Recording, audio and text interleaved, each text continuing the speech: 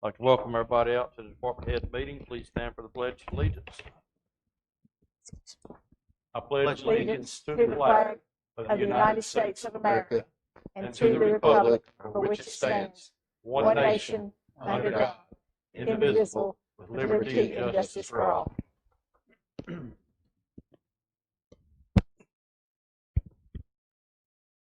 All council looked over agenda. Do I have anything that needs to be changed? If not, do I have a motion to approve the draft agenda?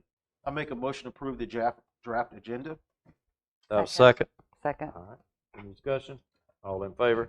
Aye. Does any member of council have a conflict of interest or the appearance of a conflict of interest in regards to any items on the agenda? If so, please state at this time. Sean? I do not. Christie? No. Katie? No. Billy? Nope. All right.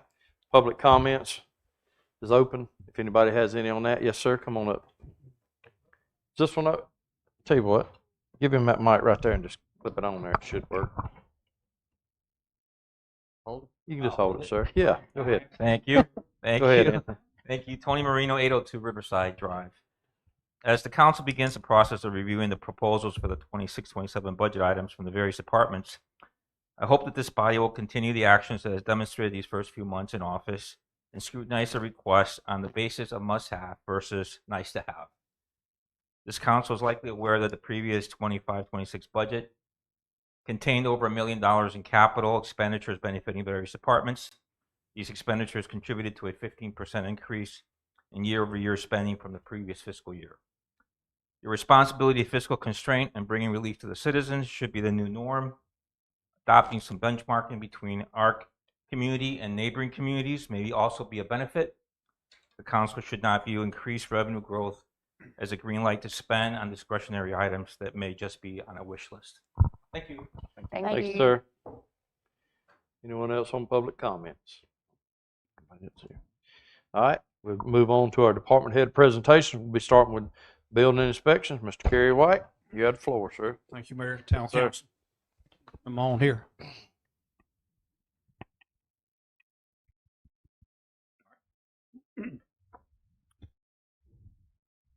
So, water department, it's not like I'm on, but anyway, his vehicle is what's on the in the PowerPoint here slide.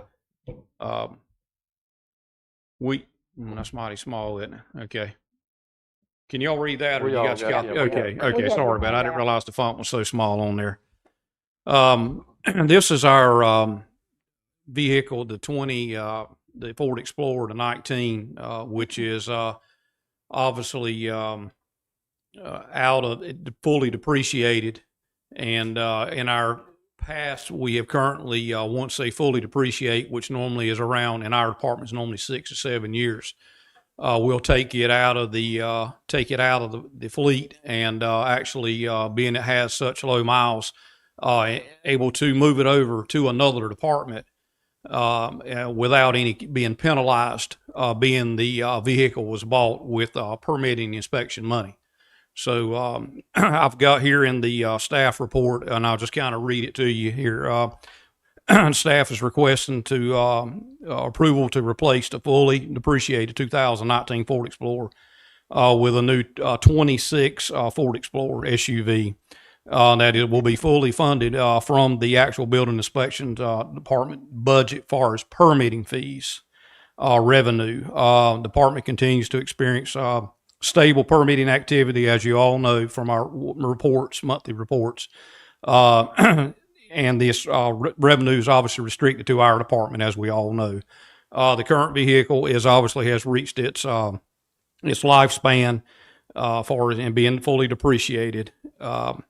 We're requesting $38,800, and that is also to include the actual decals on the vehicle and also floor liners, because we a little rough, on the inside there, and most of them come with carpet now and not vinyl.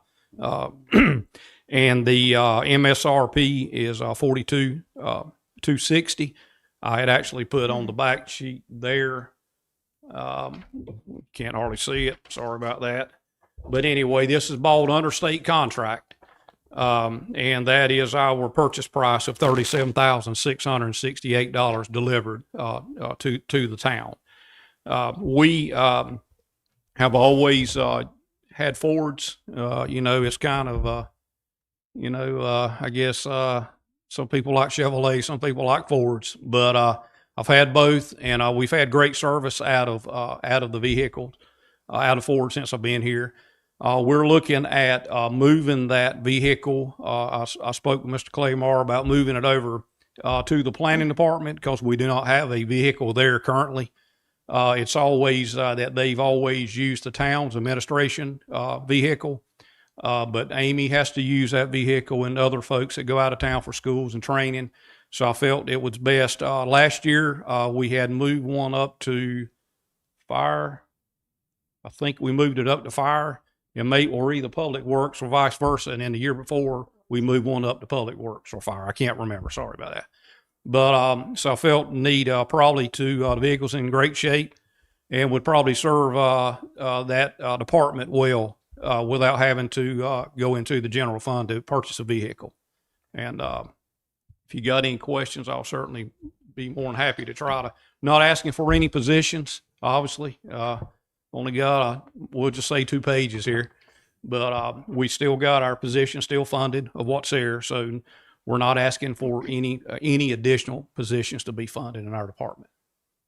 Thank you, and thanks for thinking about that, moving it over. And can you elaborate, Carrie, just for folks that may be watching, how basically your department is self-sufficient? A lot of people may not realize that anyway. Just elaborate a little bit on that. Yes, we have a statute that was came in. I can't remember the exact date, back during COVID. Mm-hmm. And so basically was at that time when it came in effect, we had to departments that were basically together, so to speak. I can speak of planning and building inspections. We come to it that they needed to be divided, separate budget with separate budgets. And and under the statute, basically that all permitting fees that is taken in is to be spent within a department for building inspections, building inspection employees, their vehicles, whatever it takes to run a department. And so that's why we basically we don't have to really dip into any other type of tax revenue. General fund to operate the department. The department is self-sufficient in that means. Thank you. Thank you. Thank you. Appreciate that.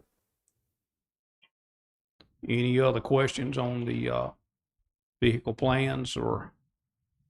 No, I thank you for explaining about, like I call it, the enterprise system, that all the money stay in your department. So we're not using regular taxpayer dollars. If you built a house or you had an add-on to your house, those monies are put in a fund, and that's how you fund your whole department. And I like that we're using your old vehicle to go somewhere else. I think that's great. And I'm glad you got the liners, because y'all were in and out with mud here. We are, and we'll even wash it for them when we send it over. I have a procedural question, Mr. Mayor. Go ahead. When we know that we like something, like I think we're all hearing that we like Mr. White's request, would you like for us to say, yes, this is good, so that our finance director knows to keep those items? And then if we don't like something, somehow we've got to have communication. No, the way we've done in the past is just write your notes, and then of course, we can get together one-on-one or whatever, sort of decide, and then it goes back. That way, if you got any questions for any of the departments, you're able to go to them and work it out where everybody get their information, instead of it being back and forth in here, right, and then not having the correct information. But I think this one is a no-brainer that we definitely. I think this one looks really good. I mean, I would suggest if there's a consensus. So if there's a consensus that Carrie, there's no other questions, then we let him know. If there's something that a department head presents to you that you have further questions on, just relay that back to them, and then they can come back at the next budget meeting with your answers. Very good. Thank you. Thank you. good with this. Yes. He never asked, period, past since I've been here, has never really asked for anything unless it was absolutely necessary, which is, it showed that in the position that he's had a chance to get, and he hasn't used that. So I think he does very well with his budgets and works forward. Thank you. Thank you. Yes, thank you very much. Okay. We're good? You Thank good, you. sir? Okay, Back thank to you. work. Thank you. Next up will be events, Miss Amy.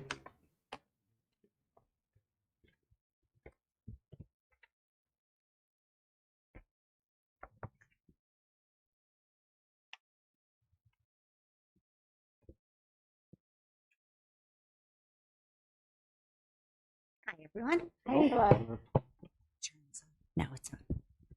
So, in my department, I'm a all want department because none of my events are things that are necessarily needed. There are things that we like to have in town. So I'm looking for direction from you as to what you'd like to see to continue, what you would like to see to change.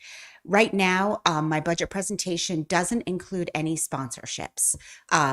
In the past, we've always budgeted for everything, knowing that we're going to be looking for sponsorships, and then that money would just not be spent, or the sponsorships would go to the general fund, and we can apply them as necessary to the events that they're sponsoring.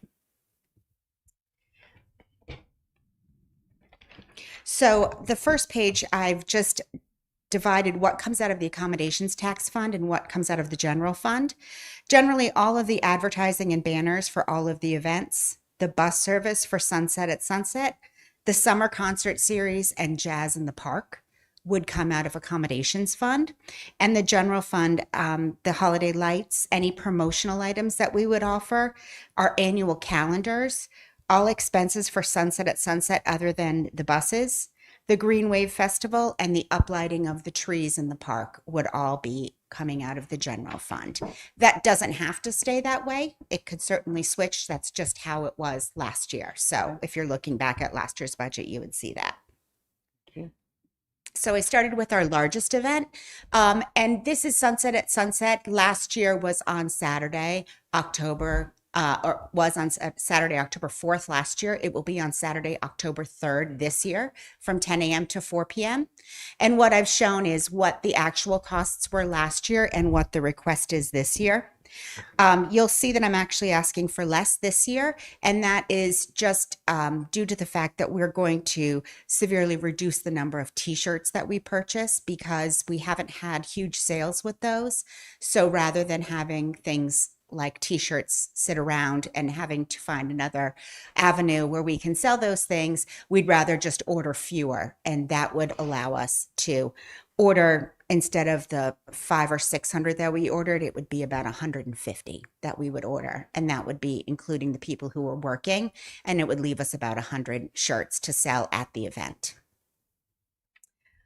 No other changes, really. The lights for the overnight security are something that we always provide. Because it's such a large event, we like to have the vendors come and set up their spaces the day prior, or at least drop off their items, just because logistically having 100+ vendors and bands and food trucks come in and try to unload and get that all taken care of and be ready to go at 10 a.m. Even if we started at 6 a.m., we still wouldn't have enough time. And so we like to try to get everyone in with their goods the day before. And then we have a police overnight, and we have light towers that we rent because it would really be the only time we'd use those. And so we rent those each year. Did you say that you have police presence there overnight? We do, yes. So I stay until 6 p.m. on Friday, and then I return at 6 a.m. on Saturday to relieve the police, and I have police there from 6 p.m. to 6 a.m.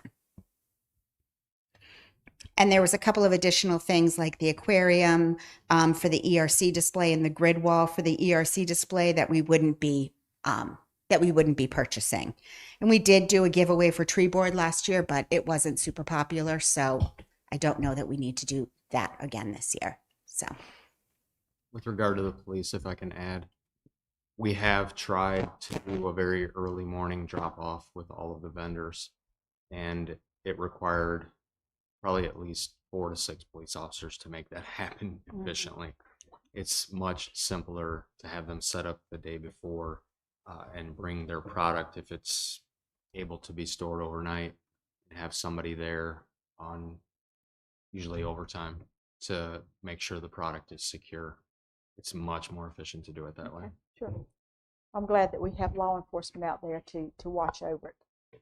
Since they're there, and do we really need to have the lighting out there? I mean, if they're there in the front of the park, I don't think somebody's going to come from boat to get anything. No. But could that be something? I don't know. I'm asking, do we need the lighting? Is that a security thing? I do. And it's okay if we need it. I I'm think just we asking. do most. I know that we need it because when we get there at 6 o'clock in the morning, it is dark until after 7. So could we usually get 5, and I would defer to Matt on this one as to whether we could reduce that number to 3 or 4. It would just be, it would be a question that I'm not sure of because it's how they're positioned in the park. And also, if we do any additional uplighting on the Yes. trees, that would give more light. And I know when I've worked at a vendor before, I have the lights I hang at my booth for lighting because of the early morning you're there Sure setting is. up. Yes, So absolutely. it would be great if we could somehow reduce that lighting. Sure, we can take a or look at that for reduce- sure. Yeah. Amy, and I go ahead. see a lot of fees in your proposal for your different events Yes, that you have parking attendants. yes. Have we looked at any other option that we can utilize that maybe cut down on that? Because like for the sunset at sunset, it's $1,000, and we definitely need to have some crowd control with where to park or not to park. Yes. But have we thought of an alternative to that? It's something that that the chief and I have been discussing, and it's going to involve conversations with all of the local businesses, just because I think a lot of times we do it to make sure that the local businesses are being taken care of, and having someone who's always there for every market or every concert. They know those people. The people know what spots they need to save, where people can park, and they know kind of the rules for each location. So I do believe that the businesses like it, but there may be another way, and it's something that we're looking into Okay, great. for next fiscal year, just to see if, at least for some of the events, we could do something different. Super. So, I was going to add to that at the end of her presentation because it just wasn't very loud. I was going to add to that at the end of her presentation because the other events are going to show parking attendance as well. But it's something that I'm already looking into because there are businesses that don't give us any parking at all. And to have somebody stationed at that location, I think we could replace it with a nice sandwich style board, the collapsible ones that tell people that there's no event parking.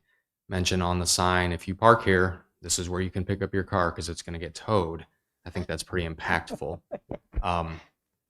The businesses that, such as Island Breeze, the sign's not going to work there because they won't allow us to park where the businesses are in front of the businesses, but they do allow us to park in the overflow.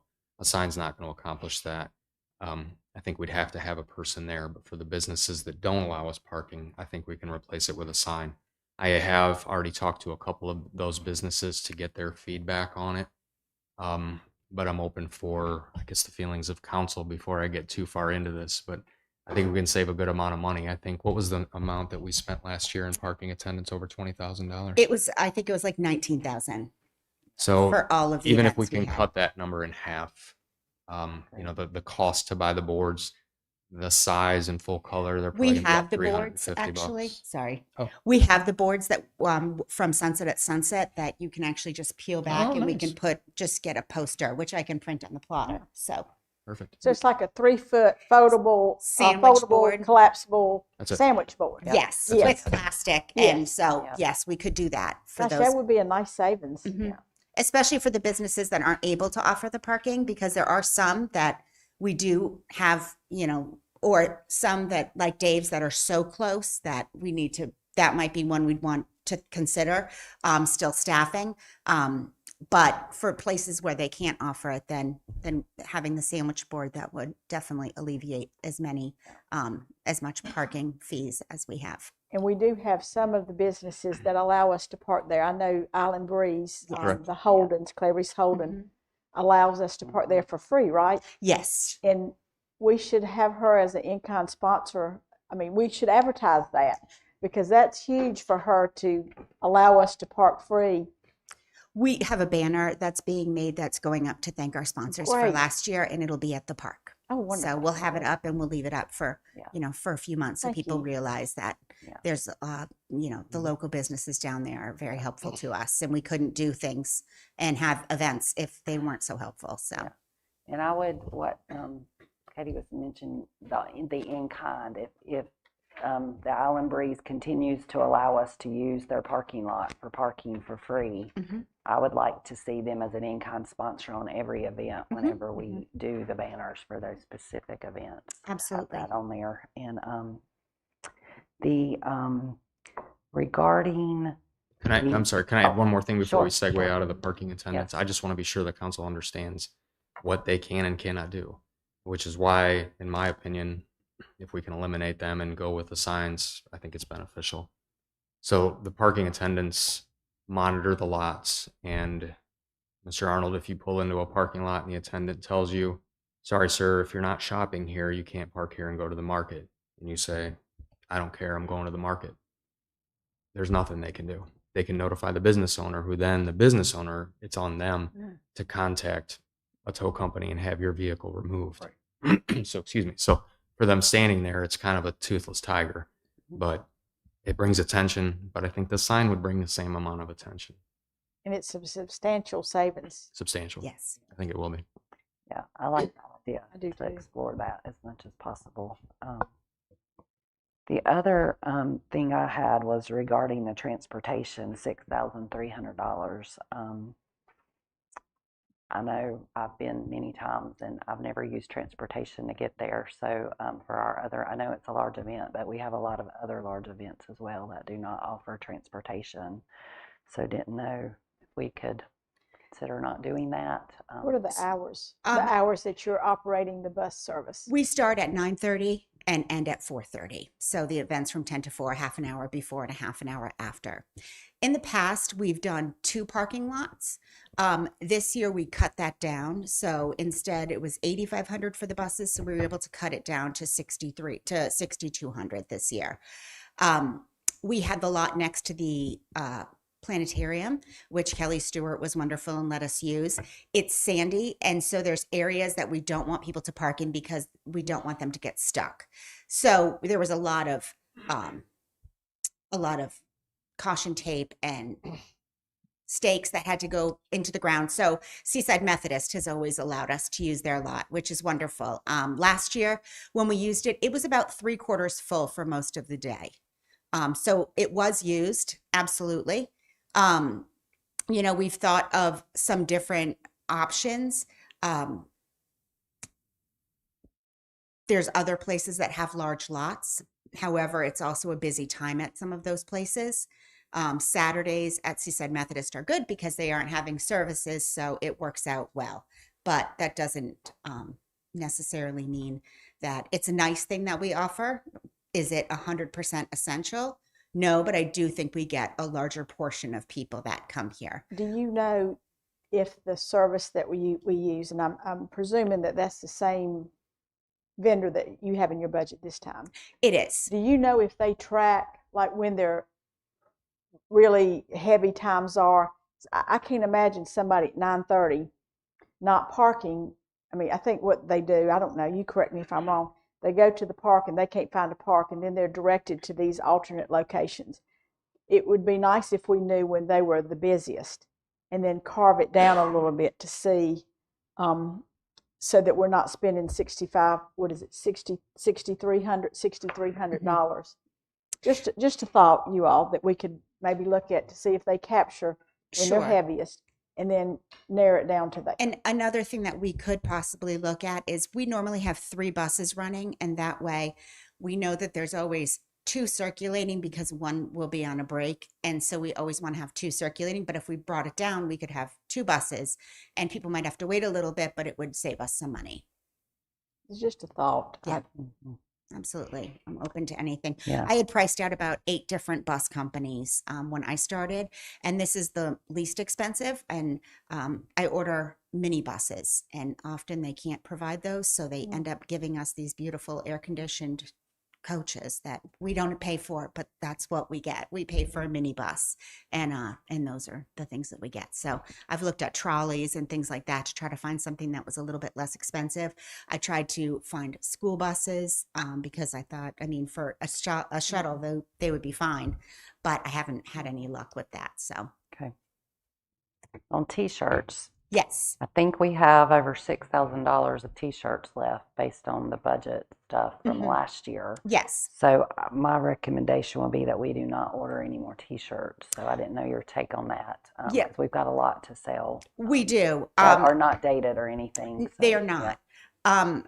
I think that I would say that what I would like is to keep the money in the budget to purchase the T-shirts, knowing that if we still have enough T-shirts left, that we won't use the money to purchase the T-shirts. Will be selling those at all of the markets, and last year we sold a lot of T-shirts. So we used up basically the prior years. So hopefully that will be the case. But if it's not, I agree with you. I don't think we should be buying additional T-shirts if we still have some to sell. Yeah. So we And don't need another inventory option- on top of inventory. Well, and another option could be too, if a T-shirt was designed. I know in the past you've had contests for designs and various things. There also could be a T-shirt available that people could order online from a T-shirt company directly, so we don't have to put money up front. Then they can order directly. The link can be there. They can order in advance. They'll have them get their T-shirts that way. So we're not sitting on thousands of dollars of T-shirts that are possibly some are the wrong size, some are the wrong color. With technology, we could still offer a new T-shirt, but not cost the town money. Absolutely. I'd be happy to look into that. How much money do we make at Sunset? Or is it a break even? It is last year in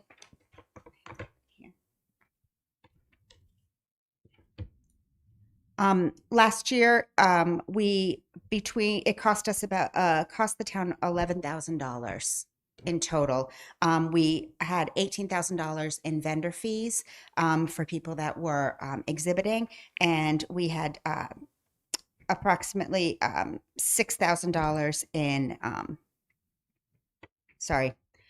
our budget was 11,000. So we had the total credits were 11,550 in vendor fees, $700 in merchandise sales, and $5,900 in sponsorships.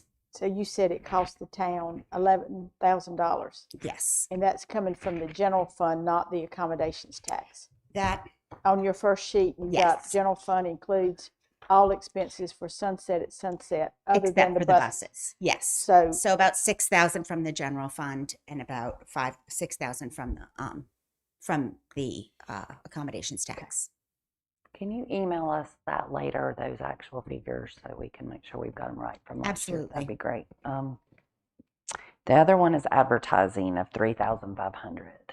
Tell us So about that. the reason that I increased that is because in past years, we've received an in-kind donation from Focus Broadband where they were able to use, they gave us a donation where they put the spots for Sunset at Sunset on the ATMC, their Merge TV, which they are ceasing. So Right. there will not be any Merge TV. So they won't be able to do that. They might be able to do a sponsorship, but it won't be of that size because it's an in-kind donation. So I feel like there's going to need to be some way that we're going to have to advertise it. In the past, we've advertised on 2 radio stations and in the Beacon. And of course, all of our social medias and all of the putting out a press release and getting it to all of the outlets as well. So we've done those things, but I just wanted to make sure that we were taking that into account, that there won't be that donation from Focus this year that gives us a lot of publicity. Yeah. we did Monday night we met, and didn't we do something with advertising that we wanted to do that all online? I know that was for bids and Yeah. for job postings and that sort of thing. Is that what you're thinking about, Ms. Batchelor, going along with that line to curb some of the advertising to be in line with what our decision was Monday night? I think we would love to curb our advertising because we're spending every event we're spending. Our budget was like $895 if I recall, so about $900 per event, which is a lot. So- And then I feel like with press releases, with Mm-hmm. technology, if we do press releases to the newspapers, a lot of people read them online anyway, so they look at that. I feel like our social media, our sunshine list, email list, getting that out. These are large events that a lot of people plan their schedules around to attend. So I really don't feel like people, personally, I don't feel like people will not be attending Sunset at Sunset because they don't know about it, because it's very heavily advertised through lots is. of, I mean, it's I known, can it's say known in the community it as an is. event. It is. So, We do have a good portion of people who do not embrace social media. right. And that's why I think if nothing else, so we normally we do an ad in the Beacon we did it for the Green Wave last year. We do it for the holiday market, holiday tree lighting, and Sunset at Sunset. Those are the events that we would Right. that we would advertise for. We don't advertise for other events besides that. So, Right. I think we could Yeah. lose the ad radio spots. I don't know that that's huge, but I do think that an ad in the Beacon for those that aren't embracing of social media might be something that we want to consider. Well, the other thing is you've got $1,900, $2,000 basically for signage and banners. Mhm. So to me, if you live in Sunset Beach, you're going to see those banners all around town. I mean, they're at the roundabout, they're on the island. They're by the entrance to Sunset. So just feedback on that. I feel Sure. like if the people are here, they're going to see. I mean, those signs are pretty big, and Yep. so just my feedback. I'll Sure. let others speak We- on that, but We will have the 4 signs that we have, and those I do have to budget for those because sponsors are included, and since sponsors change every year, that's not something that I always have to have a new sign printed. right, and I understand that. And then we also offer, as part of the sponsors package, they get a sign for their booth that acknowledges them as a sponsor. Right. So that's where that's the reason that Right. those stay high. But yes, And we to have me, that. that's money better spent in our community of people that live here, and are, obviously visitors are going to see that when but I do think a lot of people come here for Sunset. They try to, if they're a property owner or visitor, they schedule that weekend to try to come be here because it is a Absolutely. great event. Absolutely.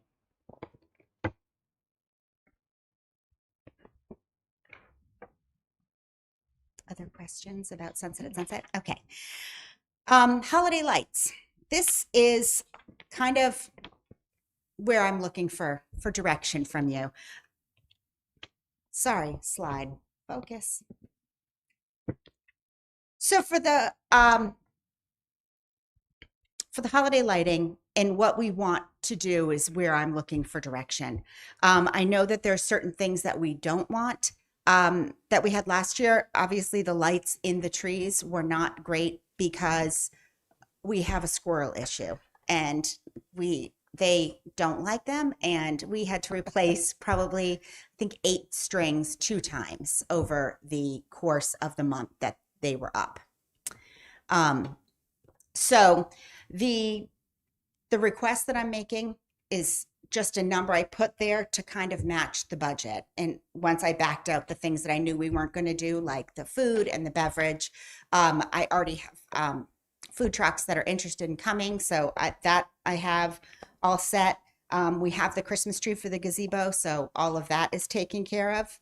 On the next page, and you can see some of the items that we might have a possibility of getting. And this also shows what the costs of those items would be. So generally, this would be to do the roof lighting and to do a 20-foot tall tree. We had a 15-foot tall tree last year that are the tree of lights. And then to have the sprays lit up on the walls on the pillars of the gazebo. We had spent that $1,500 on the tree trunk wrapping last year, which is something that we don't want to do this year. he had some ideas from the lighting person from doing either the toy soldiers, which are about 6 feet tall. We could do a large Santa chair because I do believe Santa's going to be attending the tree lighting this year. And or a large star that we could have, and we could do those underneath the gazebo if we wanted to do something like that. But last year we had the selfie station. I don't think that was taken advantage of, so I don't know that that's something that we want to do. If we flip one more page, if we're looking at more of a traditional kind of large tree that looks like a tree, those trees, I've been pricing them. They're $18,000 to purchase the tree. And that's an actual, like the forms where it's the forms that you stack one on top of the other. It's an So we can artificial light tree. it up. It's not a live tree. It's not, and it's not a artificial tree like you would picture, like a home artificial tree. It's basically large concentric drums that fit on top of one another, that light up. So if we were going to invest in something like that, it would be $18,000, but we would own it after that. And then we could, I could certainly do the decorating of that tree as long as Matt can provide me a. Now that seems like a lot of money for a Yeah. It Christmas is. tree. A lot of money. And that's where the lighting, the tree of lights with the strands of lights is a much more economical solution if we wanted to go that way. If we want to rent something like that, it's about $15,000, which is a lot. And I don't think that, I feel like the tree of lights, if we do make it a little bit bigger, and then we're going to do a little something more with that tree that's underneath the gazebo. It's going to get put into a wooden base that is either going to be like a present or a drum or something like that. We'll paint it and make it look cute, and that way it will not tip over in the wind, which we know is an issue down there. So we'll be able to have that, and we can do something there. My other suggestion is, if you flip over one more page, is down by the memorial, we can purchase a number of these sets of deer, which they're between 3 and 6 feet tall. And I think down by the trees, in kind of where the oak trees are, down by the Veterans Memorial, if we had some sets of those that we can connect those ourselves. These are bright LED ones, and they are a natural rattan. I think that they'd look nice in the daytime, and it would almost look like a little grove of deer kind of down in and amongst the trees, and it would help spread out the lights. So my thought would be to do the gazebo. We'll decorate the tree like we did last year, do the tree of lights, and then do some of these deer. And that kind of keeps us in a lower price point as far as the lights and the money that's being spent on the lights. Of course, I will certainly look for sponsors for that as well. We had wonderful sponsors this year that took care of the costs of that for us. So thank you very much, Mr. Mayor. And we would do the same for this year. So again, the price is in here. However, I would still look for sponsors for the holiday lights. Can you talk more about it's, I think, $4,500 for a star, and then a gift box is $4,350. Can you talk about, just tell us more about those, because that's a large expenditure for two little items. Those are, and my recommendation is these are things we could get. I don't feel like it's worth it. You're just giving us I'm just giving you options. so that we So can you say can we like say- this or we don't like this. Exactly. You can tell me, yes, we want a tree, an actual tree. That was the other option, is to plant a large tree that's going to grow and become the town Christmas tree. But that would be great for Christmas, but it won't be great for concerts or other events. So I don't know that that's something that we want to do. And we get back to the squirrel issue. The squirrel issue to me And eliminates that. Yeah, when we talked, my thought was a cut live tree, a large one. But yeah, you're still run the possibility of Yeah. wildlife getting up in that tree. I actually had somebody last year that has something to do with trees and said they would be able to get us a tree. If we wanted a bigger tree, that they would get donated to our town. So We could certainly do it and then decorate it and try it and see how it goes with the squirrels.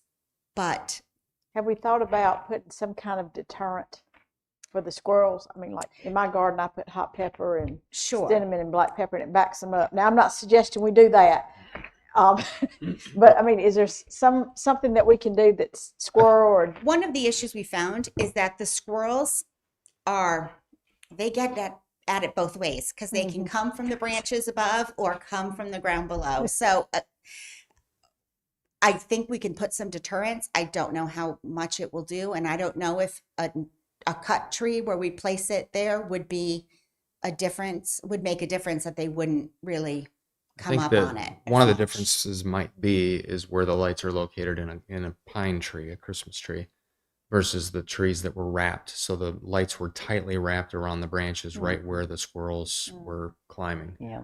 Whereas with the pine, if they're further out and the branch starts to give, the squirrel may not make it all the way. I don't know. I'm not a squirrelologist, but we could try it if Sure. that's the direction of the board to see. I mean, I think that would be a better look than the what we had previously with and the your lighted friend tree. or gentleman that you know? We'll get a tree. Yeah.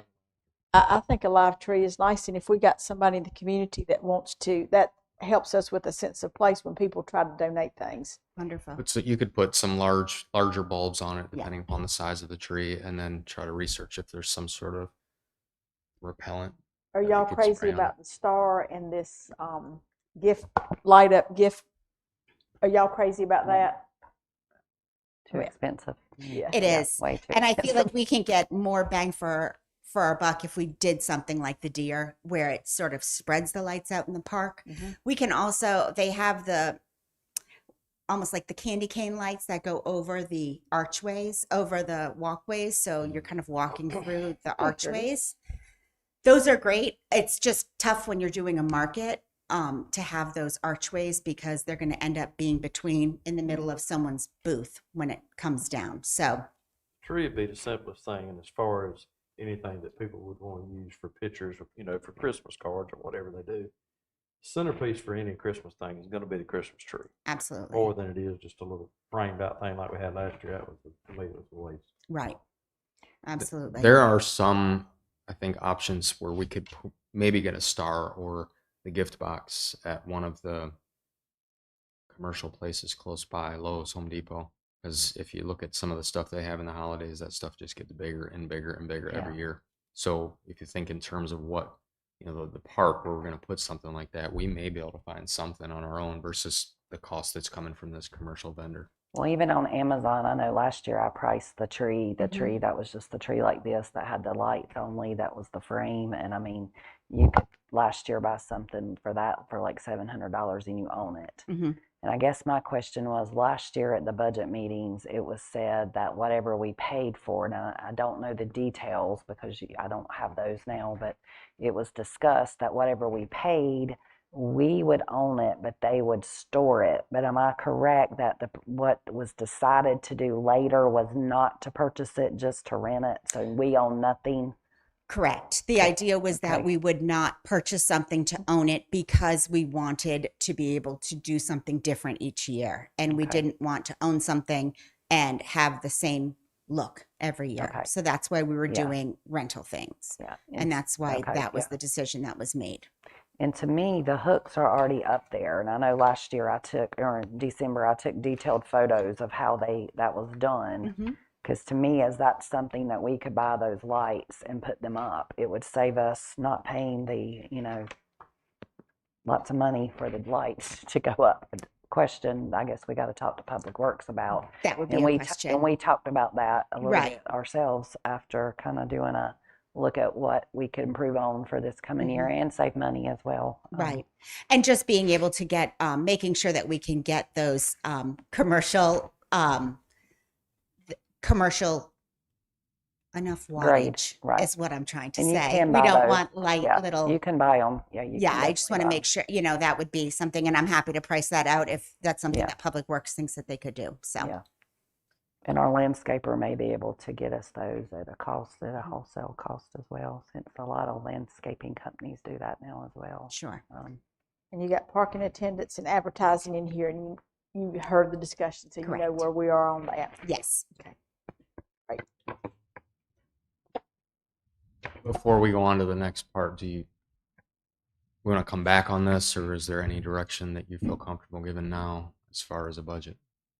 Well, we got the tree, so we don't need to buy the $18,000 tree. We don't like the star. I mean, we like it, but we don't want to spend. See if we can find an the alternative. star and Locally yes, sir. or on Yeah. Amazon. And the star goes away, and the illuminated gift box goes Right. away. I think if we had community groups come in, for example, I know you had on, to do ornaments, do singing, do caroling, the caroling was very hard you couldn't read it for one thing. And I think if we sang songs, the verse that everyone knows Sure. would be helpful. And then if groups sing, have them sing their songs that maybe are different verses that not everyone knows by heart type of thing. I have a And that couple was a other lot groups. of copying and, Mhm. I think if we had some of that, could make it even more holiday-ish. Yes, and not absolutely. cost us I think we're some going to change Children's groups. the could come and program's going to sing. change, and we're going to do we've spoken with a children's group about singing. We have another group that we've spoken to about doing some sort of dance. We're going to bring Santa's going to come in on a boat that we're going to decorate, and then come in, and we'll have a chair for Santa so the kids can take pictures with Santa at the event.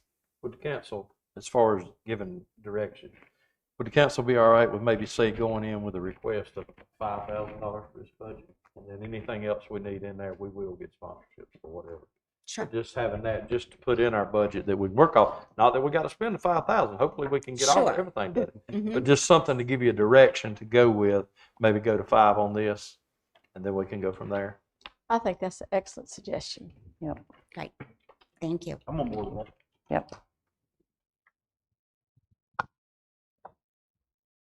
All right, go ahead, Miss Amy. Great. We can switch over to the Green Wave, knowing that what we discussed as far as the signage and banners and parking attendants, the signage again would remain as just $80. That's just to buy 4 new stickers that I can sticker onto the actual banners that I already own to change the dates. And parking attendants will be as it goes, whatever the parking attendants will be. And then the budget's mainly just music and additional trash cans for the event. And I'd still be able to look at getting sponsors for the music. So, That's good. Mr. Mayor, I like your suggestion of doing a maximum. We want to have a, Just to give guidance to get us started, maybe like on this one, with the parking attendant deal. Now that we're talking about going to the signs, looking at that, we put in something maybe here, maybe just say 1,000 instead of the 1,210. We can work off that, I think we can definitely work or off take from that. there. Mhm. just to get our budget in line where we can Kind of look at figure it out. Yep. where we want to be. Sure. Jazz in the Park. This was something that we've been doing twice a year. I think that I had heard that when we had discussed that we would do it once a year and that it would happen in the spring. So this is the budget for one event this year, and basically left the budget the same for next year. And again, hearing what, as far as what the Get on this parking one. is. Get on this one, maybe. I mean, that's 4354 max. Mhm. Yep. Is that Maybe for if that one works, then we can band? work off. That's for 2 bands. Okay. They How play much is one together. band? Well, so the bands normally play together. So there's one 6-piece band with a singer, and then there's the 18-piece band. And so they all come together as one price. And that includes the sound system as well. So Mr. Mayor, did you say Would 4,000? 4,000 work as y'all for a budget number, just to go? Yes. Yes. And then, like I said, hopefully on everything, we're gonna get sponsorships, and we're gonna put this money back into our budget. But just to make our budget work, to get some numbers going. get some numbers And we going. can work Yep. off that and know what our budget is to try to stay under if we do have to pay for it. Perfect. Is that the good? I'm good with That Good. parking Yes. attendant Good. number should reflect probably 250, because if the 48672 Correct. in the So- previous year was for 2 events. No, No. that's for one event. That was just- That's for That's one. one event. Yes. Okay, I'm sorry. So, and the budget, the I band understand. price, it's all for one event. I broke it I down. understand. Thank you. The ERC and the tree board are the next 2 pages. I just kind of have placeholders in here for each one of these things. They are looking to be able to do 4 workshops for the ERC.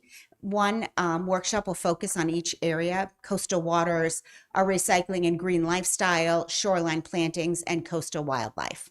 I just wanted to put in some numbers, not knowing what the details are. So we put in $75 of promotional materials, whether that's some flyers that we need to have printed or things like that. Some speakers require an honoraria, most don't. So that's money that if they don't require it, we wouldn't spend that money. Workshop supplies, if we required any supplies, based on what the speaker was going to be talking about. If they're talking about, one thing that they're talking about is doing like splitting grasses, like the shoreline grasses, where you have a large grass and you can split that up into 8 grasses because they grow so well here. So whether we need to buy 2 grass plants and that the speaker can show how they're going to be splitting those up, that was one thing that we discussed. So I just wanted to put in kind of a round number of $200 for that. So each one of the workshops, I've budgeted $525, and it's the same for the tree board. They would like to do 2 workshops, one of which would be something that wouldn't cost any money, and that would be a walk and talk in the park, just about the trees in the park, and kind of do a tree identification for those. And then we could also do a class that's on tree and plant care, such as pruning and mulching and the right time of year for that, or tree preparedness for storms that we could do prior to hurricane season. So that's the next page of this as well. And they're all in the same price point because I don't really have a great answer as to exactly what it's going to be. When you've got the total for the year, it looks like that's just the workshops, nothing else included. Is that correct? Like when I look at the ERC page 10 of yours? So the Green Wave I had budgeted separately. This would be for workshops that they want to offer to the community, that they would do at the community center. So they would like to have 4 workshops throughout the year, 1 each quarter. Okay. So like the promotional materials and the honoraria for speakers. That would be just if we were going to have a speaker that required an honoraria. Because I don't know who their speakers are going to be, but there's a possibility that that the speaker coming could require an honoraria. Okay. I guess when I look at the totals here, they're not adding up for the list. Like it's got total per workshop $525. 4 workshops, that's the $2,100. So that doesn't include. So $525 times 4 is how I got to the $2,100. Okay. So that's the 4 workshops. The so total each for of the those year. are for a workshop. Okay. Yeah.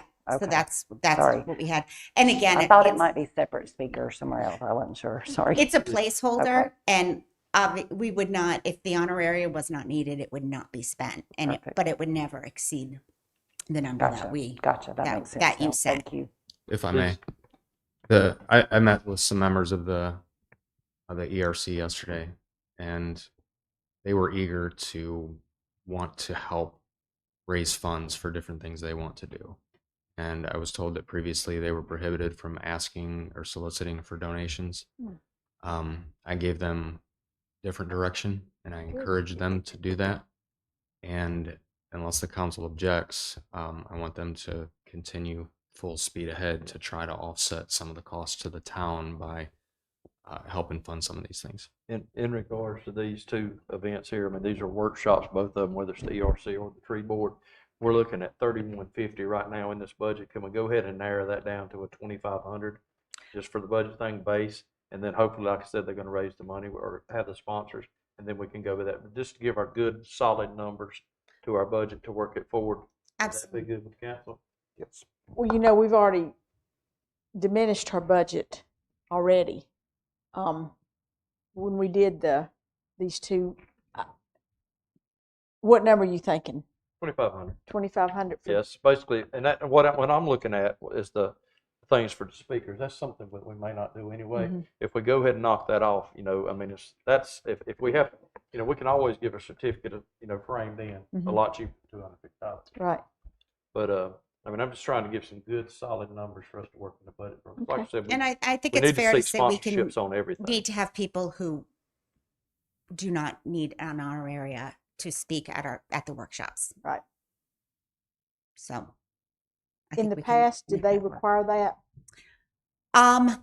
This isn't something, would be a new thing that that Okay. the group would be doing. So, they just wanted to make sure that it was being considered as part of the budget. So we wanted to put something together. But I think if we take out the honoraria, and leave the rest for now, knowing that if we don't need it, we wouldn't spend it, then that would give us a solid number, like you said, of the 2,500. If we were going to do that. Yeah. And I'm also would be okay. I know we have some nice merchandise that we could pull out a few things to have for these possible events to gift our speaker for Absolutely. their time in that Yeah, we can put regard. something together for Yeah. people if that's what we do, but I can go back and remove that number. And then the last thing I have is the continuation of the uplighting project that we have in the park. Last year, we uplit 4 trees in the park. The 4 trees that we uplit are sort of in the center of the park, and these 4 trees are, if you're standing on the street, it would be to the left, kind of between the memorial and the trees that we had uplit, and they'd be more in the back. And then I think that we would want to do 4 more trees the following year, and then the project would be done. I don't think we need to uplit any more than that in the park. Sorry.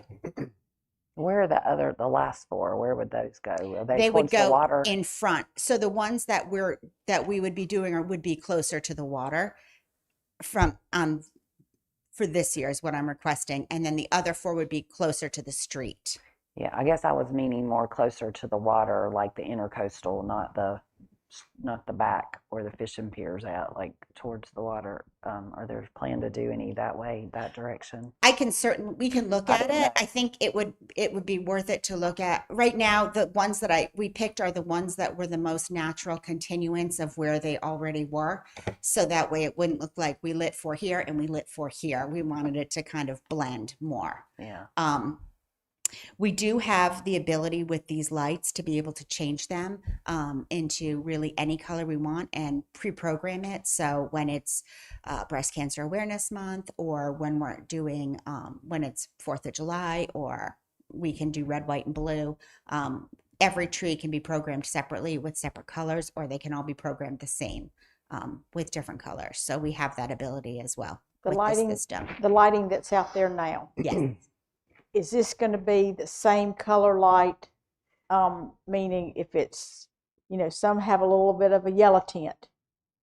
I wouldn't want us to get a little bit of a yellow tint when the others doesn't have a little bit of yellow tint. I Sure. would want to make sure that everything out there is this exact same lighting. Is that important to you all, that it's the same?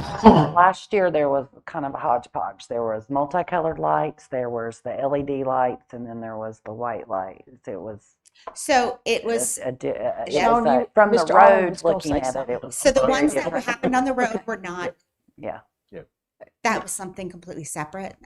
And I'm I happy to understand, let you know and about I those. understand that. And, It was just, it was not cohesive right. look. When we're spending, last year, I think we spent $16,000 total with the uplighting and the, Sure.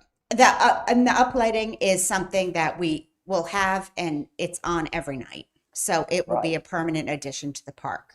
right. So that's really the one item that I'm asking about, that would be an actual something that would remain at all times, as opposed to something that would be brought in just for an event. Do you 3 gentlemen, do y'all like the way that it will change colors, like for breast cancer? Okay. Yeah.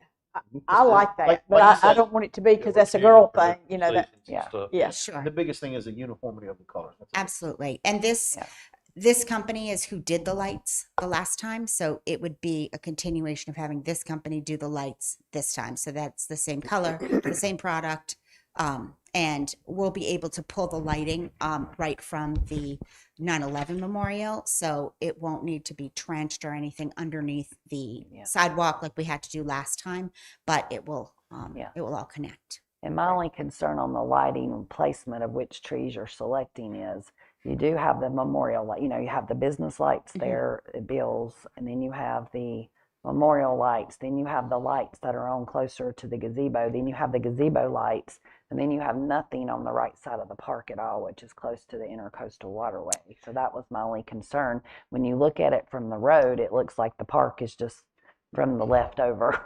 So Sure. nothing to the right is lit up at all. So I don't know also if there's a way where that shelter's at, if you, I don't know. I'm just throwing Right. it out there. It looks unbalanced from the road, so Mhm. people don't really see it lit up Right. in its entirety. Because to me, down by the water is just beautiful, Absolutely. And that's another area that we could certainly Yeah. look at lighting up. I tried to limit it to just doing 4 trees. So these were the ones that, in looking at it with the lighting designer, that he felt would make it the most cohesive, where it would look like it was done, but not, it would look like phase 2, but not that it was a completely separate event that happened. So that's where we came with those lights.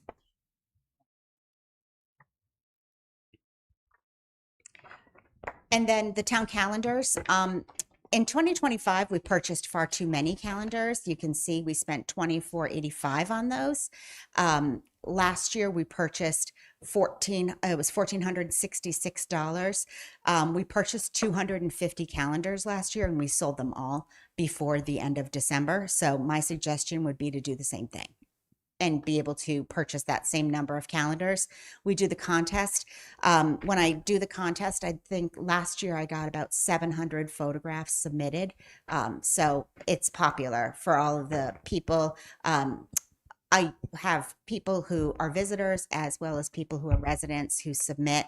And we try to pick different people every year, so it's not the same people in the calendar each year, and try to do different things. But I think it's a popular item that we do, and something that the residents really like to participate in. You said, I'm sorry, go ahead. Go ahead. I was just gonna say, on the calendars that we bought last year, how was our sales? Did we sell all of them? Or We did. We Okay, sold them so- all before December, Yeah. and we sell them for pretty much what we make plus sales tax. that's We what I was don't gonna make ask any you. We sort make of. any money. It's not to make a profit or to make any money for anything. It's just really something that we like to do for the residents. And they were what, But- $12? Is that right? Yeah. Yep, they were $12 Yeah. for one, or 3 for $30. And again, my only take would be if we order a small number, like the year before, don't order too many of them. Could there also be with the vendor, let's say if you ordered 200 of them, could you then be a link with the vendor that people could order them online if they chose to get one? Obviously, once you run out, it may cost them $20 or $25 to get it, but they still could get one. But then we wouldn't be stuck. I know when I was first sworn into council, somewhere out there from 2024 that I pulled out of the Correct. lobby because there Yeah. was a huge stack of them, and I'm like, we don't. Yeah, why are we these- tried to. Well, for those people Yeah. like the pictures, and a lot of people will take the photos and Right. then frame them and use them for art for because it's Right. first there's Right. their beach house or something like that. So because they had gone, the year had gone past, we try to give those away to people so that at least they were being used. Yeah. But the 250 was a good number, and I could definitely work with the vendor to see if we would be able to have a link or something where people could purchase them if we ran out. And Yeah. they'd be able That to way we're just not having buy one. stock to have Sure. to, and also our staff isn't having to sell them. Yes. Because and they have to write receipt. It's not as simple as hand me $12. It's a process. Absolutely. So to me, if we could even get staff out of that, it would be lovely. Absolutely. Absolutely. And the last thing I have are the concerts. Every year we have approximately 15 concerts. This year we'll have 16 because we have the addition of the July 3rd concert. And next year, counting the weeks between Memorial Day and Labor Day, we would have 14. So it would just be a matter of if we want to go an additional week to get to the 15 number. Or start an additional Or- week with. or do it a Memorial week Day being prior. The 31st, we may. Right. We always start that last week in March. Right. or We May, always start the or- last Wednesday in May. So, and this is the 50,000 is the budget that we normally have for the concerts that we're able to that we're able to work with. So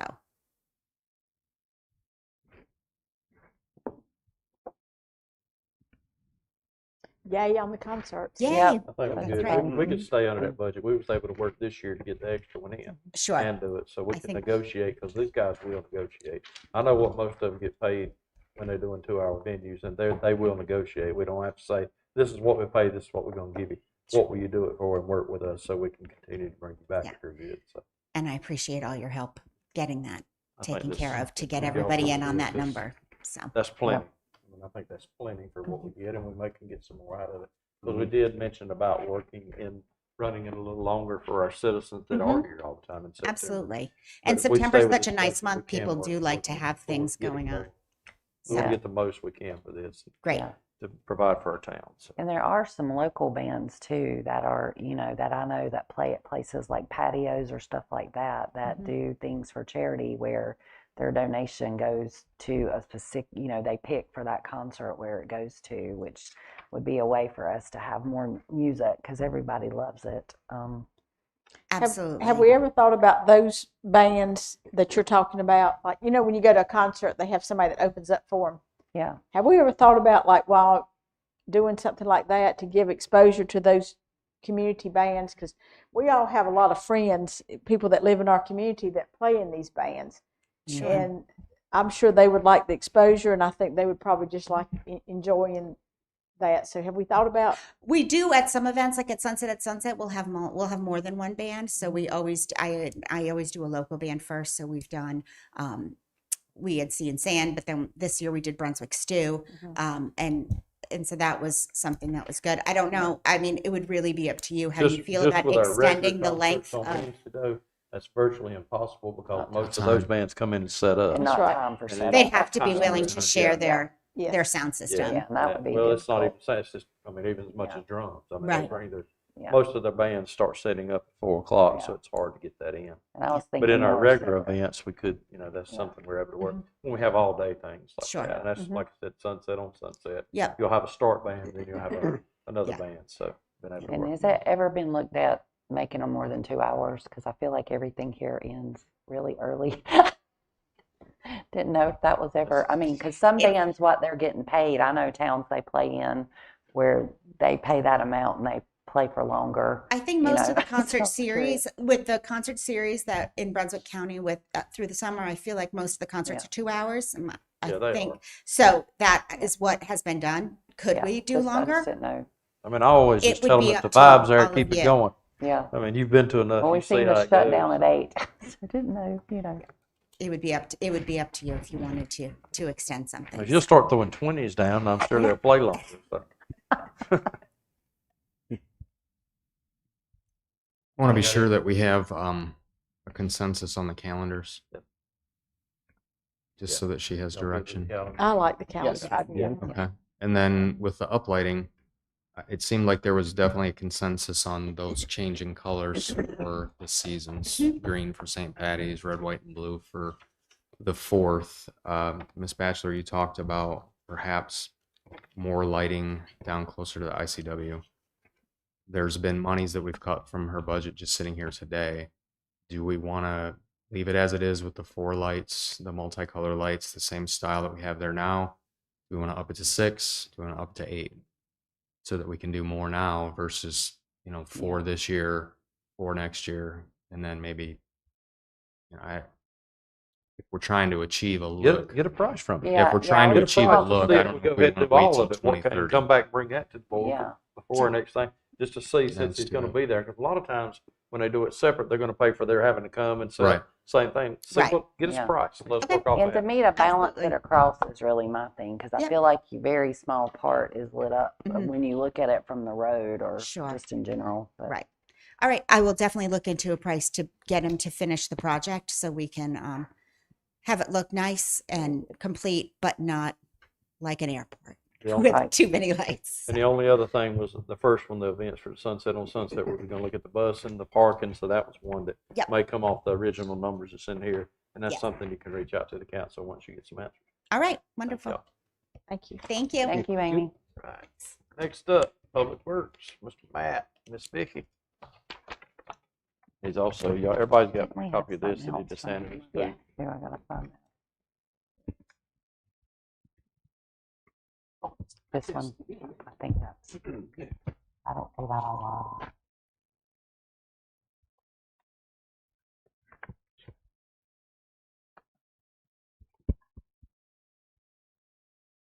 Right. Okay, cool. All right. Good afternoon. Good afternoon. So, obviously, you all know that in our department we do a multitude of different projects and maintenance around the town.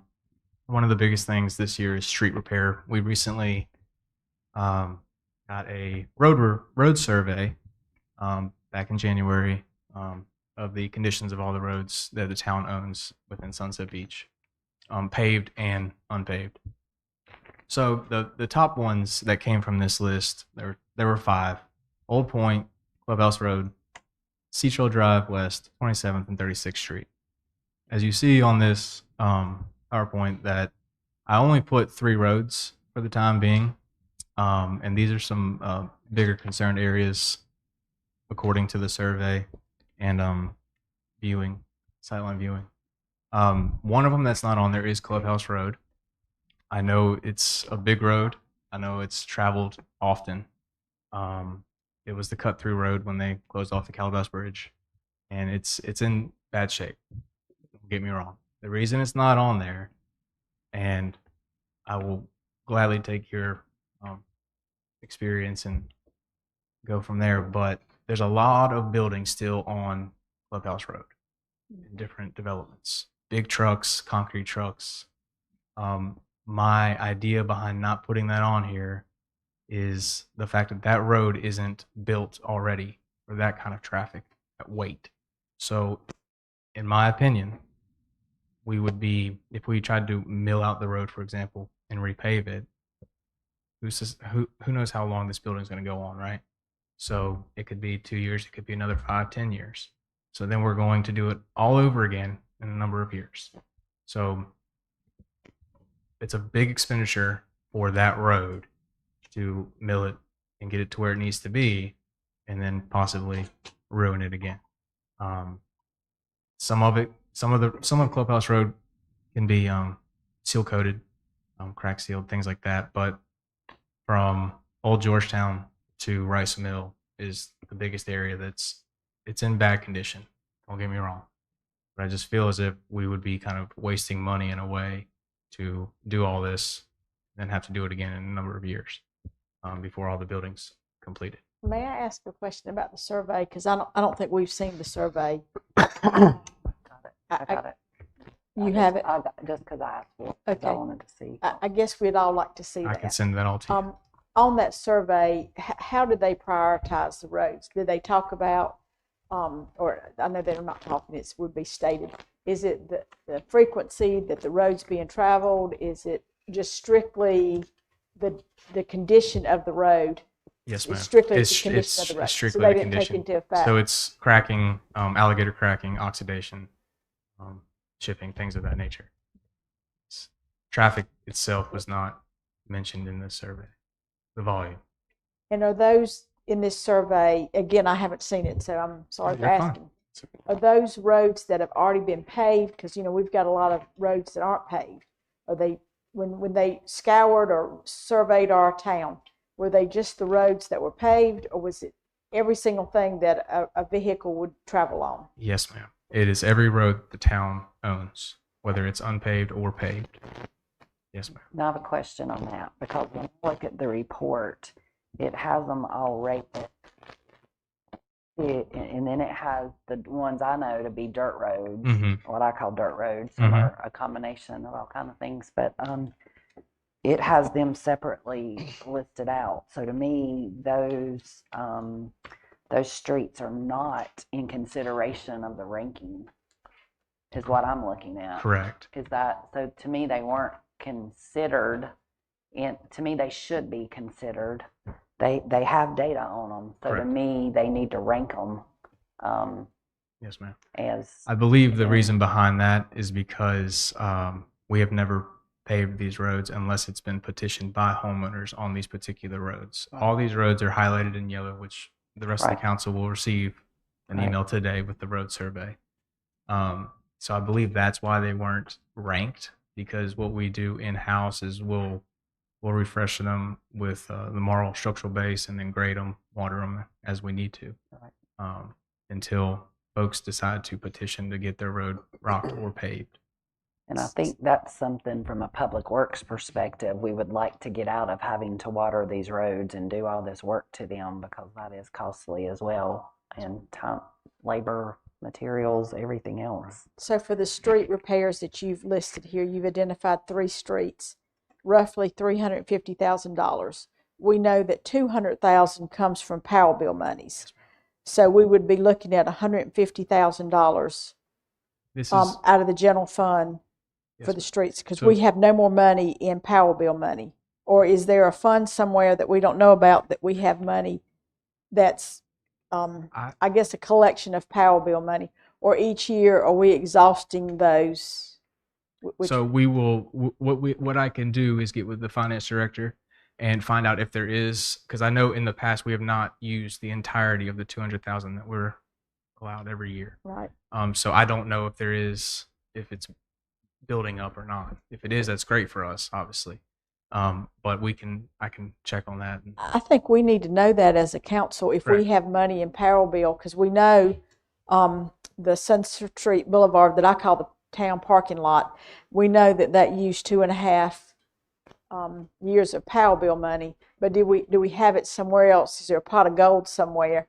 So I would, at our next meeting, Yes, ma'am. please bring that to our attention. I will. Whatever it is. Okay. If it's zero, tell us Right. it's zero. If Okay. it's $500,000, that'd be great, Right. or whatever it is.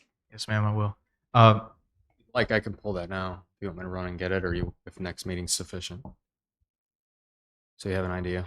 Well, you probably need to stay in here for all of this. I'll stay. But you I'll know do it what next would time. be good is in your administrator's report, maybe in April, because that meeting will be prior to our next budget meeting, so that we could at least have that number, so we can be thinking as a council.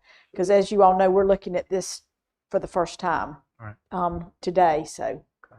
So the other part of this is 350,000 for these 3 roads. It is not. I don't have labor in that, because different companies are going to charge different. I don't know what percentage to kind of tack on the top of that or not. So that's based off the milling and paving and striping, traffic control, things of that nature. A typical traffic control. So again, that's all on the contractors who would. So 350 is not the number we're looking at. It might be $500,000 It could be. or more. It could be less as well. I base these numbers on higher off of past projects. Okay. So Matt, a question. I do have the report, and when I look at it in the report, it's the cost estimate, and this was from McGill. So is that the cost estimate they're giving for just the milling, no labor? That is correct? all. Yeah, And that's that the this entirety. document has That's that. like the entirety of the job itself. So, for example, Clubhouse Road is like $4.3 million, I It's believe. 3.8. 3.8. Yeah, Right. yeah. So that is the entirety of Clubhouse Road. Will Including Georgetown Shore. labor. Yes. Labor. So That is these all- figures are everything- labor. Yes. Okay. Okay. Yeah. Yes. And they definitely went on the high end of all these numbers.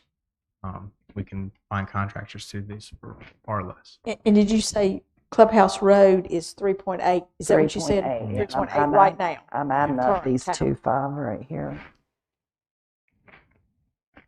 And this is also a time when I take direction from you all. If you want me to look Yeah. further into Clubhouse, I gladly will. I mean, I know it needs to be done, and we can patch here and there to make the road a little bit more reliable, I guess. But in my opinion, which I'm not an asphalt professional by any means, but I just feel like we would be kind of wasting money if we took it all out and then put it all back in a couple of years from now. Who will keep the road maintained the best it can be without spending the 3.8 million on it? Who will that be? Y'all filling potholes? Will that be outsourcing it out? Because So I think whatever those costs are, if we're not going to do it we need to make sure we're allocating those funds to keep that road. I mean, that's a main thoroughfare for Sea Trail, for others, for everybody, and, you know, Right. You it's know, a large resort in our community go ahead. as well. So what we've always done is, I mean, smaller potholes we can maintain in house. I would say 4x4 section we can kind of do. Once it gets above that, it's doesn't make any sense for us to keep going out and trying to fill these in. It's better for a asphalt company to come in and patch them. And, you know, we have a few areas around the town that can be patched, so they're more prone to coming out and doing 4 or 5 jobs instead of just one at a time, and we get more bang for a buck that way. When we were asked by our finance director what we wanted in the budget, were there any things we mentioned, or I mentioned, and you all agreed that we should be looking at prioritizing our road and setting up a capital fund for our roads. Or y'all have time to think about that? Absolutely. And I think now is the time that we need to give some direction on that. Is that something that we want to do? Because if we don't start beginning to put money in a fund, we can talk about it up here all day long. And then next year we can talk about it all day long. But if we don't start putting some money back each year to achieve, I mean, when you $3.8 million, that's a lot. Well, we know it's a lot. But where are we going to get that money? We can't keep piecemealing everything. We've got, in my opinion, we need to have, what do we want to do this year? What do we want to do next year? What do we want to achieve by 3 years? What do we want to achieve by five years?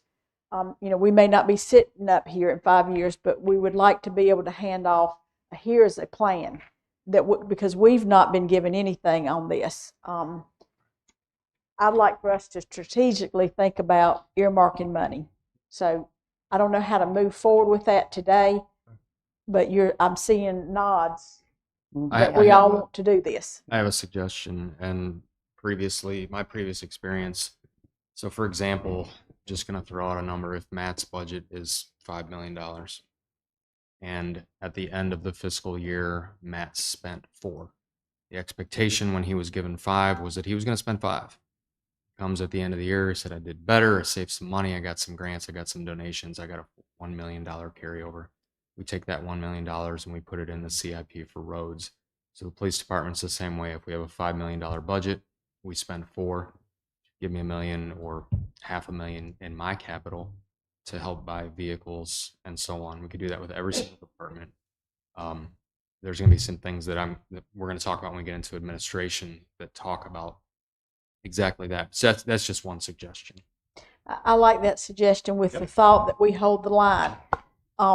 You know, come April, May, we need to pretty much say, unless it's absolutely needed, don't just go out buying stuff. Because I know in the end of the year, I mean, I've sat over there on that side, and I've also managed towns where at the end of the year, we've got all this stuff we want to buy. Well, if you wanted to buy this stuff, you should have told us back in the beginning of the budget year.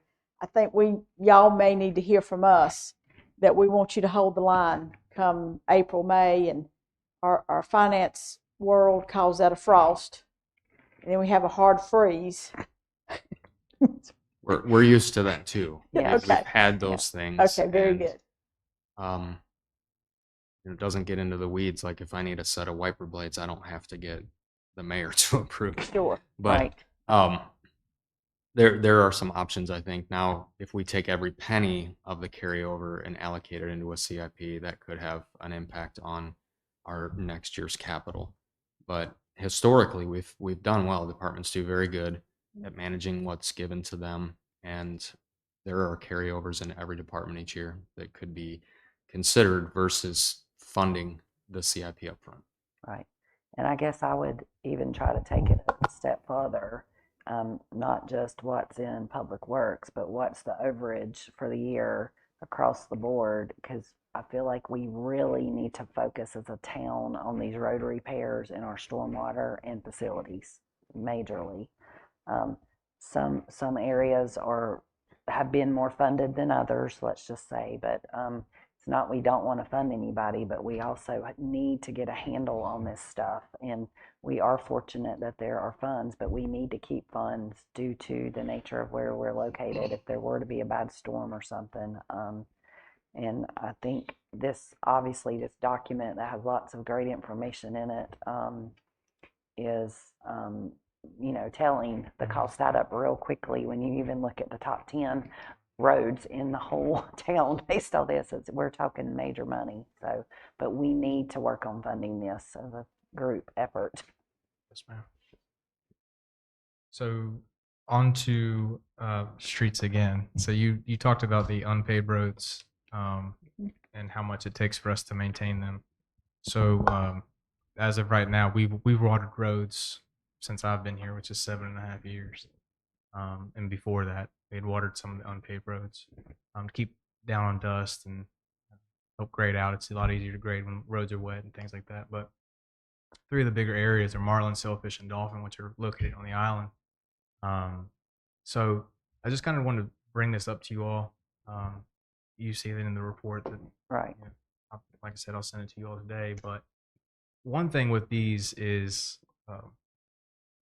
the roads, when it rains, it goes straight into the canal, right? So we're dumping sediment back into the canal that we've just dredged, right? No one's happy about that. I don't care who you are. So, like I said previously, that petitions have always been made to do these roads, but it's a town road, right? So I don't know where our authority is to say, hey, we want to pave these roads, or if it needs to go to a petition. I don't know how that is. But in my opinion, we need to kind of, if there are roads, we need to take care of them how we see fit. And that would involve at least putting rock there, if nothing else, or paving them. Because what's happening is this sediment's getting in to the causeway, building up, and also too, if it is a drought, the dust stir up and everything. It's just an environmental hazard as well. Right. The roads are rough, walking across, citizens and tourists alike. Ruts everywhere, trip hazards, things of that nature. So I think if it was a little bit more stable, then it'd be better fit for the entire town. Well, thank you for bringing this up because I don't live on the island. I live on the mainland. But when I go over there, it's always dusty. And it's runoff, as you say. So I asked a lot of folks, and the answer always is the way the developer set it up over there on the island, that you have to petition the town. And you think about the developer, not really a developer over there, because if I buy a lot over there, I do just like I do on the mainland. I find somebody to build my house, unless I'm in a neighborhood that's already has that. So I don't know where to start the discussion, but it's not fair to do for one side of town and not do for the other side of the town. And this is a huge expense, but it just doesn't seem fair. If I lived on, give me a street, if I lived on Marlin Street, or if I lived on 4th Street, I know 4th Street, or any of those other streets over there that are dirt roads or sand roads, whatever we want to call them, that I've got to petition my town to say, hey, I want to do this, but and by the way, I've got to pay for it. I personally have to pay for it, whereas another area in town has a road that the people that lived on that road didn't have to pay for that. So we need to think about being fair, and you know how conservative I am, but we still need to be fair to our citizens. And I don't see that it's fair the way that it's been set up by the developer. The developer has been gone a long time. And it seems like each year it's just the same. In the immediate time, though, we do need to reduce the dust because it's very, very dusty over there. And you have in your proposal to do some water spraying. I do. Are we not water spraying now? We do. Oh, yes, we ma'am. are. Okay. So what it is that we have a fire truck that we commandeered from the fire department years ago that was out of service. We have reconfigured it to distribute water on these roads. It's a one-man job, but we get out there every so often especially when we have the time to get out there during the summertime. It's obviously the worst. Try to do it at least every other week. So right now we are in the process of selling the fire truck because there's no other use for it besides that. So in the presentation that I have, we have 3 different options you guys can consider. One of them is the purchase of a water trailer. It's an 800-gallon water trailer. It's pump fed, so one person gets out, start it up, and they just start driving, and it's an evenly distributed water coating on these roads.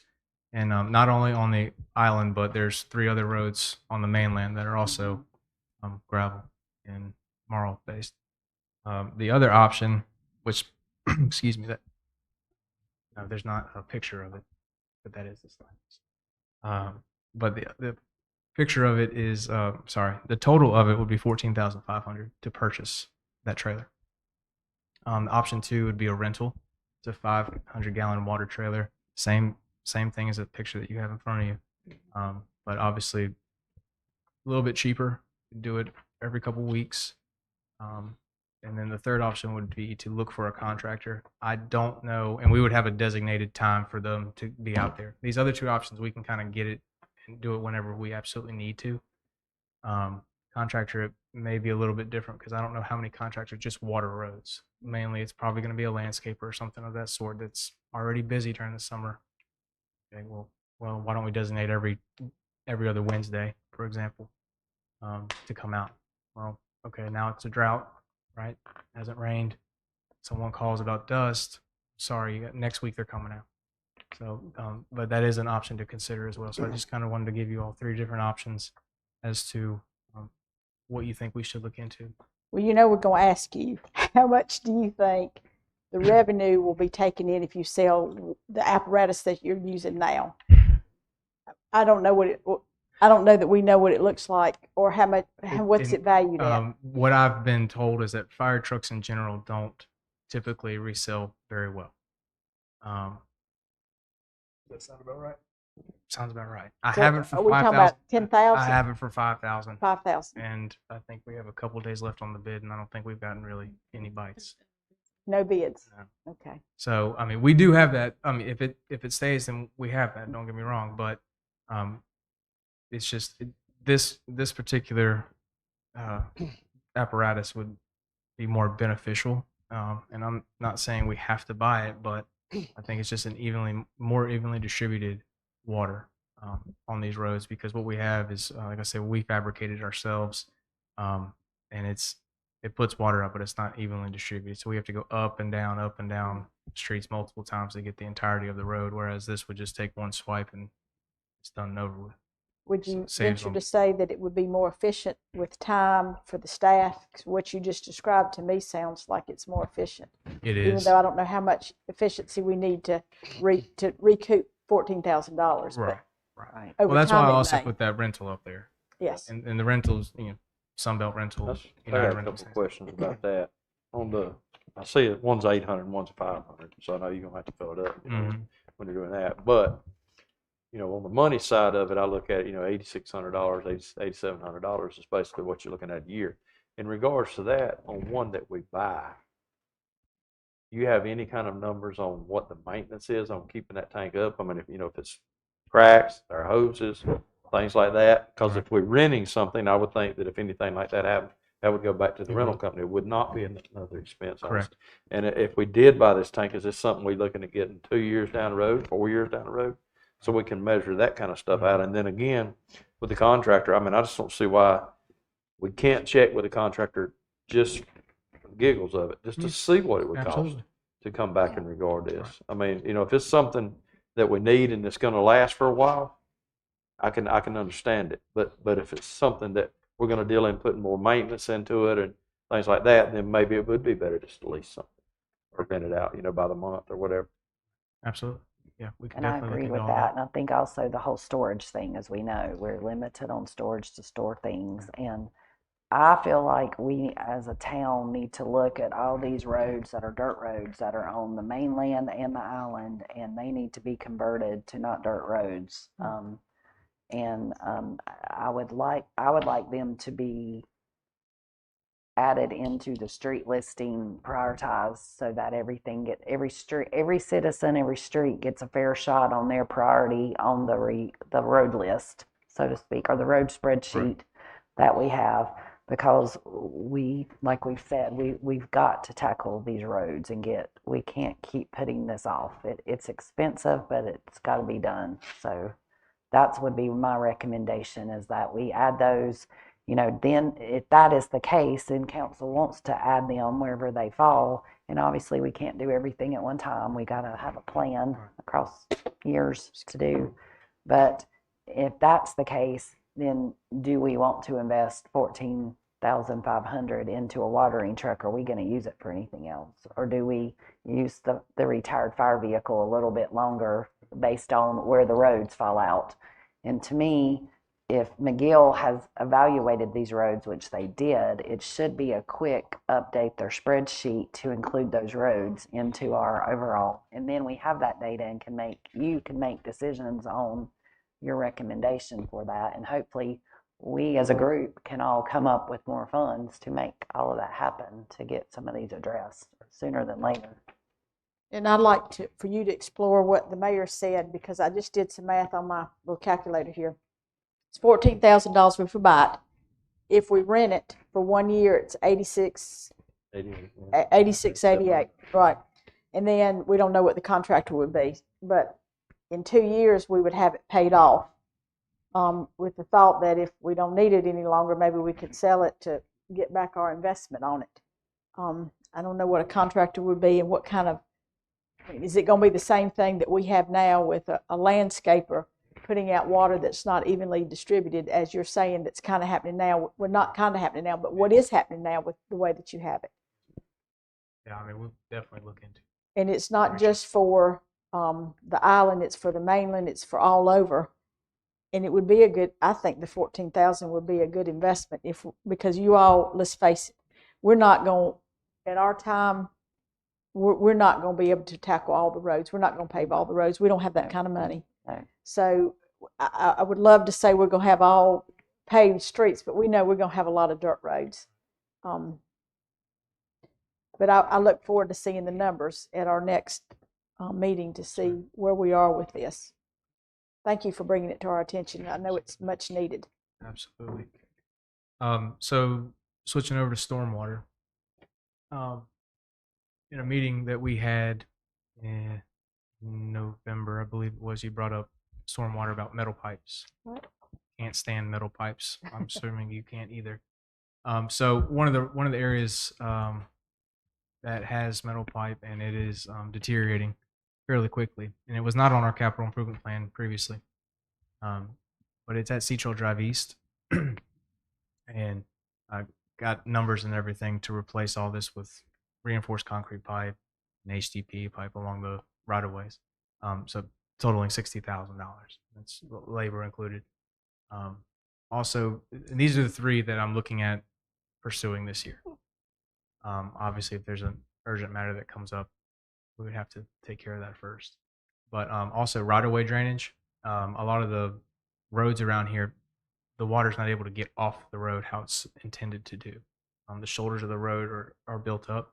They need to be kind of cut down where the water can run off. Otherwise, it's just sitting there and it's deteriorating our roads. So we have 85 for that. And then catchment 37, which is it's actually been on the 10-year plan. We're in year 7 now. Year 7, year 8 of the 10-year plan, and this was projected at year 3.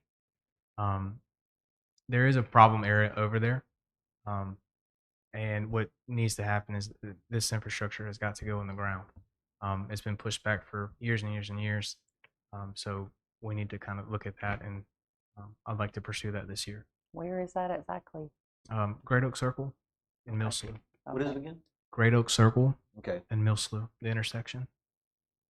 Matt, do you all have a camera in your arsenal that you can go look at all the pipes? You know, when we did the stormwater mapping plan in 2017 that you referenced, that firm had that we didn't have that capability at the time. And that's pretty much what we paid for them to go in, use that camera system, go in there, eyeball everything to see this is going to not last. In 3 years, you got to replace this, which you have here that was identified in 2017 that needed to be replaced, and it wasn't. Right. Do you have that capability now that you can do that so that, because my next comment may be, do we need to renew the stormwater plan from 2017 since it's nearing completion now? I mean, we're looking at a budget for 2017, excuse me, 2027. So we do have that capability. We do have a vac truck and a camera Right. in our maintenance position, our maintenance department. And it's saved us, the vac truck and the camera have saved us a lot of money throughout the years. So we can provide that service as far as checking all of our stormwater systems. In regards to the 10-year plan, for example, we can I don't believe we need an engineer to help us find our problem areas. We see them enough, and what we look at from data every couple months that we're investigating these lines is that we can kind of make that determination ourselves. Right. So we can bring up a list, and like I said, the Sea Trail Drive East is one that's been on my mind for a couple of years now, honestly.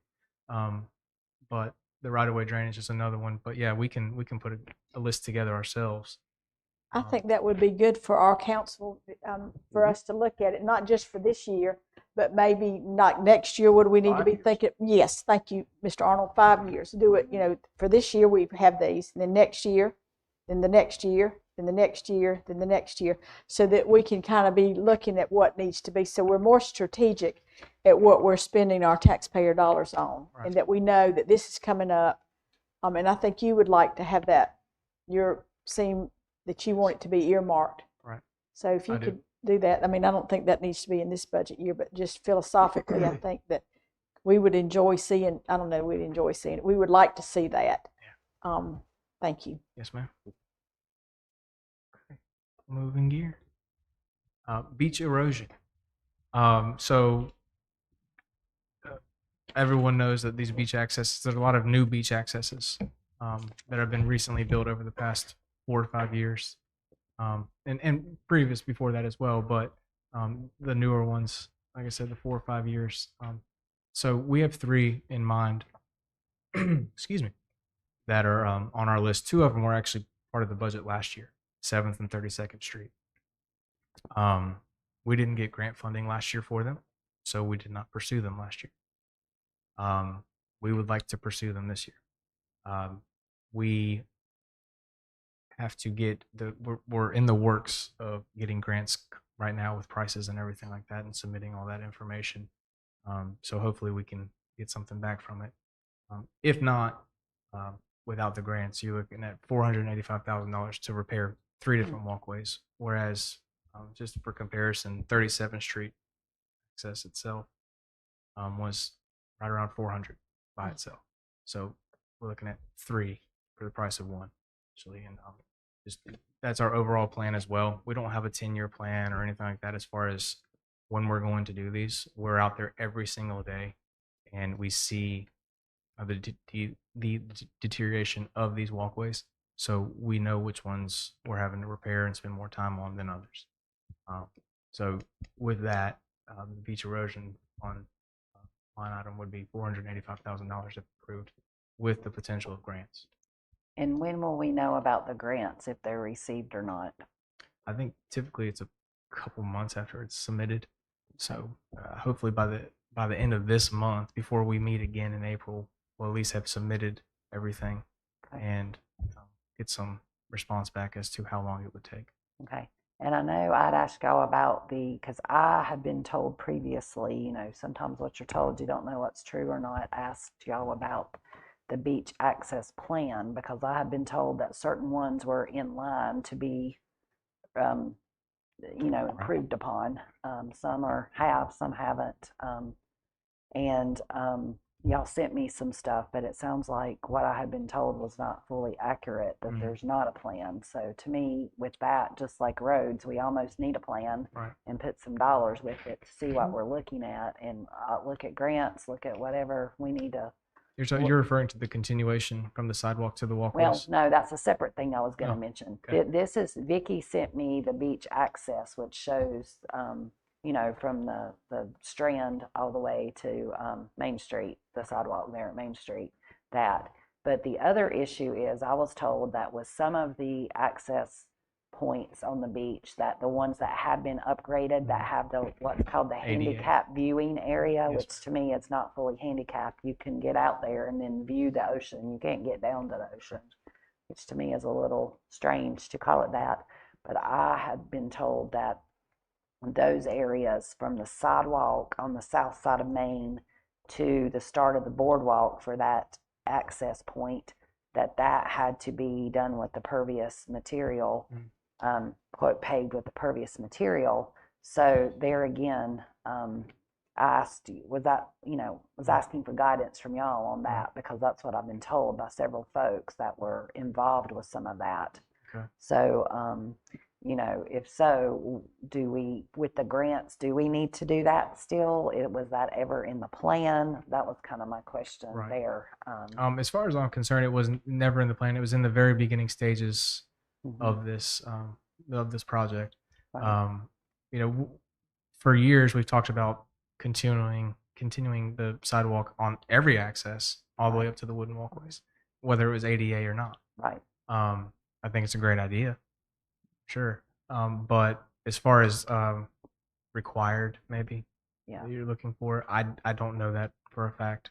Yeah. That's something that we can obviously talk with some Yeah. engineers. We have a Yeah. different engineer that Right. maintains our Well, and I had walkways, been so- told it needed to be, that needed to be done, as well as there needed to be a handicap spot by that access point. Okay. So, but like I said, there again, I've not seen any documentation of that, Right. but that's what I've been told.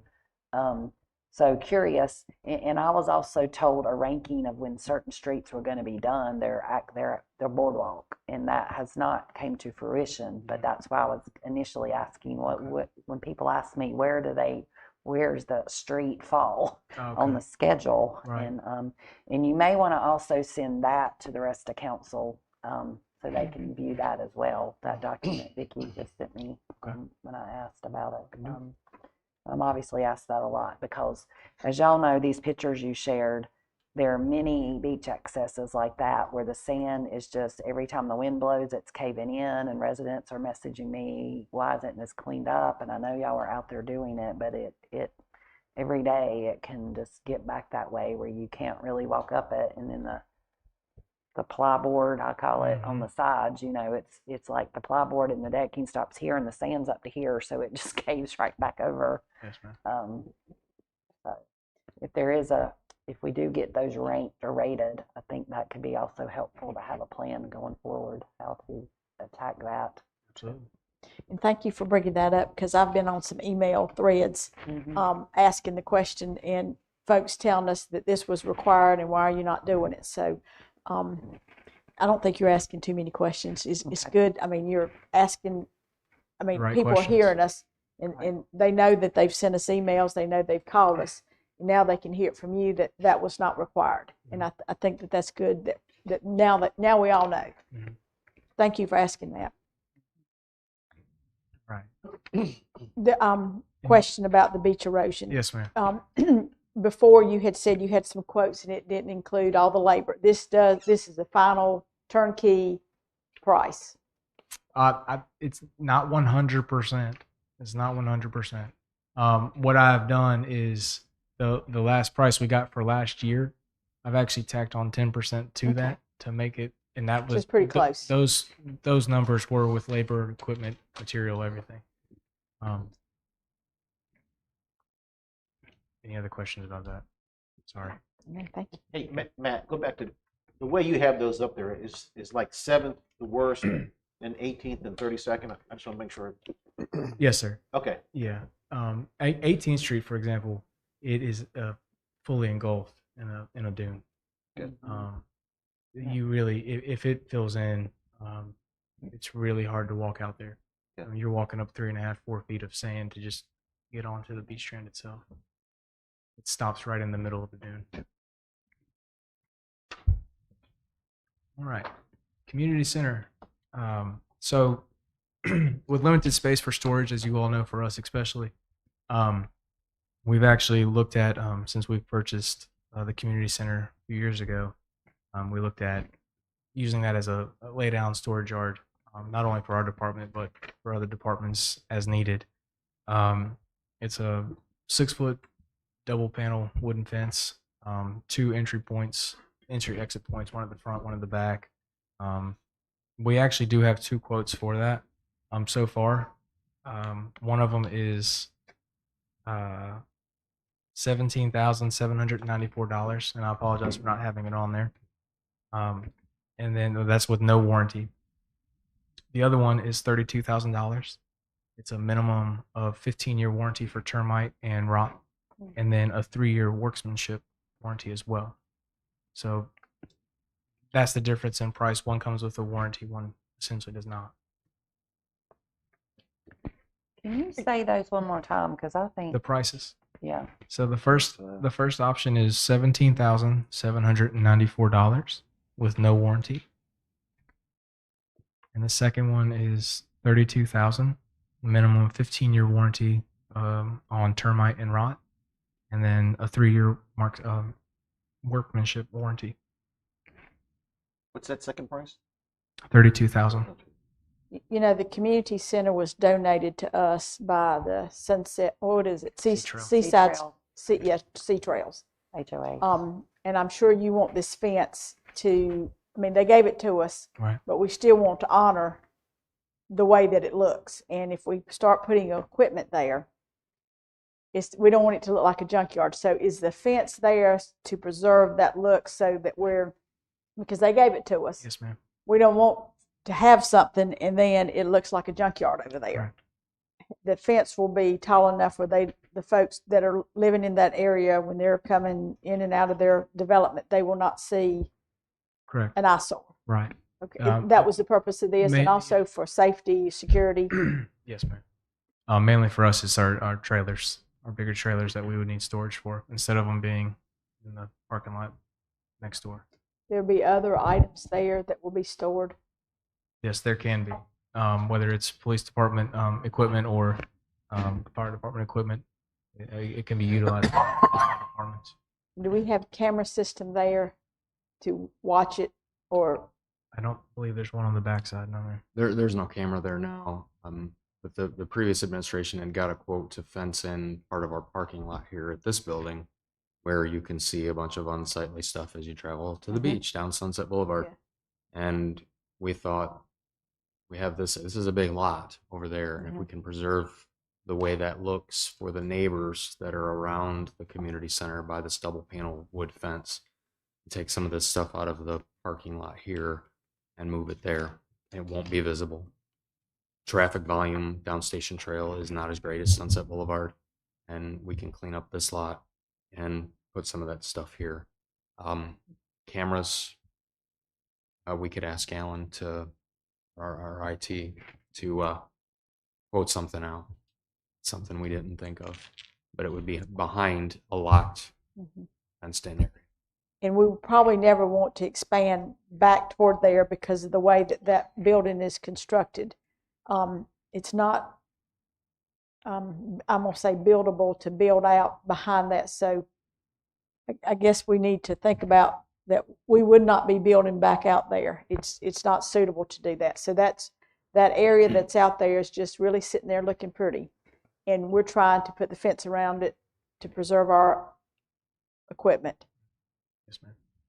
And I think if you could send us a photo of the exact fence that's going to be put out there in the gate so we can see it and what it's going to look like. And then it's 6 feet tall, so they still could possibly see things that are above. I mean, some of that equipment's going to be taller than 6 foot, right? Right. It all depends on what we put out there. Yeah. Obviously, if we put a bathroom trailer out there, then they're Yeah. going to see over. But if it's our typical Yeah. trailers and some pipe, then they will not be able to see any of that. But there wouldn't be any smells out there, anything like that, or is Absolutely there going to be not. some? Okay. Not created by us. Okay, well, good. Well, because I think we need to also have that put up on the website with your stuff Yeah. that you've submitted so that Mhm. residents can see it out there when they look. Absolutely. All right. So next area is also the community center. We were asked to kind of get some quotes together for a paving the community center parking lot. We have it broke up into two sections. We have reached out to multiple contractors and have only had one come back and meet us out there and also give us a quote. So this is what we're basing our numbers off of.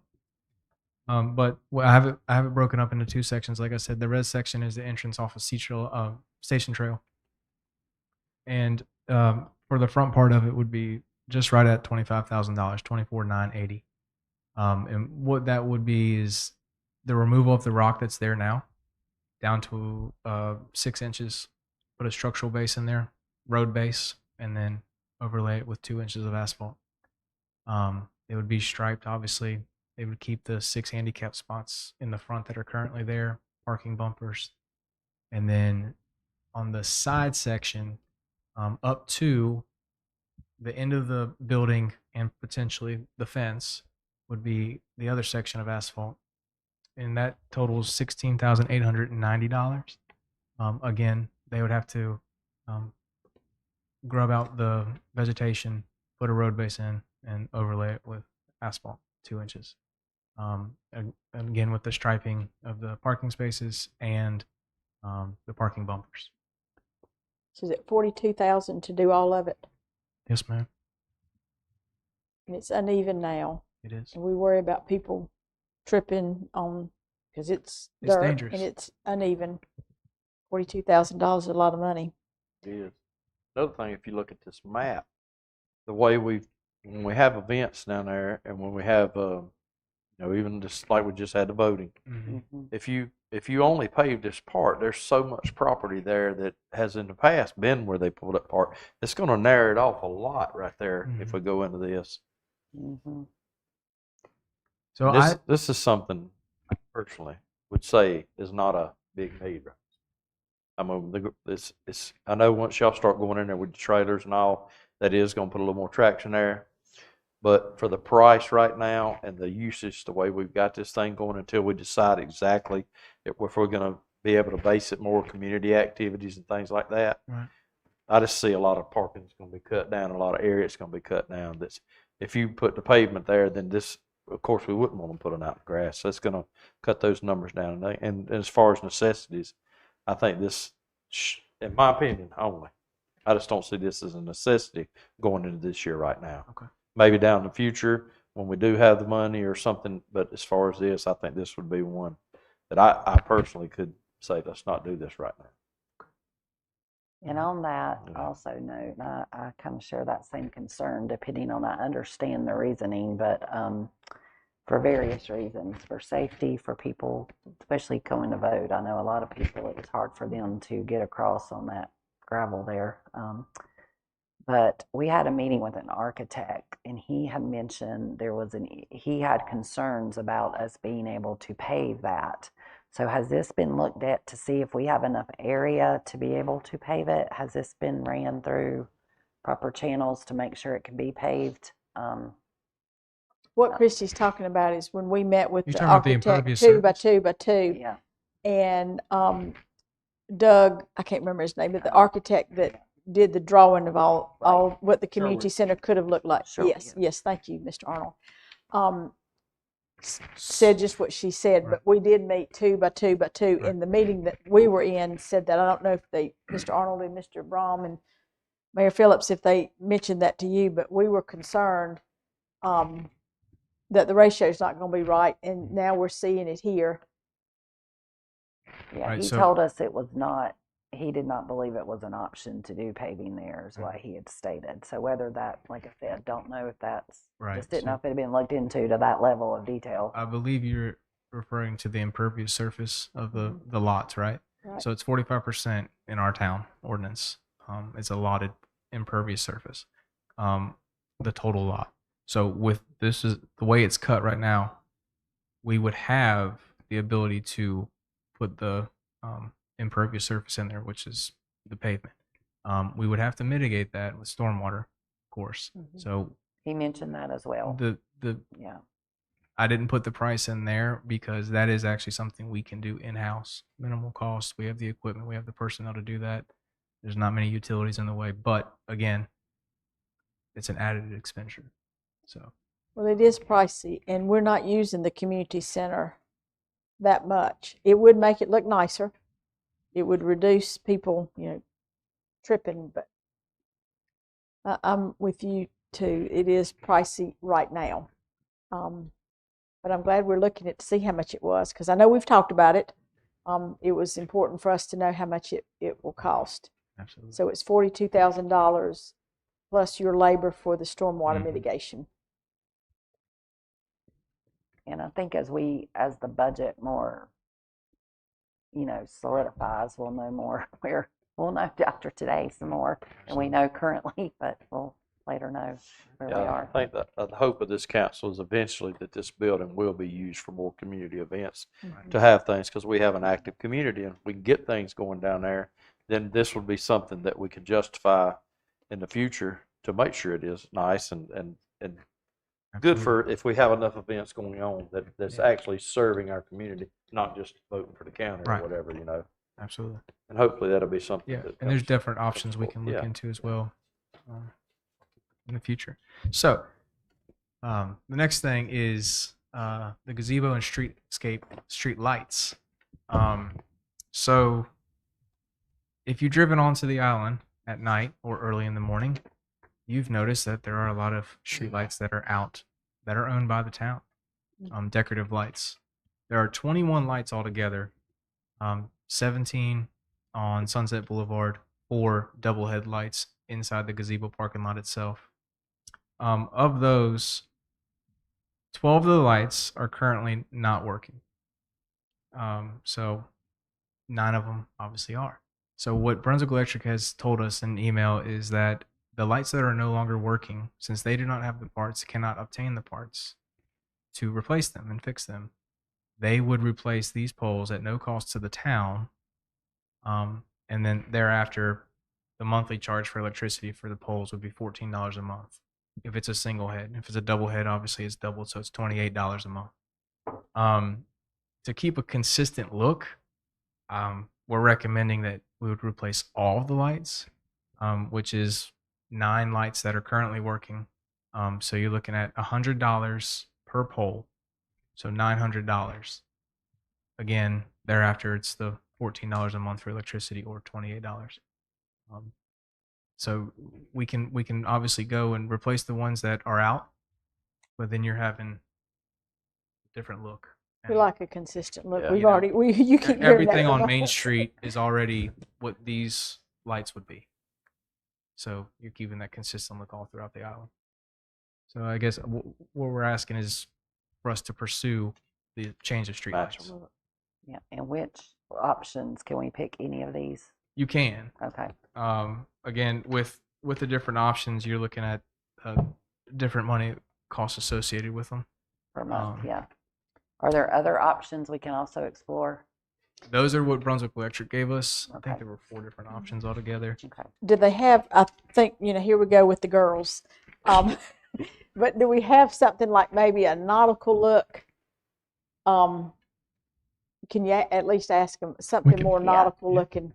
Well, even the And I'm not decorative picking light, on we you. don't really see the rest of it, so we need to Right. see what it looks like. Right. We It's- need some more info. Yeah. Let's put it that way. Yeah, it's gonna Because be some of ours now are very nice lights. I hate they can't just replace the bulbs, but they right.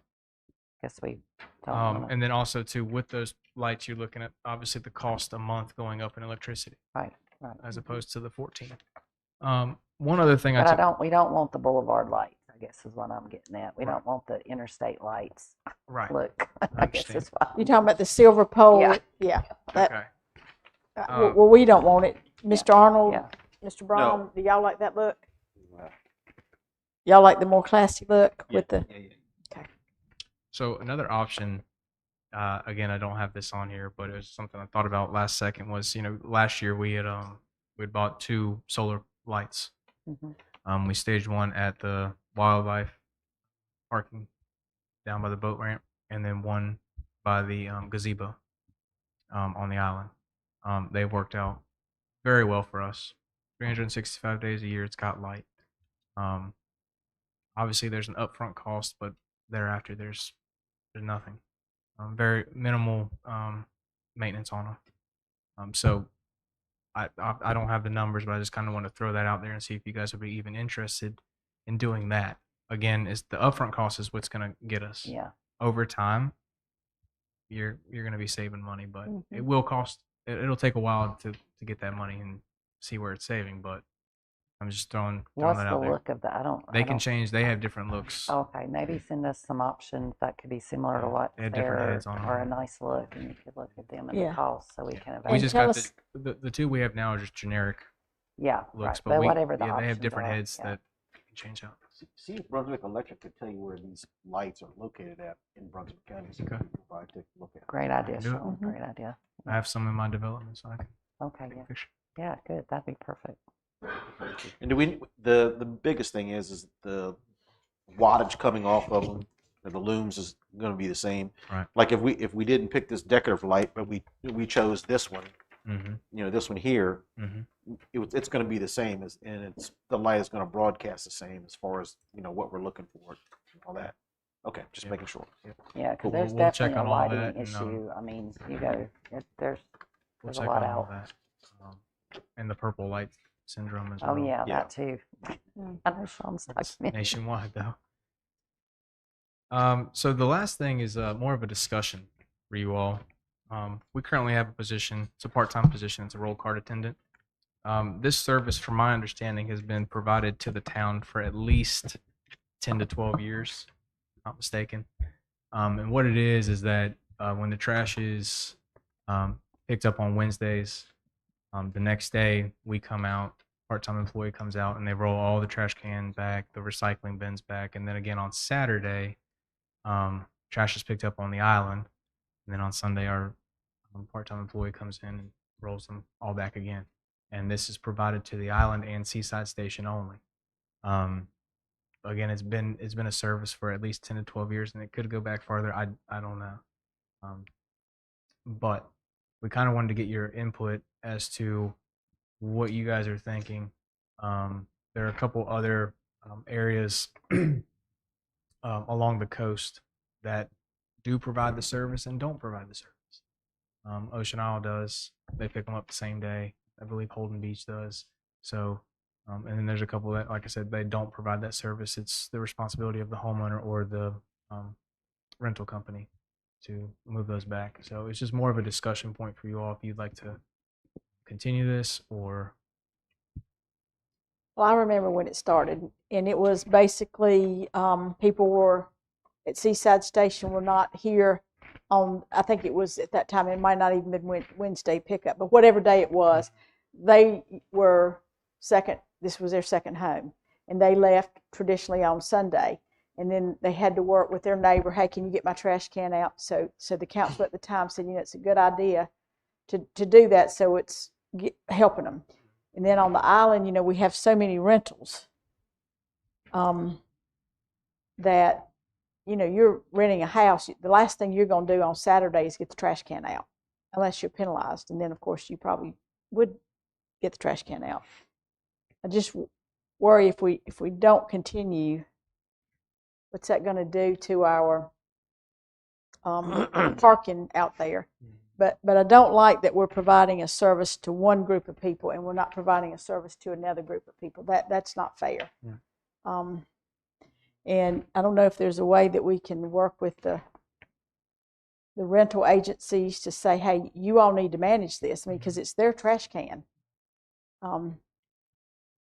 In here, I saw it's $12,000 that we're, Approximately. Yes, ma'am. and then that's a seasonal thing. They that do sounds it. They like do they it. do it They do it all year-round. year. Yeah. They do it all year. The seasonal part is April 1st through October 31st, where there's a second pickup on the island. Right. But January through December, they do pick them up. They roll them back every week. And then they also come in, and during those times of the year, they'll help our department with lighter items take care of it. I got a question. Is it everybody at Seaside Station? Like, is it all the way to the waterway that we're doing this? Is it sporadic homes, or are we providing this for every home over there? It's every home. Every home, Shoreline Woods, Seaside Station. so they don't have to take their trash can from the street back to their property like everybody else in And town's that's whether doing. they're a renter or not. So full-time residents doesn't get Oh, the that full-time service people too. in two portions If of it's the out there, two they portions roll of it the back. town only. It doesn't. But most of them probably roll it back, because I mean that's Well, a little exercise. I thankfully haven't had to do that only but once, so I don't know. Oh, okay. But I mean, it's the same thing when we're mowing the right of ways and everything as well. There's full-time residents out there that they'll just wait for us to mow. So it's a section of their property that they don't have to mow. So, Yeah. I mean, I'm not saying every property owner's that way, but they may just know, okay, well, Sunset Beach provides this service. I'm going to take advantage of it. So Where all do we mow? Same two places? every. So we Yeah. do mow everywhere, but we only push the cans back Yeah. in two places. We mow Well, everywhere on Sea Seaside. Trail, well, Sea Trail and Sandpiper and things of that nature, we don't touch those. But You don't mow there? no. So where do we? Okay, we're talking about two Sorry, different no, things. We're no, talking we about don't even have to roll worry about carts. it. We're Yeah. talking about Back to mowing. roll We don't have carts. to worry about I'm the sorry. mowing at all. So roll carts. Yeah, the roll carts though. Yeah. Is Because like I've have property in Seaside Station on the island, so I assumed the whole town was done that way. Because I've honestly always felt like it was weird that a property owner is not responsible to roll their can back, because what the town person does is rolls it into the yard and away from the right of the right of way, basically. So then it's still got to be rolled the rest of the way to wherever they store it. So to me, I assumed it was done townwide. To me, I also don't think it should just be to certain areas of town if we're doing it. I also feel like if you're a property owner, your responsibility is take your trash out and take it back. Now that may mean if you're not able to, maybe there's a way that a person that has an issue could have a service or something like that, or ask a neighbor. I know if people are out of town, you ask your neighbor, or you work that way. Absolutely. To me, it's kind of taking care of your property and your stuff. So I was shocked to hear it was just for part of it. I do feel like on the island, due to the parking situation, if they're not up, but if we have a code enforcement person, to me, is that something that's their responsibility? If a property owner, whether it's really falls to the property owner, if they rent, then they could engage their rental company or their rental service or an outside service to assist with that, like they do many things.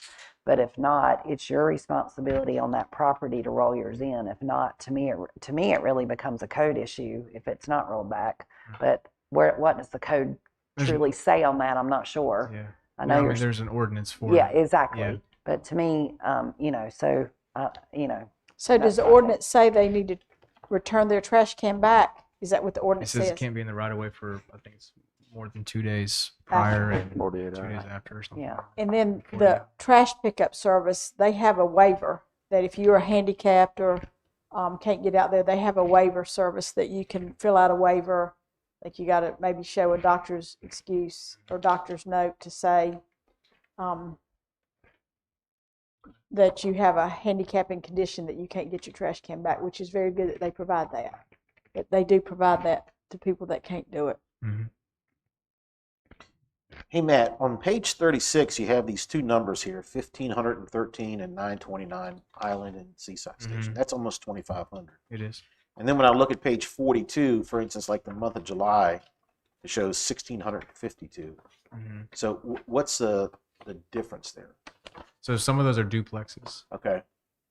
which will obviously, when we counted them, it was the structures themselves, but within that, there's duplexes involved in that Okay. number, right? So the 1,600 might be a duplex. All right. I see what you're saying. Okay. I definitely think if it changed, there would need to be education and time for communication to go out to property owners and to the rental agencies to, I don't feel like if there's that many, I mean, in July, there's 1,700 in trash, and I mean, there's over 2,000 cans rolled in by, May I Wow. recommend something? yes. if you're thinking about doing this at all, even cutting the position in general, we're already in March. I mean, season's coming on pretty quick, right? Why not almost make a decision to where the fall time after October 31st, essentially, right? You say, okay, the service is no longer right. You give folks enough time to say, renters, whoever, hey, okay, we're getting rid of this service. This season we'll have it, but that way they at least have time to. You have 6 months to prepare. You know, It's like- going away. Just a recommendation. Yeah. Obviously, I think that's, yeah. something. It to would be consider. 4 months. If we start a budget July, July 1st, we would have 4 months till October to pay for it. So a third, would that be, yeah, a third of 14,000 would be what, $3,000 or $4,000. And my math is, I mean, or you can just start January 1. Say, hey, this is no longer providing the service. If that's the intent, I'm just throwing a recommendation out there. I do agree with Miss Batchelor on the communication is key because, you know, she has property both places where it's being taken care of, and she just was under the presumption that it was being taken care of. Whereas when you told us we were doing this, I was like, well, y'all are not doing that for anywhere else, and it's Yeah. Now we roll our own trash cans. I'll say my husband does all that. He's. I think a lot of people do But that. I would have, to me, only if someone's out of town. But it's like if I'm gonna be out of town, I ask a neighbor, and they do the Right. same for me. But some people, obviously, if this many, those are shocking numbers. That Who's doing this now? One part-time employee Okay, so that would be a savings in our part-time. for that position. Yes, Okay. ma'am. You know, y'all would keep willing it down. We'll have some of these roads paved. How many hours in a day are they actually just doing cart work? On average, like again, it all depends on the season. We'll take July for example. Yeah. Upwards of 6 or 7 hours a day. Okay. And it's just one person It is- in a it's one person. town vehicle drives town up. vehicle. Okay. You mentioned something about mowing. Can we talk about that? If you want to, Well, I'm sorry, I shouldn't have. No, that's okay. You mentioned that we're mowing. Town right away. Yeah, tell us what you're mowing. So we maintain the town right of ways and state right of ways. We have a contract with the state to do Sunset Boulevard, Shoreline Drive West. It's a small contract. It's enough for us to pay for our maintenance on our mowers and everything. But we maintain it because if not, it would look a little rough as much as they get out here and mow it. All of Seaside Station, Shoreline Woods, and then on the island as well. We mow all that.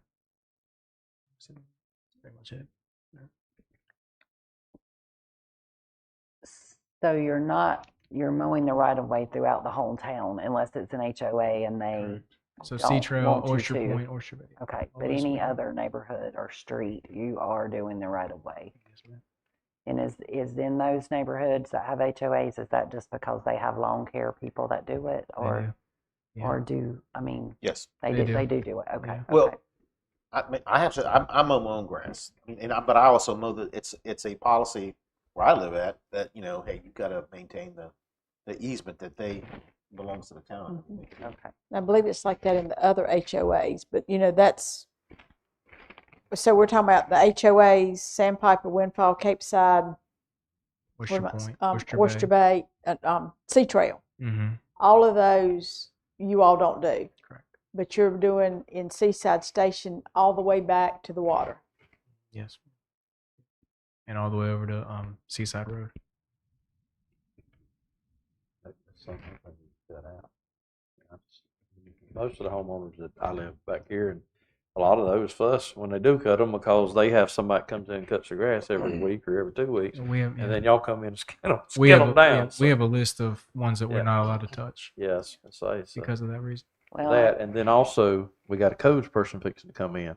mhm. So if it gets to where people's not taking care of it and it gets to those things, that's something that they, we'll be sending out letters for to handle. So I just don't like providing a benefit for one No, group of it's not. people and not to the rest. That's just not fair. I don't care what part. Okay. My only caveat is a question about this. On the island where the right of way is used for paid parking in people's right of way, how was that handled? Because to me, the town, if you're using it for paid parking and you've got gravel and crap all out there, and is it in the Responsible. right of way, the DOT right of way or the town right of way? To me, the property owner shouldn't have to keep that up. So, How much grass is over there on where, I'm thinking we've got all this parking. People are tramping all over it. Do we have a lot of grass that you're mowing over there? It's a lot of Weed eating. Yeah. Yes. A Okay. ton. Before, obviously, the parking areas, there was a ton of grass to mow. But In the vacant the lots, past 2 they mow years- a good bit into the vacant lots. we mow the mow right more of the ways. right of way. And then, of course, Majestic Oaks, we mow that. That's our biggest area on the island, of course. But yeah, before the parking, we mowed a great deal. It was far less trimming work. Now it's far more trim work and less mowing. Yeah, that's something Mm. more involved. I think that's it for you. That's the last You're thing. done. Y'all good? Y'all need a minute break to Take go a to the break. Yeah, bathroom? A so 2-minute break would be oh, great. are we? He's got something Sorry, else. are we hiring the roll card attendant or not? Because there's a vacant position right now for that. It is vacant right now. It is. Yes, sir. So if this is something y'all move forward with, we're gonna have to push it out through half the year. We're looking at Even if it's going to be cut July 1, we're going to have to hire. Yeah. But it's going to be a very short. That's tenure. not fair to do It's to not fair. somebody that you're going to hire and then say, Very you've short. got a job, no more. But we could keep him through the season. I'm sure he could give him, because it says they do other work. Mm-hmm. I mean, I see what you're saying, 100%. Do you need them? Typically, That's, yes. that's You like, will. that roll cart would be their main responsibility, but I'm sure he could find them. Yeah, he said he Once can we use cut them. that out, we have whenever we do that. lighter duty Yes. work that You So, could tell them it's going to this point in time, and it may be budgeted going forward. It may not, or so it's in the Maybe. last budget. That's why in we had, there up to right, so, July, yeah. yes, I think in to July. and then if we extended it, at half, we're Right. looking at $7,000 to do it through a January the 1st. We're not gonna do it, or we are, whatever we decide. But Exactly. just to give them an idea of the people, I guess you've already got people applied, just to give them an idea, this is a job that may go away at first. yeah. And I Yes, think it would I be agree. good. Yes, very this good. discussion. A lot of people will watch this. I know we've only got 2 residents here, but we have a lot of people will watch this or look online and read the documents and we'll get feedback. We'll hear from residents on their take on this, I'm sure. And just on that part, if people are watching, be sure and go into the portal and put your thoughts in there on topics so that we all receive it and it's clearly documented in the minutes of this meeting. That was a commercial right before our Yeah. break. so So are y'all good go in as far as going to our finance officer at the 7,000, basically, Yes, just for sir. right now, and then this will be something that may phase out? so hire the And then if position. it is, hire the potential. with what you got left for the rest of the year, and it gets through July. And then for our new budget going into January, we'll just do half, and then we can always revisit if it's something that we think we need to keep up. Okay. That'd be good. Yeah. Thank you. Give her a Very number to good. work off of. Thank y'all. y'all. Thank you, Matt. All right, let's call, just, if I have a motion. Hold on, take Mayor, a- Mayor, hold on a second. Go ahead. I think you had. Good. Have a motion, just take a minute break, or I'm just gonna call. I'll make a for motion to recess. take a few minutes break. Second. All in favor? Aye.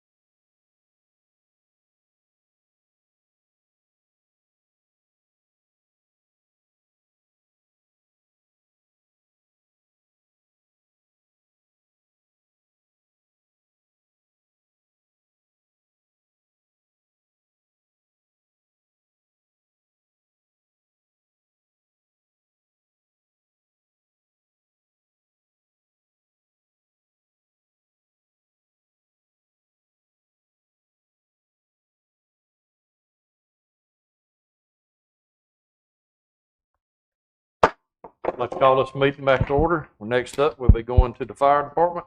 Go ahead, Chief Childers. Good afternoon, Mayor and Town Council. Thank you for having us today.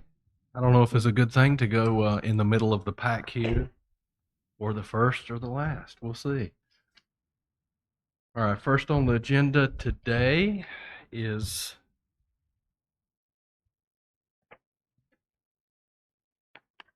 there we go. Multi-year firefighter hiring plan.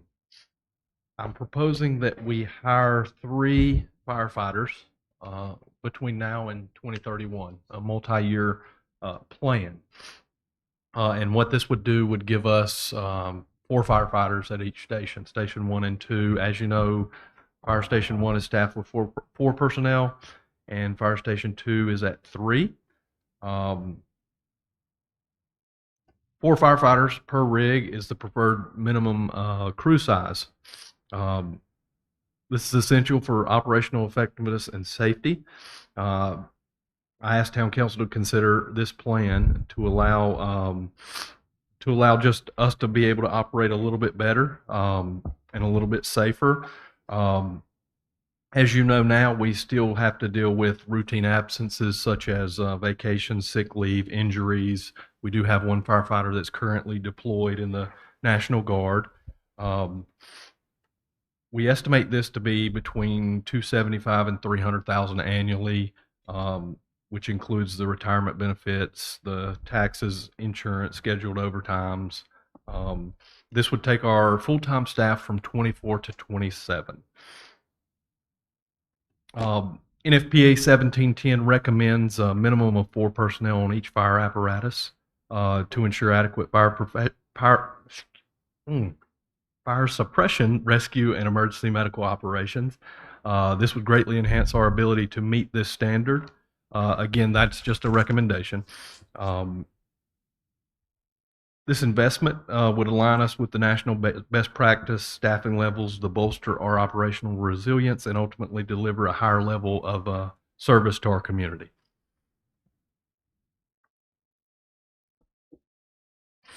I want to talk a little bit about some current building, kind of to build upon this, and a little bit about the projects that are ongoing in this town, as you're aware. And I'll just run through this really quick. We've got Beacon Landing that's should be opening up now, which is a development on Seaside Road, 2 multi-story condo complexes, 108 total units. As you know, in the sanctuary, building is ongoing. That's going to be a total of 363 units, with around 90 something already built now. Goals Landing in Sea Trail, 93 units, 65-ish, and I could be plus or minus depending on how many they've got done this week. Around 65 already built. Jaguar's Lair off of Old Georgetown, that's another 200 units, with 125 approximately already built. And some projects that are in the works now, as you know, Hampton Inn, the towns at Seaside, the villas, they're getting approval for another 80 units. Pelican Reserve, that's going big time. Lumina Fairways, Heron Point, and Angel Trace, Logan Homes complex is coming. So a lot of building going on and coming up in our very next future over the next couple of years.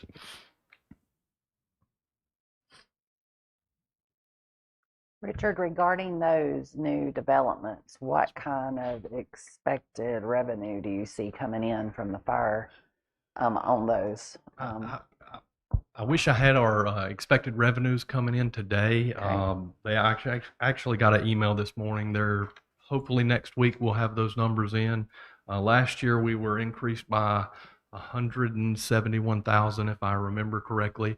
In my opinion, I think we're going to be near that this year as well. And with all this coming up, I think that's going to be pretty solid, between 100 and 200,000, increasing depending on if things slow down or remain the same. So somewhere around that general avenue. And if that's the case, this 5-year project will be, we'll definitely fund that. Some of these that you mentioned are in our ETJ. I left a couple out that were in the ETJ. Okay. But along in that county jurisdiction, as we call it. We've got Ladane Gardens that was recently in the planning process, 525 units. Chatham Glen, they just completed Heart's Ease. I want to say Hardee's when I say that. Heart's Ease up there by Chatham Glen, 136 units.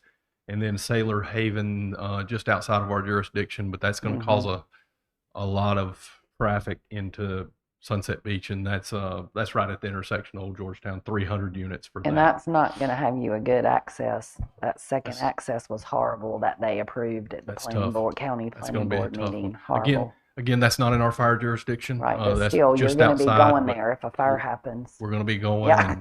and that's going to make tough work in that general area. So Sailor Haven is not in our fire district. Not in our I mean, fire we know it's in the ETJ, or it's not in the ETJ. Not at ATJ. Okay, so that will be Carolina Shores, Calabash, Grissett Town.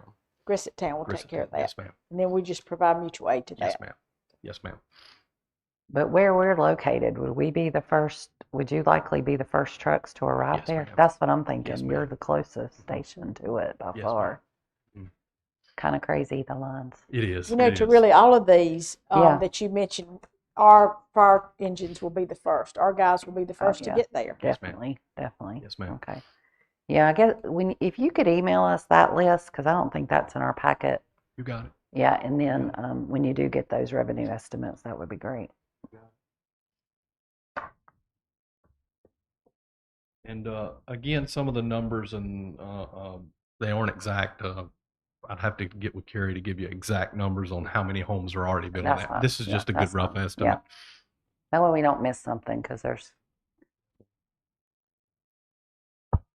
Right, moving on. I'd like to talk about the salary step advancements. In 2025, Town Council approved a salary step program for all Sunset Beach employees that measures that has been instrumental in fostering professional growth for our firefighters and encouraging them to pursue training, advanced degrees, and personal development. As a direct result, many of our staff members have already obtained or are working towards the required degrees or certifications that qualify them for the new salary steps. $51,081 is the estimated anticipated salary increase that if they reach that between now and July 1, they would be rewarded for that. Incentivized, excuse me. I want to ask about that, just for clarification, because I'm trying to wrap my head around this. Mhm. You hire somebody, they go through the STEP program, and each year you have to ask for that amount of money, that chunk of money that they may have earned that certificate way back when. They could have earned that. They could have earned that step up. They could have earned that in August or September. Mhm. And they have to wait till the next July 1 to get paid on that. Yes, ma'am. Is that a good thing that we have in our town? I mean, I just asking the question. Don't want to step in a landmine, but that's odd to me. It is odd, and we're changing that. Oh, So the previous administration wanted, when the police and fire began working on the STEP programs, and then it expanded to other departments. For me, and I know I don't want to speak for the fire chief, but I assume that's similar for him. If I want to hire somebody that wants to come to Sunset Beach that has 10 years of experience, they're an instructor, they have a lot of talent that they can bring to the town. But I say I can only offer you base. Yeah, you're worth more, and our STEP program says you're worth more. But here you are in August. I'll pay you for what you're worth July of the next fiscal year. That's not fair. Right. And when this was built, our intention was we need to incentivize people with talent that want to come work in Sunset Beach now. I can't say you're going to take a pay cut, your family's going to struggle for a year, but in a year I'll make it whole. So I've worked with the finance officer already, looking forward to FY27, where she's going to put a line in that's basically going to give us an additional body, funding for an additional body. We're not going to hire somebody, but we'll have that money there. So when somebody reaches a salary step, we don't wait until the next fiscal year to have them recognize that incentive Likewise, if we have somebody that leaves and we are able to find somebody that can bring talent to Sunset Beach, we're going to be able to pay for that talent immediately. Thank you. I love Both. that. Yes, love I do too. And stepping on that, we have quite a few. It's depending, a little bit of it depends on your anniversary date. So a couple of our steps, when a firefighter comes in and say we hire them at fire level 1, well, they might get hired at July 15th. So they hit their 3-year mark to be able to go to fire level 2, but they hit it 15 days after budget is complete. So I think that would completely address that in that case. Very good. And Richard, on the multi-year hiring plan, is that included in that person in here, or would that be another person? So another person that is in budget, an extra person for fire and police is budgeted. Right. It'll be in the gonna personnel be added line. in. Right. Okay. It'll be in the personnel line for each individual department. It's not included in that figure Okay. that he has here. That figure is for the employees that have reached a step in the previous Gotcha. fiscal year. Okay.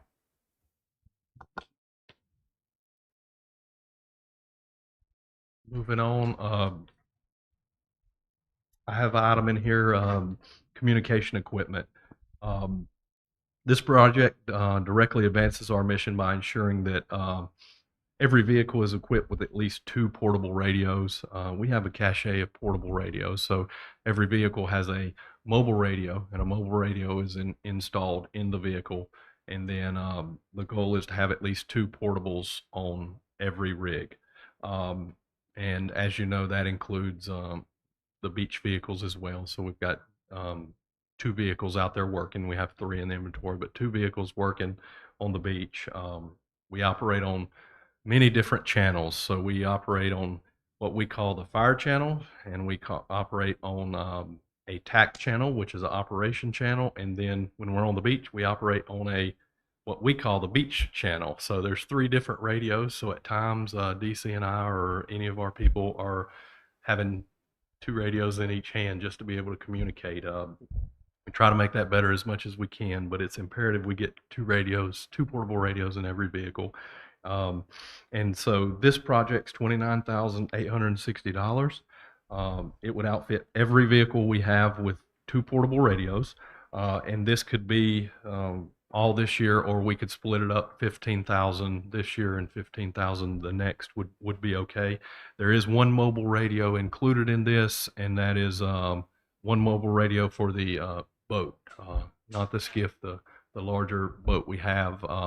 We really need a mobile radio. It's a little bit better communications, because when we're going down the waterway or the ocean, it's kind of tough to hear a portable radio. So 1 permanently mounted there would be for the best.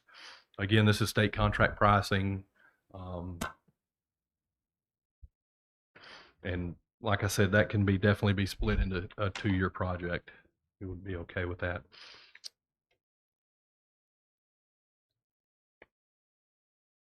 Before we get too far, do we want to, is it the pleasure of the board to give a consensus as we go, or do you want to recap at the end so that he has some direction?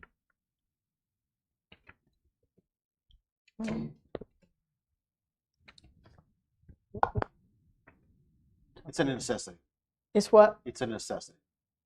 What? It's needed. I'm talking about the radios. Is that what we're talking about? You want a consensus on that? Touched on 3 topics, and I don't know from the first presentation if you're asking for any personnel this year. I know you mentioned a 5-year plan by 2031, starting from this year for the next 5 years. So as long as they understand what the ask is, we have 3 items that he's presented so far. Okay, we got what you're saying. So you want us to take the first item, which is the hiring plan. Yeah. Kind of hard for us to commit to 5 years when we 3 have a 4-year term. These 2 have a 2-year term.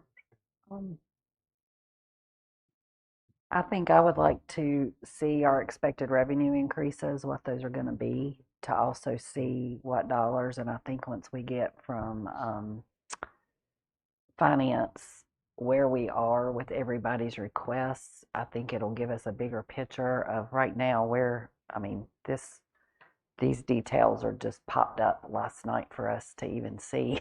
So I feel like that ticket item, we need to, the one question I had, and I know we have spoken, we spoke the other week, and but with this, I know you were wanting to have, you've got 4 at Station 1, you've got 3 at Station 2, and I know the new standards are 4 at each one.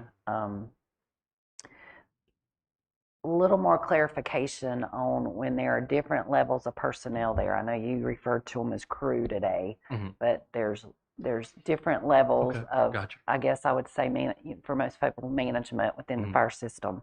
I guess to me, and some residents don't understand why someone else can't hop on that rig or truck or whatever, or why they can't meet there if they're there, because if you could elaborate on that a little bit, the need for that, I think that may be helpful. Definitely. The goal was to have 4 people on each rig, and that crew operates together. They're on one rig. They arrive at the same time. They're able to handle a lot of various emergencies. We respond. I consider us an all hazards department because we respond to everything: vehicle crashes, structure fires, severe weather, anything like that. And to keep that crew integrity is the overall goal, so they're able to fix those emergencies as quickly as possible. The main goal is when there's a fire, they try to make a rescue. So if somebody's in a house and they need to get pulled out, that's obviously, that's why we're here. That's our priority there. So the more people we can have on that truck, the better when they get there. Specifically tell us who is on the truck. So Let me make sure I got this right before you answer. Okay. You got 4 people on a shift, and then it's Fire Station 1.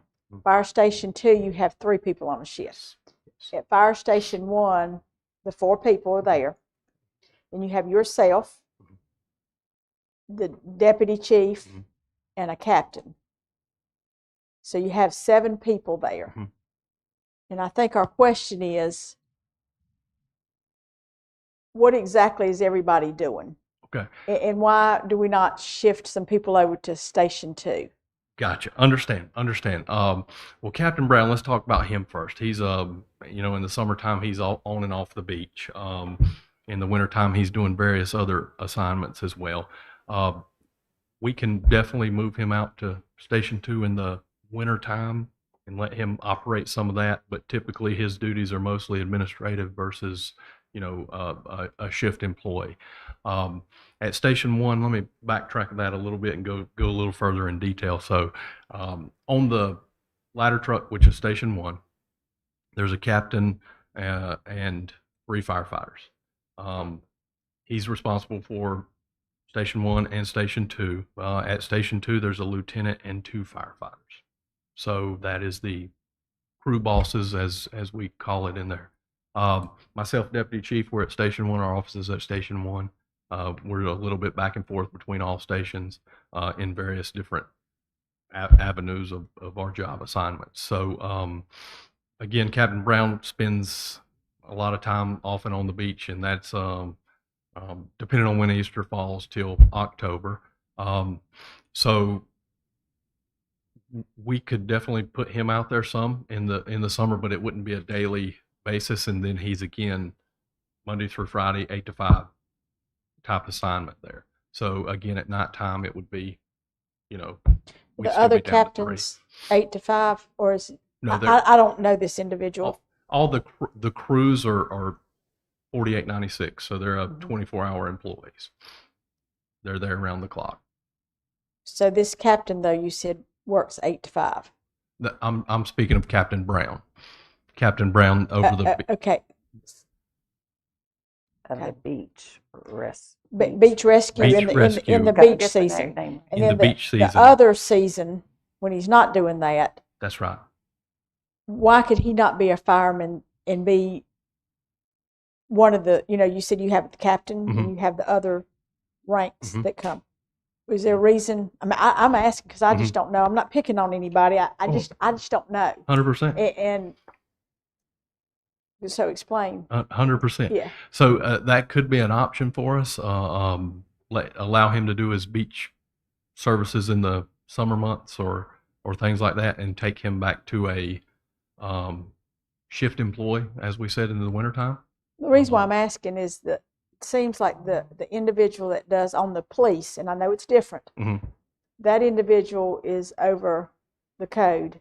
And then during the other time, that individual has a regular, I mean, I might be wrong, but it seems like that individual has a regular shift. And it seems like we could be more balanced with the same, I know your functions are different, but I don't know how you all feel about this. I don't want it to be just, I just throwing this out and you said you could do it.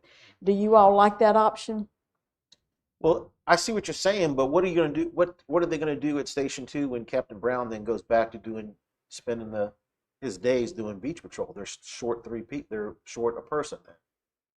I think it's just the fill-in during that season when. I mean, I know, but I'm saying he's either going to be on the beach, like they say he's doing, or he's going to be at Station 2. So, you know, where's he going to? He's got to supervise the people that are on the island During the season only, right? Yeah, right. That's what I'm saying. Yeah, right. So my point being is, we're short a person then. We're back to being where we are today. Let me ask this then on that. Now, I see exactly what you say. Part-time. How many part-time guys we got? I've got 6 part-timers. Is this something that in the summer months we could have the part-time guys working there? Definitely. Make sure we do have that. I mean, whereas if you've got 6 part-times and Mr. Brown's doing his job in the summer season, is that something we could put the part-time guys where we would ensure that we always had 4 there? That's what we try to do now. That's what you try to do. That's what now. we try to do now. Okay. Yep. Anytime there's an opening, we try to get the So part-timers. you normally to have work 4 at Station 2. No. So you just have 3 there. What I mean by And- that is when somebody's off work, Sick or off work, something or like that, we work a vacation. part-timer, so that Oh, fourth to yeah, keep 4 okay, people at okay. station. And I guess what I was getting at initially was trying to understand the 3 at Station 2. It seems we have 7 or 8 or 9, depending on, I know there's other personnel. I don't understand who can fight a fire.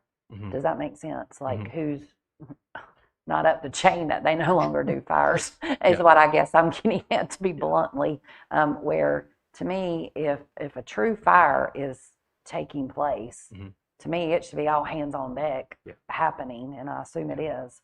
So to me, you're going to meet that 4, no problem, no matter what. To me, if it's a fall or a first aid type of call, I know we've talked about, to me, why does our fire truck and 4 people need to go there? To me, personally, I don't feel like that needs to happen, especially when the call comes in, if they say it's a fall or,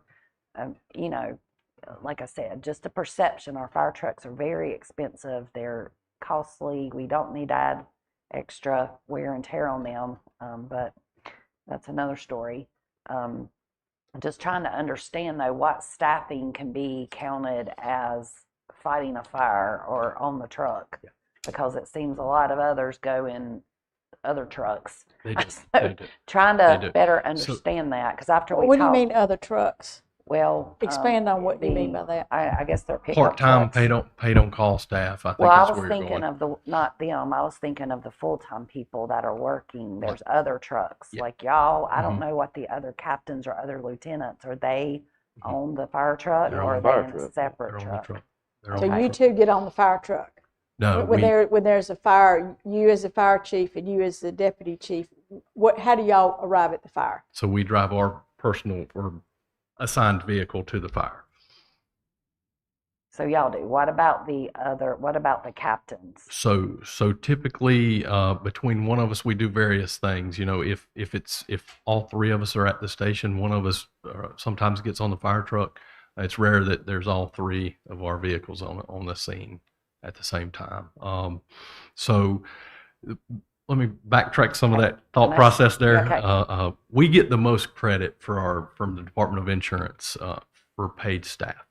So when we get rated, and they come in every 5 years and do a rating, it's the paid 24-hour staff that we get it, the full-time staff, and we're included in that as well. The paid on-call staff, we're given a percentage of that. So we need to have them on the roster. We do get credit for them, but DC, you might have to help me out on this. They're a percentage of what a full-time firefighter would be, just because they're on duty Okay. 20 So receiving let's payment. say all there's the 7 time. at Station 1 and there's 3 at Station 2. Is that somewhat accurate typically? Today, Yeah, yes. yeah, and I know there's like a fire marshal and there's a admin too there. So, but if a fire call comes in, then you also have how many folks are on call that are, Depending if they're in the area. So along with that 6 part-timers, typically one of those would come back because they live close, they're in the jurisdiction. And then 1 to 4 from the paid on call staff. okay. So that would be So 7. who's on call? Like, let's say if a fire happened right now, Mhm. how many are on call where like they're supposed to be in the area? So Nobody? no one's Okay, 'cause no I one's don't- assigned to being on call. So Okay. Oh, I thought you said they were before. Sorry. no, they're typically always Okay. always okay. are. Okay. When I say paid on call, firefighters, they live in the fire district. They respond from home from whatever they're doing.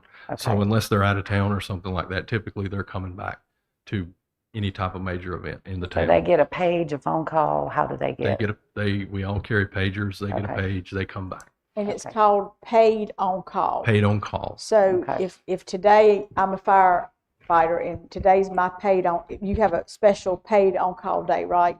No, No, you do not. Mm-mm. So what do you do when everybody's paid on call but they are not available? What do we do? They don't come. So we mutual just aid wing it. comes. They don't. So mutual aid. Mutual comes. aid still comes. Yeah. Yeah. Mhm, Okay.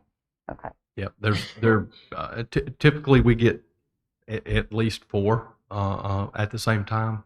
I'm gonna ask If they're a in there. question that, please don't think I'm being petty. Mhm. Why are you two not on the fire truck? Is it not enough room on the fire truck? So typically, our job's incident command. So we have certain assignments on a fire ground. Okay. So whoever arrives on the scene first. So we're right here today. If we're in our office, a fire comes out. One of our vehicles needs to be in the front yard of that home that's on fire, as close as possible. Sometimes if it's a larger house, it's a big incident. We're both sitting in that pickup truck running command, telling people where to go, telling people what to do. That's our job. And Paul Brown, Captain Brown from Beach Rescue, he does that same assignments if one of ours are out of town. So various of that. If I'm in the front yard, I'm running incident command.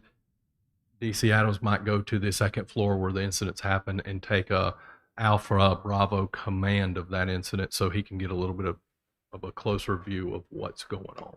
Thank you for explaining that. I've gotten a lot of calls and emails just wanting to ask that. So I felt that this would be the appropriate place so that everybody can hear why. Because, like Ms. Batchelor said, people talk about things and we don't know the answers. I mean, we kind of think we know the answer, but we want to hear it from the source. Mhm. So thanks for allowing me to ask that question. Yeah, I'd ask you not to put us in a position where we're, so we've got the vehicles, we've got my gears in the truck, my tools and everything we need to run that incident command. So if we're at the station and our turnout gears in the rig or in the vehicle that I drive, that means that call comes out, then we have to run over there, grab everything we need, then go to a fire truck. That house is burning. So it's imperative that we get there quickly so we can do our incident command side of things. There's a lot of moving parts when it comes to a house fire. We do utilize mutual aid. Again, a goal of ours is if we can handle that incident and not use mutual aid, that would be the best. I think in one of the previous conversations we had as well, if we're at that house fire, we've still got to manage the other incident that could come out as well. So one of those crews that are coming are our paid on call crew that's come back to get that second incident, a mutual aid crew, something like that. We've got to put them on standby to take that, heart attack call that may come out next door or another fire, water rescue, whatever it shall be. So we've got to be ready. So that's a lot of that's on his and I's shoulders to make sure that all that's in the mix. So, and again, that's Monday through Friday. Weekends, we're coming back from home and doing the same job. Well, for the positions you're asking for, I think it's imperative that we do have hard numbers, projections. So that probably needs to be tabled today. Okay. Is there a way that you can look at, when you bring us our numbers, how much that is coming from the actual town properties, and then how much is coming from our fire district, segregated out, so that we can look at that, just so that we see that. I can. Then that was the first one. Then the step, as Mr. Arnold said, no, that was for the communication equipment. We think that's a given. We need to do that. And the step, we promised that to the employees, so we need to do that. We cannot take that away from them. That's something that's been put Yeah, in, so we have no concern with that. So you got direction on 3 things, and Thank that's you. what our administrator was asking for. The radios. That's communication. Yes. Yeah. Yeah. Right. Yeah, I'm that's sorry. a no-brainer. Yeah. Yeah. Thank you. Yes, sir. Yep. So we're up to the, We're on Carpet. carpet. Carpet. I'm off track. I'm sorry. I didn't see it's on the back side here. Yeah. All right, moving on to carpet. So Station 2 carpet is original to the building, and it's very little carpet there. It's 4 bedrooms and 1 office space. Somewhere around 11 or 12 it was installed. Doing a little bit of research, it's just good practice to replace that every 5 or 10 years, especially with we're dealing with some contaminated areas and things like that. I did, since I've put this together and put it on Catalyst, I did get some quotes back. I estimated $15,000. I'm not a carpet person, so a little bit better numbers than that. LVP, if we upgrade to LVP, that's $6,200, $6,286. If we do carpet, it's $2,474. That's not carpet squares. That's just regular Mohawk carpet. But So I'm confused. It's not 15,000. it's not. That Oh, was okay. so. Okay.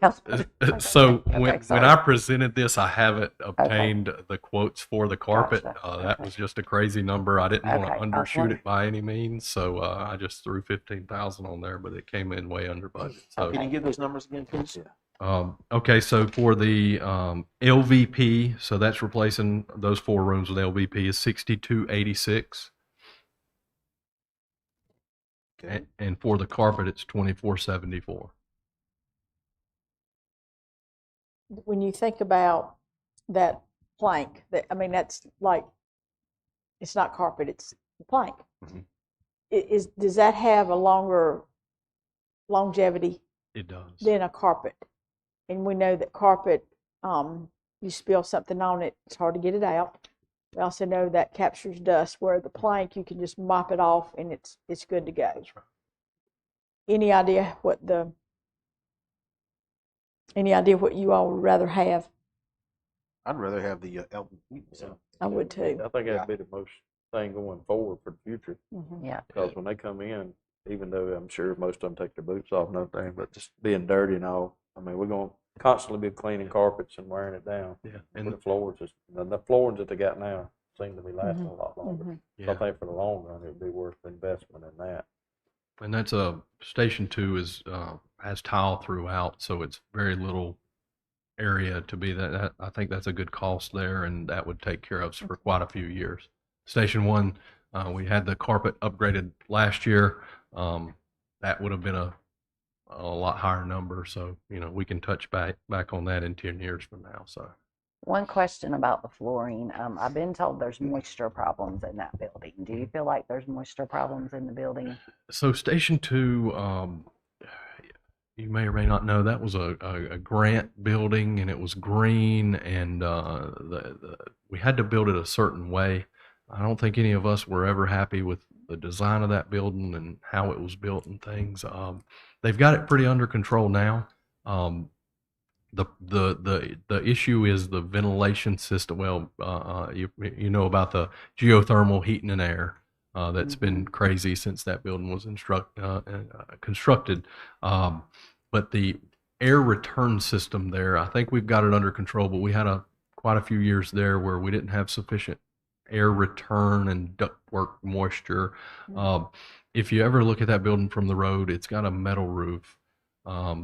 There's no whatever substrate they use that's connected, that's interior from the metal roof, that creates some kind of, I don't know. So we have problems when it's 100 degrees outside. So when it's in the 80s, 70s, this time of year, we're good. But when it's 110 degrees outside, we have problems. We have problems every summer. The ductwork sweats. I'm happy to report, though, we've got a town hired a maintenance person. He's been looking at ways we can fix that and things like that. So we're getting better. Well, my only issue is if there's truly still a moisture problem, Mhm. we probably need to get that fixed before we look at putting LVP in there, and any moisture in there could become a problem, you know, or even new carpet for that matter. Yeah. We need to make sure if that's an issue, to look at that would be Yeah. my take. I'll follow up with Matt Yeah. on that. So you got the plank. We want the plank. Yes. Thank you. Moving on, this shows up very small. I'm sorry for that. Security cameras. Alan in the back of the room quoted security cameras, you know, just trying to take care of our areas, a little bit of security for both fire stations. So what this is 4 cameras at each station, depending if this project's approved, depending on when Alan comes out to install those. Station 1 is a little bit more difficult to put cameras 360, so we may do 3 cameras at Station 2 and 5 cameras at Station 1, but right now it's currently quoted at 4 cameras at each station, and that's all exterior 24 coverage. The Station 1 cameras would obviously get anybody moving to the public works facilities, front door, back doors. Well, maybe not the back doors, but try to get 360 that we feel like we'd have a good, pretty good safety for our employees' vehicles and anybody that sneaks around there at night and tries to cause trouble. Well, in addition, we have meetings there, and we have employees there. And for their protection, if something were to happen, it would sure be nice to have footage. That's right. If we have somebody violating them somehow. So. That's right. So Station 1 was according to Alan, and a lot of this goes way over my head. We had an upgrade system, and the police department used to have camera parts in that building. So we're set up and ready to take cameras at that building. But Station 2 would need a video recorder for that. So the total project's $3470. I would like to, depending on what the other departments need to do, there is a grant we can try for the League of Municipalities. This is something that they're really pushing for, and I think Chief Claymore's took advantage of that too. So this is something we can try to go for the grant as well at some point. That would be great.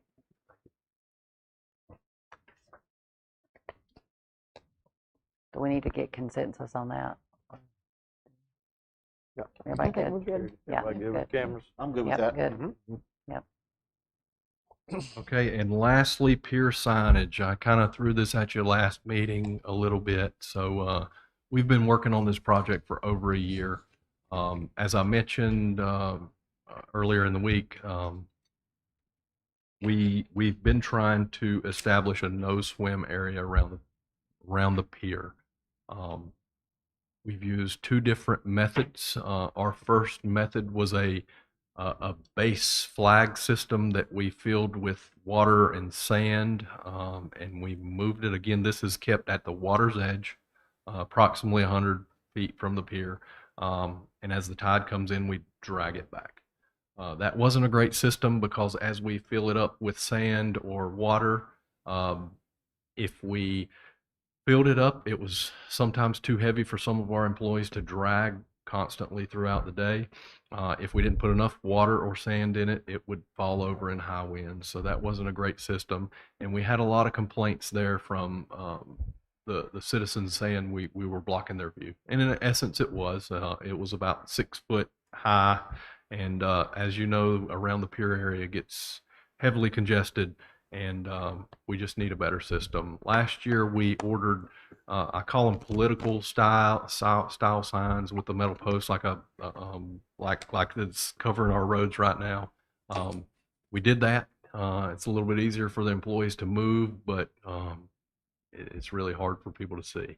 So we've went back and forth with what we could do to make this number one, make our citizens and visitors see, make it clear, and so we came up with this. And this took a lot of work. I definitely got to thank Kerry White, because he's dealing with CAMA, dealing with all the different agencies he has to do. So we really wanted to make sure we could have approval to do it before we brought it to you guys. On top of this, if you've ever heard of the Jack Hilbig Memorial Foundation, they're a local 501c3. Their mission is to prevent drowning. Captain Brown and I have met with them a couple of times, and they've partnered with Oak Island. They've did water safety boards and things at some various beaches. They've agreed to donate us $2,000 on this project if we choose to go, if we agree to putting their logo on this sign. But they're a great group. And along with this pricing, we need an additional $500 for the marine grade 6x6 post. One of the agencies makes us have the little stronger post, a little more for that. Public Works to install. So the total cost of this project is $37.87, and that's not including the donation if we so choose for that. This would be performed by the local sign shop in Chaloke, and that's a little kind of what we came up with design wise. Obviously, all of that's up for interpretation. Our big concern is a large red flag swimmer and the words "no swimming." That's really what we want to see on the flag, so or on the sign. The sign dimensions, so everything you see on the screen there, it's got to be 8 feet in the ground. It's going to be 7 feet to the bottom of the sign, and then the actual sign is 5 by 3. So it's rather large, but we thought getting it up in the air would create less problems there, getting as high as we can. But that's kind of the design we came up with, just to make it a little more visually appealing. That would be placed 100 feet east and west of the pier, and it would be wet during high tide. So we want to get it as low as possible to the actual waves as we can. So we can give them a fine. I thought Monday night you said that we couldn't enforce, that not we, but you all couldn't enforce. So, but we can give them a $50 fine. We can. It's currently in our ordinance. It's 50, and that's just a sample that where they put it up there. I don't know if that's something we want to do or not, but we have an ordinance. We can issue a citation for $50 if somebody swims within that. Have That's you an ever ordinance. issued one? The I fire have not. department? No, Has the I fire have not. department ever issued one at all? We just adopted this 2 years ago, I think, something like that. I'm here's Mr. the Arnold. sign. Did you ask about could they enforce somebody being out in the water Monday night? I don't think I did. Maybe I did. Yeah. And what I think what you were referring to is we when I say we, the police department can issue a citation for swimming here to sign. So our ordinance reads here to sign. But I think I don't want to put words in your mouth, but if it's a red flag day, we can't say, "Hey, get out of the water." Yeah, that's what I asked. Yeah, we yeah, can't. yeah. I think Yeah, that's that where was you it. were going. We can. I'm assuming we can make them get out of the water for that, or we do. So when they're swimming within our signs, we do blow our whistle and make them move. So regardless of what color the sign is, regardless of what color the flag is, Regardless. if you tell them to come out based on that sign, that's when you give them a $50 fine. Again, we've never done that, but we could legally. There's an ordinance there that they could be charged. The fire could give it. No. Fire can't give Police it. would have to give it. That Yeah. would- And we're not going to have police stationed on the beach because they're going to be our ambassadors by the presentation. So really, no one's going to be on the strand to write a ticket. That's right. So why put it on a sign? That's Town not- ordinances, I'm sorry to interrupt, Ms. Bachelor, Yeah. but town ordinances could be written by any town employee. Okay. Typically, the Okay. police department do all the enforcement, but Yeah. technically, Yeah. But are we Thank gonna give them a fine? If we're not gonna give them a fine, Why do it, this? we either need to give everybody a fine or nobody a fine. I mean, we go picking and choosing. Yeah. No, That- my mindset was just not so much as giving a ticket. You know, I can't say next summer that, you know, we won't have to call the police. You know, typically our people, once we blow the whistle, they move.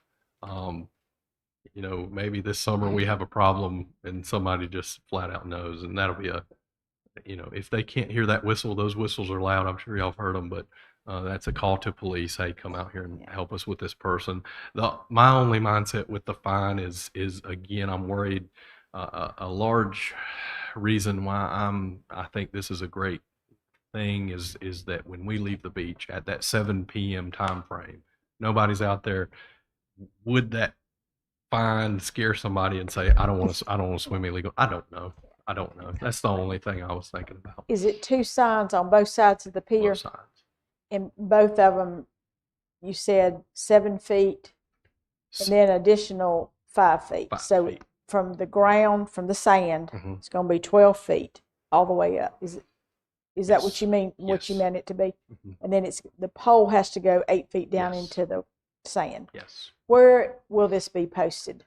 So it's about, it's hard to tell you where that's at. It would be 160 feet from the pier house.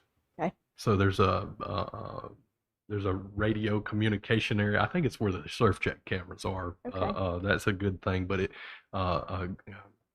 it's wet when it's high tide. Okay. It's in the water, so it's as far as we can possibly make it. And then your flags you'll still have the flags there. We will still have our flags in all the current places. We're still, this doesn't fix when it's super low tide. That's there's still going to be some distance between this sign and the water edge. So, you know, if you think of a swimmer that's swimming chest deep in the water, I'd still like to put something by the water. We'll probably try something else. But the more rip current signs we can get, the better. Lots of little yard sale signs that y'all moved 550 times last year. Not those. Since you presented this to us Monday night, Mhm. I don't know if you all got calls or emails, but I've gotten several Yep. About sign. about the signs that we have too many signs out there already. That it's been a whole host of responses that there are too many signs out there already. How is anybody ever going to notice this sign? Well, I guess since it's so big, they will notice it.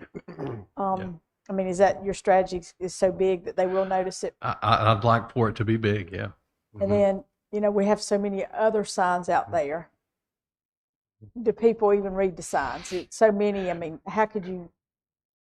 I walked on the beach yesterday just to see how many signs were out there, and I got tired of reading everything. Mhm. So many Mhm. signs out there.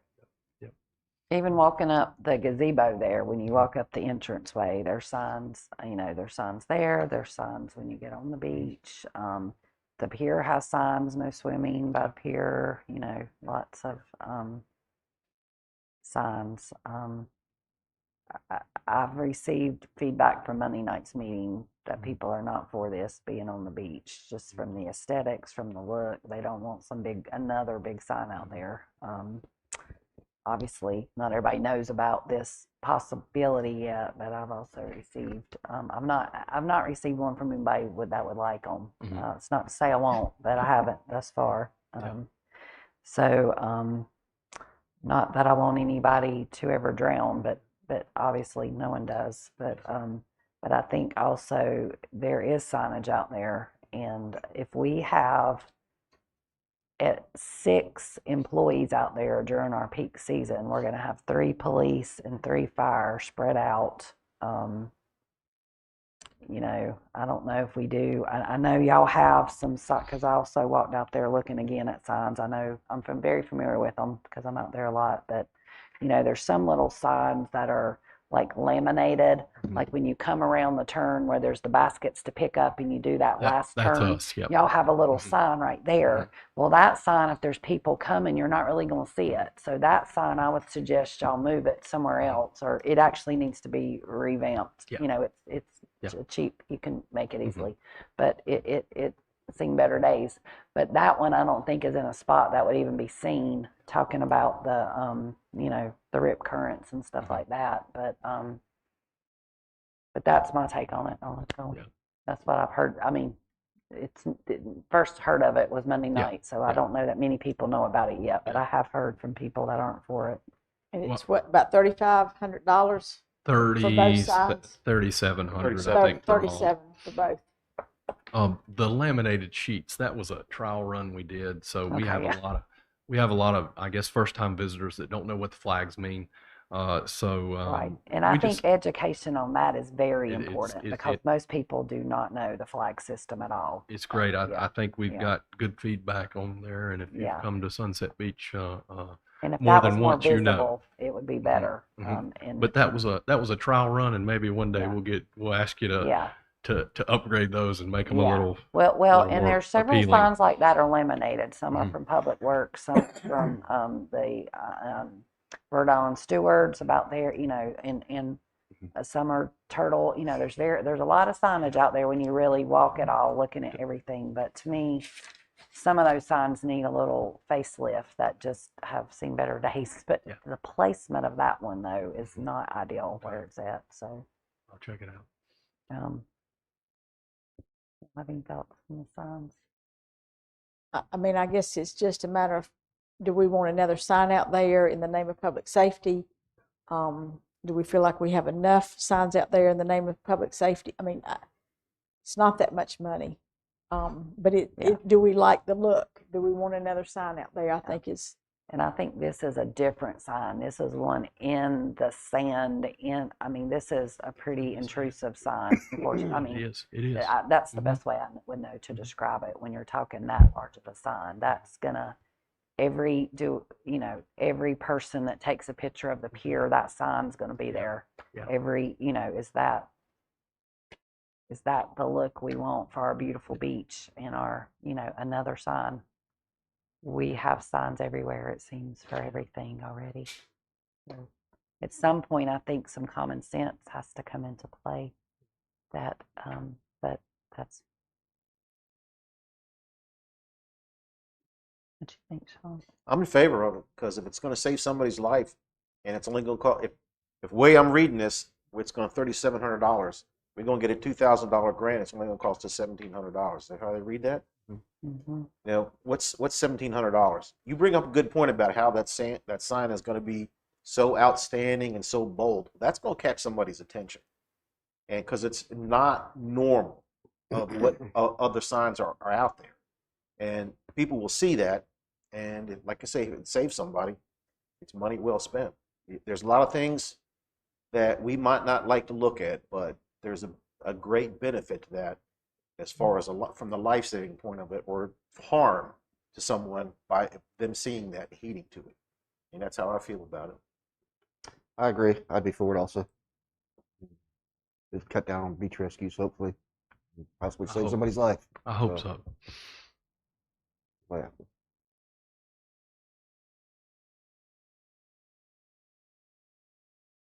Y'all want to hear what I got to say? Yeah. Y'all, I'm the one that told him to look into Of it. course we do. Because I go out there all the time. I'm out there a good bit, and it's constantly people getting in there. And I've seen kids. It's big. My biggest. I mean, adults are supposed to know better, but kids get out there and get caught up. And I've seen them get thrown up against those things and get cut up, and that's not a good thing. And the last 2 years, what I've seen out there, like I said, they had the ones that were weighted down. That was ridiculous. I mean, it was constantly moving. Mm-hmm. And then the ones last year was just, I don't know who come up with that idea. It looked like yard sale signs. It wasn't even It running was for me. That office was me. signs. They were terrible, but it's constantly moving. And then they would have to move them up because of the tide, and you couldn't even see it. It was like sitting in front of a person there, and that was the only thing. I guess in the name of safety, we should do it. Is there a way that we can look at the Narrow signs? it, maybe making the sign smaller. Not as, but I'm talking about in the, what was it, 3x5, so it's 5 high, 3, That's right? Right. That's right.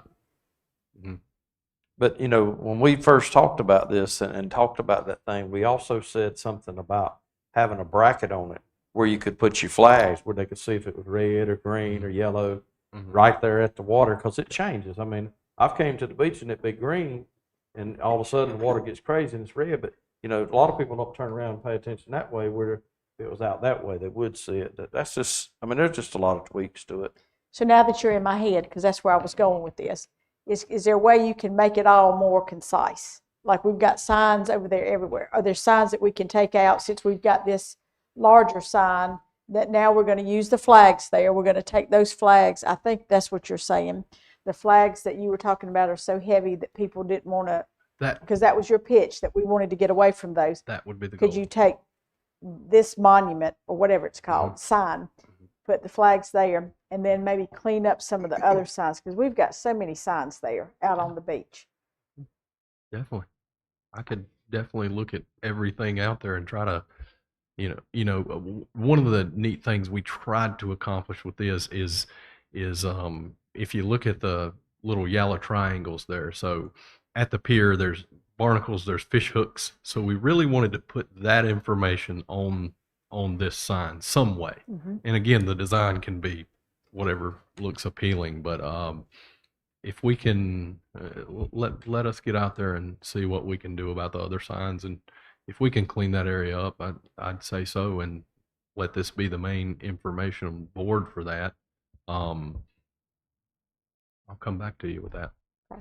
Just one other thing, Richard, and you all do what you want to do, but I'm looking at that sign right now, and we all know that it's a $50 fine. And there's people that come to this beach and they don't know what every fine is or anything like that. But do we really have to have it say that it's a $50 fine? And if we just, what if we had something along the lines of like a life safety hazard or something like that? So that would kind of grab their attention. You do what you think you need to do as far as that situation. I'm just throwing an idea out to you. You're the expert. But I think if we try to explain something on there that how dangerous it is or something along that lines, I mean, that's up to you. Yeah, any of that. Our goal was to put the swimmer. So if we've got the swimmer with the line through it, if a person can't, if we needed to get a different language on there, that takes care of that. The fine definitely doesn't have to be on there. That was just a thought process. But I like what you're saying. Yeah, a life safety hazard. That's what we want to get across. That's what we want to get across. This is a bad idea to swim here. Go somewhere else. Go down the beach. I always ordered train horns.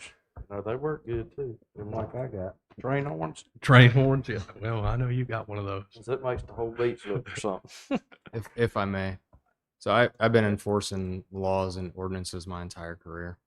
And if we have something that's unique to the area that somebody coming from, say, Ohio doesn't realize that, I can't have glass on the beach. First thing that happens when an enforcement officer goes to that person, well, where's it posted?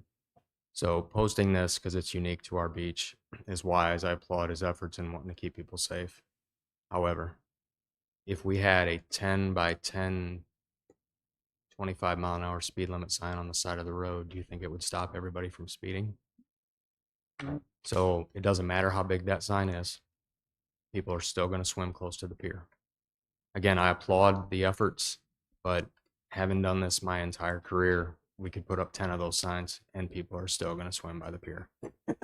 We save one person from swimming by the pier, like Mr. Arnold said, it's a low investment to save somebody's life, but at the end of the day, you're still going to be blowing your whistle. And Chief, you bring up a good point about after 7 o'clock. We really don't have anybody there, and it wasn't last year, but the previous year, there were some young adults came down towards the end of the Easter season, and the weather was nice, and they went down and got in the water, and they more or less ended right up over there. And I was, trying to motion them to kind of get away from it. One of their friends come over and asked me what was going on. He told me mind my own business. I said, hey, listen, if you get on those barnacles, you're in deep trouble. That's right. And the help will be a little bit of while getting here to help you out. So,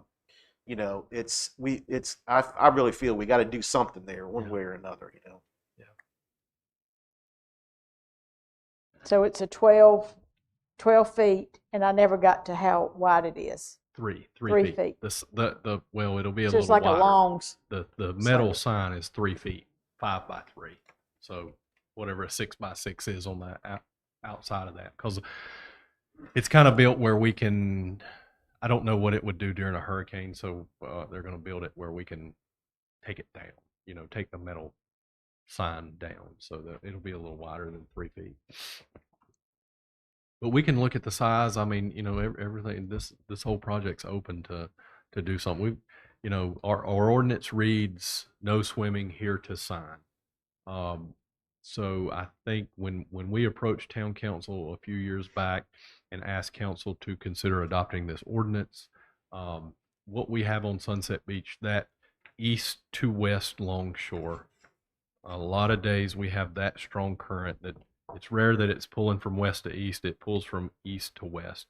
So we asked council to adopt that because we wanted to not say, you know, on some of those days where we have that severe current, we really like to move that down to 150 feet, things like that. This wouldn't allow us to do that, but it gives us signage that hopefully everybody can see. But we can definitely revamp it if that's something. and we know what the sign ordinance for our town is, that this is in compliant with the size of a sign. We've got to be in compliant with our own laws. I'm going to lean on somebody else for that. Well, just check it, just check it out. We don't need to know that today, but Okay. unless we do we know Sure. today? That Okay, would be Carrie. okay, just want to make sure that it's in compliance with our own laws, rules. So what I'm hearing, I'll go back to the beach. We'll look around, kind of take that into consideration. Then next meeting, I'll bring that back up. Thank you. That should be all from you today, correct? Yes, sir. All right, we appreciate you. Thank you. Thank Thank y'all. you. Thank you. Thank you. Thank you Moving both. on to the police side Thank- next.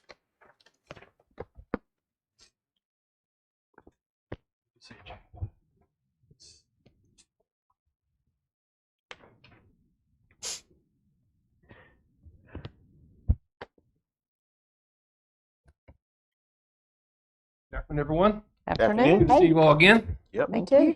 Thanks. Don't mind. We'll just jump right in. Sounds good. This slide is our capital apparatus replacement plan. And if you notice, we're trying to replace 3 patrol units this year and 1 UTV for beach patrol operations. When we implemented the take-home car program in 2018, I think it was, we projected that our cars would have a 5-year lifespan. What we've learned through the last 8 years is that we're getting about 7 years. So it's going better than anticipated, which puts us expecting to replace 3 patrol cars yearly. We have 20 sworn officers. We like to keep 1 spare car for part-timers or when vehicles are down for maintenance or things of that nature. So the 3 that you're looking to replace are 2017 vehicles. Yes, ma'am. So they're 8, 9 years old. Yes, ma'am. We've added personnel since then, and what's happened is we've not gotten vehicles with the personnel, so we've had to drag the cars out a little longer than anticipated. The first 2 we want to replace are Ford Explorer UTVs, like you commonly see our guys driving. This would be marked units. They are $47,000 to purchase on the state contract. And then we have to upfit those vehicles with decals, lights, sirens, cages, weapons, mounting systems, things of that nature. That totals about $19,500 per vehicle. That is the first 2. The next vehicle will be a Dodge Durango that will go to one of our detectives. It'll be an unmarked vehicle. It's a little cheaper to buy. It's about $44,000 state contract price. And the upfitting for that vehicle is only, I shouldn't say only, but it's $15,000. These vehicles do not have prisoner transport cages. They don't have the striping, They just have less equipment for detective use. So the Durango is for the detective. Yes, ma'am. Okay. I was going to ask you what the difference was. Yeah, that's the difference. There'd be 2 marked units for patrol, and then this will be for our detective sergeant, actually. Can we go back to the life of the vehicles? I had asked you about that. They're 8 or 9 years old. Yes, ma'am. Because, when we went to the program for you all to take the vehicle home, it was that they would be properly maintained, better maintained. You would take more ownership in the vehicle. So that did work. If it was regularly going to be 7 years, and now we've extended it to 8 or 9 years, that has proven that program does work. Well, the initial anticipation was 5 years. Okay. It was 5 years. And the program has just worked better than anticipated. Okay. We have a lot of people that ask about that. So Yes, ma'am. there's the answer. It does help to maintain you all to take it home. You take more ownership of the vehicle. Yeah, and if I can add too, for the detectives, they don't patrol as frequently as the patrol officers do. So even the 7-year expectation out of a detective's vehicle or a vehicle like mine as the chief, I can easily get more than 7 years out of that. Since we started our code compliance program, I asked the fire department what their life expectancy was of their UTVs, and they were about 3 years with the salt, the sand, and things. The frames rust, and they take a lot of abuse out there. But last year actually, we had a John Deere Gator that had to be removed for service due to a mechanical failure. Transmission went out. I think it was $4,000 or something to repair it, and it was deemed that it just wasn't cost effective. The repair was more than the vehicle was worth.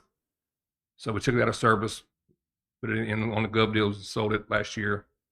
And this vehicle here will be to replace that. With the new program that we have for code compliance, we're moving from a different what we did last year. Yes, ma'am. We still need this vehicle. Yes, ma'am.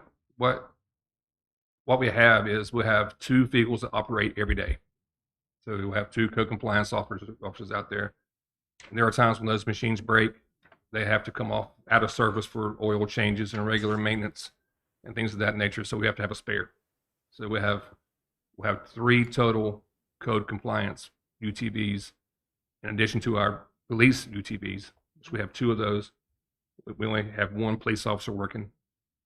But those police UTVs can't be used by our code compliance personnel because they have blue lights. They say police on them, things of that nature. So we have to keep those two separate. And where are we going to store this? Well, that's been worked out between the chief and the fire chief. Okay, so there's room for this one too. I know we talked about the current ones. Yes, ma'am. We keep 1 here in our little right. our garage, Okay. and then we'll have our other 4 down at Station 1. So y'all are going to have 5 total. We'll have 5 total. Okay. Yes, ma'am. And since we're not going to be using those on the beach much, we need to keep the 2 for just police, not the code compliance police. Yes, ma'am. This because Right? we are going to need them, and then Okay. the one's going to go down for, let's say, for maintenance or breakdowns and things of that nature. Okay. So we need 1 for when those occurrences happen. So we're going to have 2 primaries and 1 spare. For code compliance, and then we'll Right. have one primary and 1 spare for police operations. Yes. Mhm. And one of our police ones is a 2018. So we're getting, again, this is just projections on our replacement plan. Most of our equipment is outlasting that. So and as a police department, we don't just replace the equipment because it says it's time. We replace it when it needs to be replaced. Well, I think you've taken good care of things. I support your 3. Yes. Do too. Yep. Okay. So I do too. Yep. Yeah. We're good on the 3 vehicles. yes, Yeah. sir. And then the UTV. Yes, sir. Our in-car computers, or NDTs, this whole thing has been a mess since we started with these. the last time we were given MDTs, they were refurbished units that were outdated nearly then. Some of them had backlit keys, some of them didn't. Some had GPS, some didn't. Some were touchscreen, some weren't. And it just didn't feel what we needed as a police department to keep our officers functional and safe. Right? This is something they use while they're driving, so they need to have the functionality, backlit keys for night shift, touchscreen for our CAD system. They can put themselves on scenes or in service or in route, things of that nature. They can do that with a touch of a button on the screen. And to have that is very important. But mostly the ones we have now are so outdated that they won't be able to be updated anymore. So they won't be able to operate the systems that we need to operate to function as a police officer. Does anybody have one of these already in their vehicle, or are we just revamping all of them? It'd be all of them. So any training that we need for this, or is it pretty much just get on there and go? It'd be get on there and go. The only problem with when we get them, we'll have to have Alan put the programs on there, our windows from the town and things of that nature. That he'll get them booted up for us, so to speak, and then we'll assign them, and then the guys can go to work with them. So it may be a little bit more than the $61,000 for his labor. For his labor, yes, ma'am. Another thing on these, I've spoken to Alan and to the provider that we've gone with here. These are state contract prices on the MDTs. This provider has told us that if we don't order these by May 31st, that the prices are going to go up. The RAM apparently has gone up. That is in these things to put them together. And so this price can only be guaranteed through May.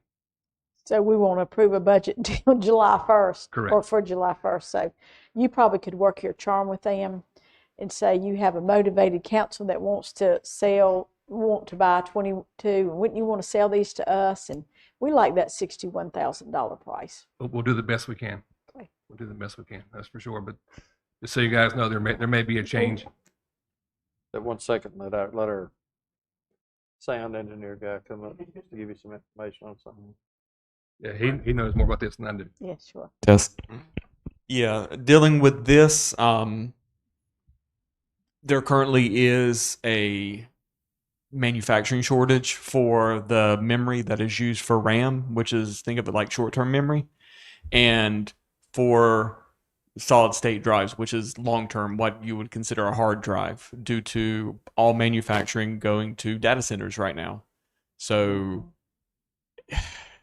I told the police department that they should probably try to get these laptops yesterday. Like, this is a now or never type of thing, because the price is only going to go up. And we're talking about like something that cost $100 a couple months ago is now going for $600 now. So whatever lower price you can get, because basically you're buying already manufactured stock, but once that is gone, it's not to do fear mongering or anything, but the whole computer tech field right now is pretty worried as far as like who's going to get a new computer, who can afford a new computer. Is everybody having their own desktop computer even going to be something in the future, as the way it looks right now? So yes, police department, their computers are old. We don't even want to get into why they're old and everything, but whatever they can do to get it replaced and get it replaced now would be for the best interest, because it's kind of like a now or never type of ordeal. So if they can't lock them into those, if those prices are going to expire, like, I know it's a lot, and like I said, I don't profit from this at all, because I'm not even doing the laptops as far as selling them. It needs to be done. Yeah, that's it. I don't know if and Alan, you probably don't know the answer to this, but I know in previous budget years we've sent letters of intent when the council has, I guess, had a consensus that we were going to make a purchase, and then the letter of intent did not obligate us if the budget would change due to circumstances. So I don't know if that would be something that we could do, or if this is, I You know, I inquired don't- about that, and the answer I got was is that the distributor might would accept that, but the manufacturer's not gonna accept it. So I guess two options here, right? We can look at it and roll the dice and see what happens in July, or potentially looking You- to spend the money. We may want to do a budget amendment and do it now. I don't know. Do you have money in your budget now to do it with No, the ma'am. savings of anything? Any money at all for a down payment? We may could do a down payment. I'd have to look at our equipment line and do some numbers, but it would definitely take a budget amendment to make it happen. Have you checked with finance to see if there's any money anywhere that can be used for that? I mean, I was looking for Okay. guidance today before I made any bigger Yeah. moves. Well, we think- got two issues. So we can look at buying it today, or not today, but before the next fiscal year. But we need to know how much money is projected to be left over in your budget. And then, as you say, roll the dice to see what it will be. But we don't need to be handcuffed, no pun intended, but handcuffed that it may go up. And we don't have the money now. We can't say, well, we're going to buy it now, because it might go up $10,000. But I guess option 3 would be is that we approve the 61,000, we buy as many as we can in July, and then complete that number a year later. I think there's another option. So our budget could absorb some of this now. It would take, since this is a capital and something that we didn't budget for, and it's a capital purchase, you'd have to approve the purchase, and we may be able to do a budget amendment out of personnel, because we've been down 2 officers for a little while now. So the money that we've saved in not having to pay those 2 salaries as we still continue to do backgrounds, and we actually just had one of those positions start today. We still have a second vacancy. There may be money in that personnel line, which we can't spend personnel money for equipment. With a budget amendment, we could transfer from that line to an equipment line to make this purchase. So that might be something, if you would agree to that. That would be a good option. Yeah, And then this very good. 61,000 that we're looking at here, we could put that into the roads, or to Correct. the stormwater. You wouldn't need issues. it in the Right. FY27 That's budget. right. Yeah. So if, Do some research on that and come back to you next Great. meeting. and we'd see still what have we can time. do. Yeah. Great, thank you. Sounds So we good. can do I'm that. good with that. Yep, sounds good. Okay. So we'll have more answers than questions next meeting. Okay, this is something that I feel pretty passionate about, is employee wellness program. Something that Chief Claymore instituted last year was he had every employee for the police department go through a mental health screening with a company. We weren't real excited about the results of that, so we're looking for other options this year. And this is what I come up with. It's Sharp Performance. It's an app-based virtual life coaching platform. It's they call themselves Sub Therapeutic. So it's what it is. It's life coaches that you can access through this app that or have expertise in across the board, right? So they aren't. It's a mental health platform. They have that there's that element to it, but it also encompasses diet, nutrition. If you want to, there's leadership development aspect to it, even faith and spirituality. But the mental health aspect of our job is it's exhausting, right? The things that we see, the stress we're under for whatever it may be, and there's a stigma around that in our profession that getting help is a sign of weakness, or it's frowned upon amongst some people. So the thought behind this is that you'll have access to those types of help, that type of help,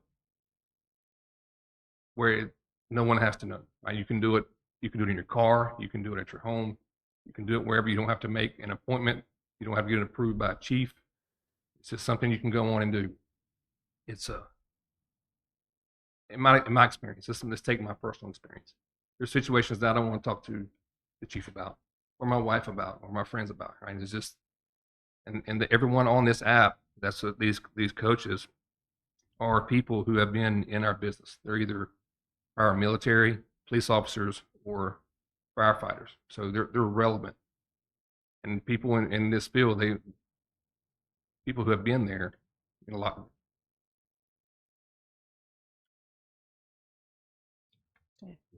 Well, we know it's tough, and we know you all see things, hear things, you smell things We do. that are, I mean, death, it stinks. And it's hard on your psyche. Are you saying the other program just wasn't as successful because our officers had to say, hey, I'm in this program, where this is more where it is confidential, Yes, ma'am. They and it gives them a resource that they can go to at any time that you all don't even know if they're using it or not? the last time that we did it was mandatory, so we knew everyone went. Right. This program, one person may never use it, one person may use it once a week. There's an unlimited amount of access to it. It's not you get one time a week or 2 times a week, or you want to talk about one topic or what it may be. It's unlimited access. What's the response from our staff? Do they want this? Did you- I don't think you'll ever get an honest response about something like this. Let me ask you something. I mean, that's as honest as I can be. Sure. I don't think that they'll ever say, "Yeah, I'm going to use that." You know? This program, this is for the program. It's not by how many policemen or nothing we have. No, sir. So this is something that we could also implement into our fire department. You could. Correct. This isn't a They could use This is that, a or actually anybody that's an employee here anybody in the town. would Yes, have sir. access to this. But no, this is a per police person and fire cost. would be a good. It's a per person cost. It is a per Okay. person Yes, cost. sir. Okay. And what our budget is for every full-time employee this for the is police just for department employees. and Okay, part-time. Yeah, Anybody who deals with that's fine. That's what I wanted. Our I didn't know if it So was how just many a total thing. people? How many I think I total? budgeted for 24. 24, okay. So I might have misunderstood you. Is it 24 times 8,500 or No, sir. 8,500 for all 24? For total. Okay, Right. great. And then numbers might be a little loose, but I have the quote. I can show you guys. Or get to you. That's okay. That's fine. If all 24 of your officers don't use it, would they allow another department to use those 24 slots? No, ma'am. Okay. It'd be for my people, and I would offer it to them, and they're going to download it. Right? If they use it, it's up to them. Okay. The app does not report to us who used it. Right? It doesn't say Stan signed in and got a coaching on this topic, but we can see there was 30 coaches Mhm. or whatever it was. So we'll be able to gauge usage to see if it's worth doing again next year. Yeah, so say this is yearly cost, so it's be something that you'd be looking at next year if you had usage of it. Yeah, If it just did, like it'd be last something year's thing. discontinued. This is something we would try to implement and gauge its success. And if last year's idea was not a success, so we're hoping that this will be. Well, we hear so often mental health of folks, and this would be our position, that we do care about their mental health. Well, that and the diet, nutrition, the leadership aspect. We can always do help with our diet, nutrition. Right? I mean, that's there's a lot of things got a lot of legs and a lot of opportunities to help people in different ways. The program we did last year, we budgeted, I think it was $350 a person. So I just did some quick math, $8,400. And then I think we budgeted $10,000 to $12,000 with the anticipation that 1 or 2 people were going to need a follow-up. Mhm. Not one person needed a follow-up based on the screening that was done by the doctor. So there was a clinician that screened everybody from me on down. And I wasn't happy with the questions that were asked when I did mine, and we made everybody do it. Mhm. So, when you talk about mental health, or you talk about as a person fit for duty, to a police officer, that can be a death sentence, so to speak, because fit for duty means, all right, they're checking to see if I can continue to get paid and feed my family. As the assistant chief said, we have a way to gauge this, not by who you talk to or what you talked about, but how many times it was used as a whole. And if we see out of 24 people, it was used 6 times, right? Maybe we know next year we're not going to renew it or look for something different, but I think it's important to at least provide it.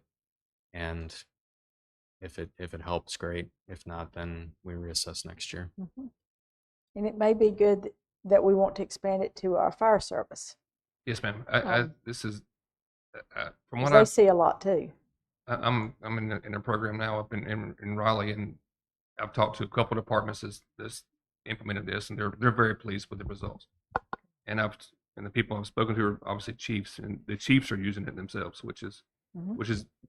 testimony to how good it is. And it's not just the new guy, you know. It's being beneficial all the way through the ranks. It sounds like a very worthy thing for us to invest dollars in. I feel like it is. 100%. Agree. Yeah. Okay. Next, this is a Bricata camera project. Phase 2 is an expansion of a program that Chief Claymore started last year, which is a camera replacement. We're our current provider.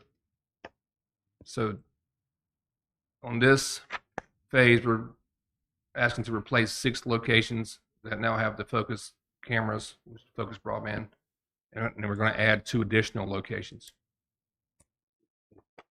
To do that, the equipment cost and licensing and all the equipment and shipping is $55,325, $32. The network materials will be an additional $2,212. For the total upfront cost for this year be $57,538. Now that license that we buy this year will be valid through up until 2030, and then that point it will be the license renewal will be $12,162, and that's a 3-year license. Okay, and that's for another 3-year license. The monthly FirstNet charges for the SIM card, these are run through Sailor data. So for each location, be $42 for a total of $4,032 per year, which will be added to our sales service lineup. So the purchase will be what, $57,500, and then an additional $4,000 for our Sailor service. If you upgraded the 6, how many more you got left after that? The upgrade. That's all. That's it?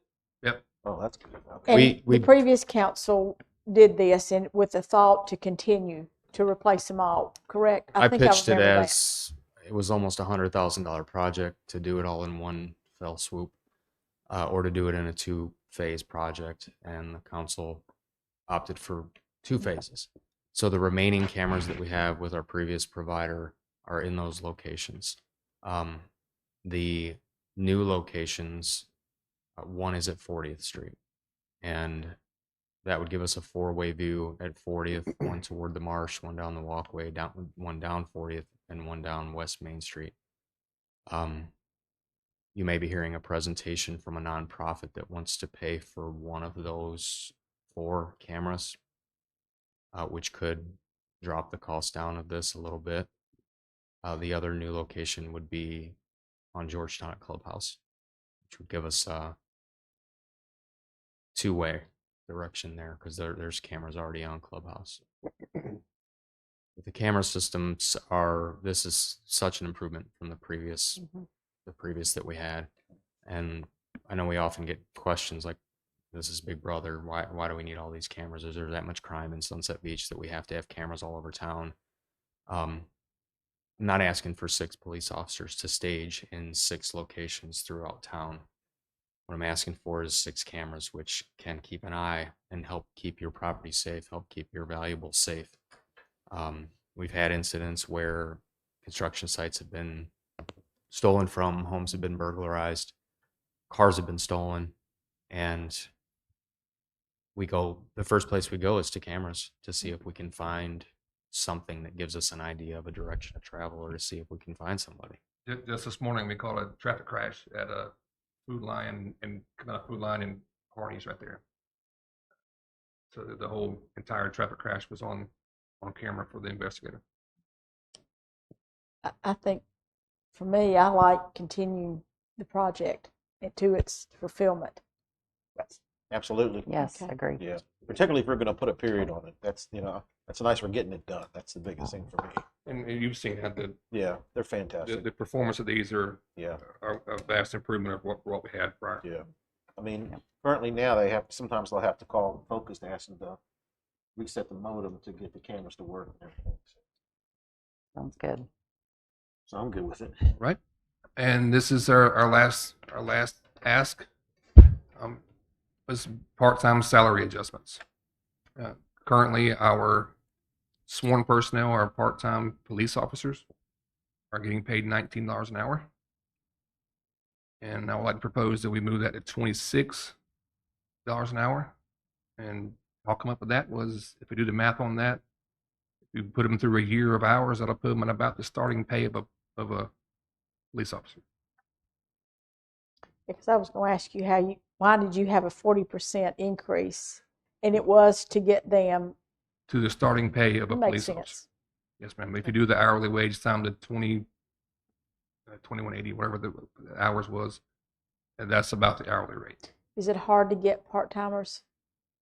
Yes, ma'am. It is. It's hard to get them to work. Some guys want to come get sworn in and say they work for Sunset Beach part-time, but they don't show up a lot sometimes. So we need to Need to entice them. and entice them. And the people we have a couple of guys who are retired from Charlotte, the Daves, Dave Evenson, Dave Cannon. They were instrumental in our program throughout the summer. One works the Beach Strand with Tracy, and one works concerts and markets. And without those guys, we would have overtime costs, and it'd be a great expense to the town to cover all the duties we have to have in the summer. They work the special events with us, and every hour they work is an hour that we want to pay someone else overtime for.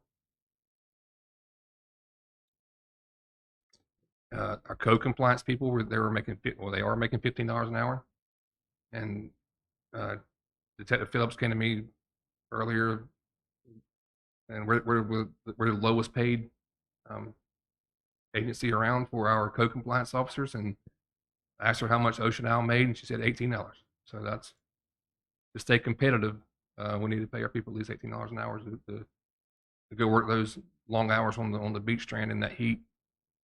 And again, those people play a vital role in the operation of this town, and I feel like they need to be paid for it.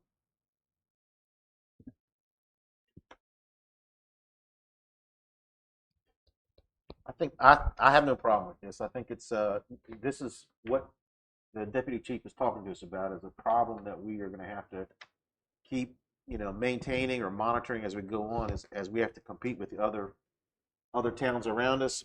And for us to kind of stay competitive, we're going to have to kind of go along, be in that same ballpark as far as what those other salaries are and everything. Not be exactly what it is, but be close to it. So it's just kind of like the cost of doing business is the way I look at it. And I feel like, and you can correct me if I'm wrong, that these wages were set by council years ago, and then as we got the COLA adjustments throughout time, these stay stagnant. So these have not been able to stay current with our cost of living adjustments, and I think this will get us more in line with where we need to be.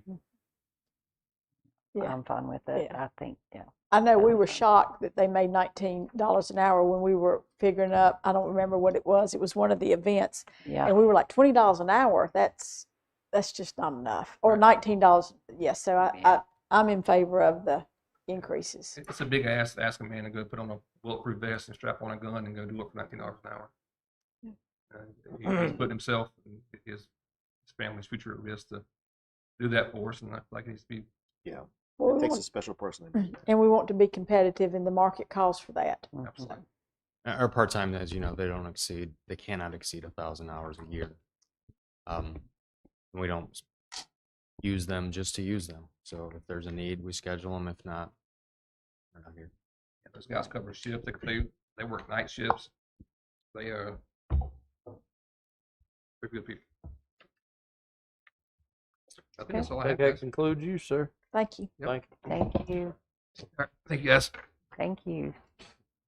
Next up, our last thing is the administration. Thank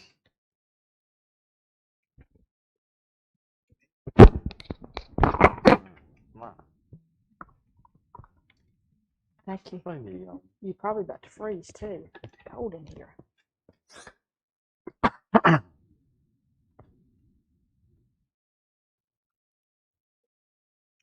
You can go ahead and start. I mean, it's just the base right now, so go ahead. She won't give it a second. All right, mine should be relatively painless, I'm hoping. All right, so from the administration standpoint, and understand I've only been in this position since December 8th, so I haven't had a full fiscal year to think of needs for the town as a whole. The new positions that have been discussed previously in council meetings is the code enforcement position, which a lot of these are, there's been some movement, some changes that these positions are going to be using funds that were previously allocated. For example, the project manager position, which we're not going to have going forward. The code enforcement position, the median range is 63,603. A planning director, we're advertising for a planning director and UDO administrator currently. We've set that at 115, and depending upon the applications we get, I don't know where we'll land on that, but I wouldn't expect that we would exceed that. We currently have a contract with some planners that do planning for the town, and I'm not sure on the number that we spent last year, but I believe that contract is not to exceed 107, 110, somewhere in there. 117. 117. 117. Okay. And then the 65,000 for the comprehensive land use plan for the Right. whole budget would be at 182,000. Okay.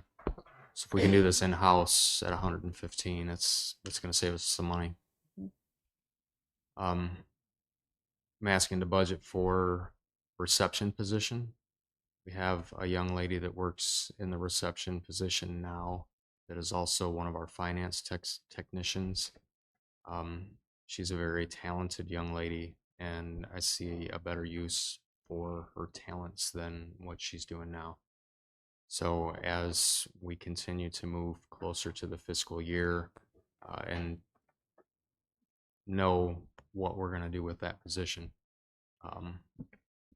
would like to have the council consider replacing that position so we can make better use of her talents.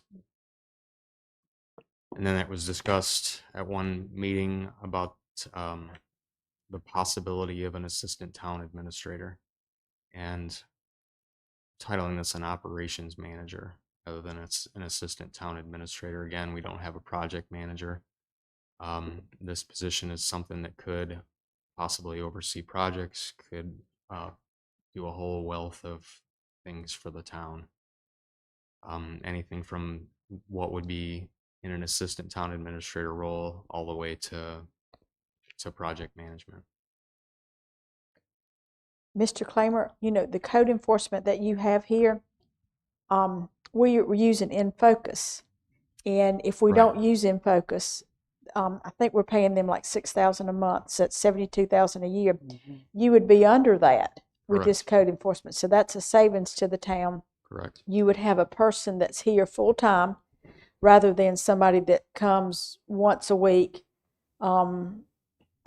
This is great. That's the one contract I forgot about. So Yeah. thank you for bringing that Yeah. up.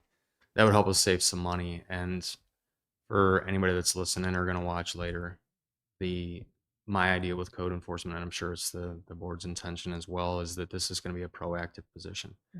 So we don't want to wait until somebody calls. When you get to that point where you're so upset with what's going on beside your house that you call, it might be so far out of control that it would take a long while to mitigate. So we're hoping that it can be more proactive to help beautify the town and keep it beautiful.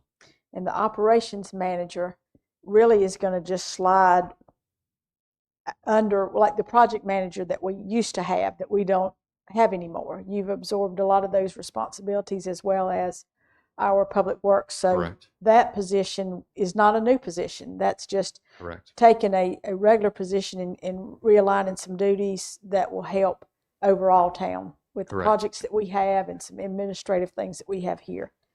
And then the planning director position, we talked about that. That's already in our budget as well. Right. So I misspoke when I said code enforcement would be, that cost might be absorbed by the project manager. That cost would be absorbed by eliminating the contract that we have with That's right. Focus. It would be the operations manager, where that position, that salary would be absorbed by the absence of the project management. So the only real new position would be the potential of the $45,000 administrative assistant. This is actually from the things that have moved here recently, from the salaries that have been vacated from those and going into that. We're actually going to come in under what we were paying already We with should. these new positions. Yeah, I mean, there definitely is there. Sure. Correct. So we are saving money and getting in-house full-time people. Correct. It's going to make a lot of difference. So, and the numbers look pretty good there. And what we know we've saved will be a difference. Any So- further questions on those No, positions? We're good on those. So when I call them new positions, they're not all new positions. Let No, me this is- clarify that. I should have put a different title on They're this vacant slide. positions. I'm kind of at the just time. reclassifying positions, Yes, if you That's will. right. All right, so the next slide does talk about reclassification. So my administrative assistant in the police department is classified currently under the pay scale as an administrative assistant. We looked at what actually she does comparatively to an actual administrative assistant, which you'll see on the next slide. But what we're asking is to reclassify her as a police operations administrator, move that to salary grade 12, which the starting point of grade 12 is 59,050. So it would be a line increase in my budget for personnel of only $5,490 to move to this new position. So the reclassification, as you'll see here, the responsibilities are far over what a typical administrative assistants do. Some of the things such as she's direct liaison for the State Bureau of Investigation, enters law enforcement records into the national database system for wanted people, missing people, people who have warrants. She's directly involved in law enforcement processes such as investigation, prosecutions. She handles all of our digital evidence, which is uploaded to the courts. It's more than just answering the phone and greeting people at the window. So that's why we feel the reclassification is important. There's certifications that she has to maintain just to be able to have access to these databases. She's currently working toward our audit with DCI to make sure that we haven't violated anything when we access these sensitive databases that give us person information. So I'm asking to have that position reclassified with salary grade number 12. We're good with that, I think. Yeah. That's, Everybody good with that? yeah, Okay, that's thank you. a bargain. Yeah. He's great. Some educational lines that I want to add for this budget year. We want to invest in our deputy town clerk so that she can become our town clerk by obtaining the training that's needed. Be a total ask of $8,500, which includes the year-long training. And when I say year-long, it's 4 times a week long each over the course of a year that would get her the education. Travel and lodging, because this is held in the Raleigh area, the $8,500 to that line. I'm asking for some additional training dollars in the educational line for administrative staff as a whole. As we develop our personnel, I guess the longer I stay as the interim town manager or administrator, I want to be sure that that I'm knowledgeable as well and that I'm serving the residents the best that I can. So we're asking for a bump there in that educational line for those things. The deputy town clerk, for her to get her municipal clerk certification. I spoke with the lady that's in charge of that, and I also wrote a reference letter. And Ms. Batchelor, I believe you echoed what I had done. Totally support that. I don't know that she's ever been given the opportunity before to get the municipal clerk certification. We're thrilled that you want to do that. I think you'll enjoy the camaraderie ship as well as the knowledge that you'll learn. And we are looking forward to you being our town clerk. So I support that. I do as well. You as well. Okay. Aye. Yeah. And then, of course, you have to have some training too. So I think we're sure. good with that. Okay, thank you. You're welcome. This next one is, I think this is a golden opportunity for the town. So if you're familiar with the SurfChex camera that's on the pier, it zooms, it turns, it zooms again, and then it gives you a three-way look, east and west on the beach strand, and then straight out the end of the pier out into the Atlantic Ocean. I talked with Chris at SurfChex about maybe doing something different where we could see some other parts of the town. And we talked about the pole that we have a camera on now that faces the bridge. It's as you go, it's just north of North Shore. It's kind of the last pole before you get to the bridge. That's a Sunset Beach pole. I've took screenshots of Google Earth to show where this pole's at. Showed it with Chris. Shared it with Chris at SurfChex. He's interested in putting cameras on that pole, along with a weather station. Those cameras will do the same function that you see on the pier, where they zoom and they turn. His objective is to capture the weather as it is over the ICW, and to capture the weather as it is over the Atlantic Ocean.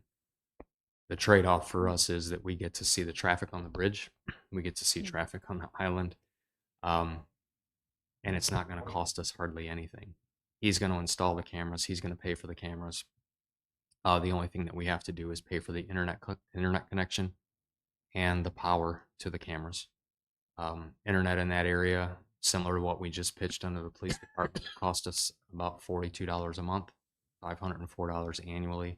Didn't know the cost of power until I heard Chief Childress talk about it in his Matt Sorrells talk about it in his presentation. Roughly $14 a month, I think, is what he said for power to a pole. So I think this is a good opportunity to increase our views of traffic and things going on the island at a very, very low cost. Yeah. And our commitment is just the connectivity. If something would change, then we'd figure out if he needs to remove the cameras or find a way to connect those himself.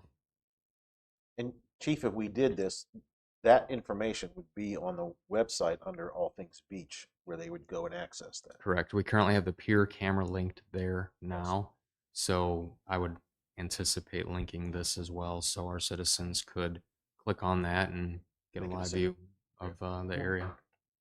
So we're given real-time data, and I think that's very beneficial to anybody wanting to come to the island. So I think it's an excellent idea. Mm-hmm. A lot of communities have that. Yeah. A lot of communities have that. Yeah. A lot of tourist towns have it, and I think this is great. Yeah. I know Chris is interested to see how this works out and what kind of traffic is generated to this camera.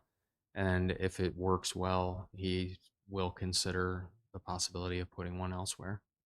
So we'll see how that goes. Great. Awesome. Projects that we have ongoing right now. The 904 corridor study is nearing a close, where that's going to be the study portion of that will be completed. And the town has a share that we invest in this study. And in talking with the architect today, the way the billing is, it's about 2 months behind. So they anticipate roughly $15,000 that we would likely owe in the fiscal year to finish out the billing for this project. I just received an invoice yesterday. I think it was for January. So they're a little bit behind on their billing. How much total have we paid for that study? Does anybody know? Yeah, it was on the invoice. I want to say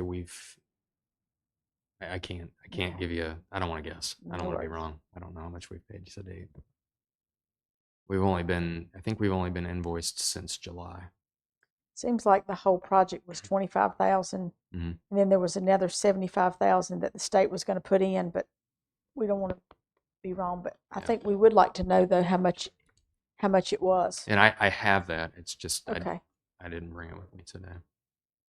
Another thing that this is just for discussion, the bike and pedestrian path, the multimodal path that we received a grant for that would run from our town park and connect with Calabash and Carolina Shores. Our match is $771,975 for that grant. When are we going to have to pay that money? Probably not for several years. But when we're thinking about CIP, capital improvement, this would probably be a good discussion to have to start putting some money aside if we're going to continue with this project. My understanding in speaking with the Calabash town administrator to get a little, because he's been intimately involved in this where I have not been, being new to this role, is that when DOT resurfaces those areas, when they resurface Shoreline Drive and they resurface Beach Drive, at that time, they would add that path. We wouldn't have to do any of the biddings, any of those sorts of things. DOT is going to handle all of that. All we got to do is write a check. It's going to be a lot easier on us from a project management standpoint. But it is, $750,000 investment. I think it's a great investment. It connects people to our town. It connects them to our park, and it keeps them off the roadway, and it keeps them safe if they want to bike or if they want to walk. We would want to, I think, strongly consider setting some money aside. What amount are you thinking? Half of it? Well, if we're not gonna have to commit to any money, perhaps for 3 years, I would say a third. A third? Yeah, I think a third would be wise. Yes. I think so too. Any other questions on either of the projects that I've got there?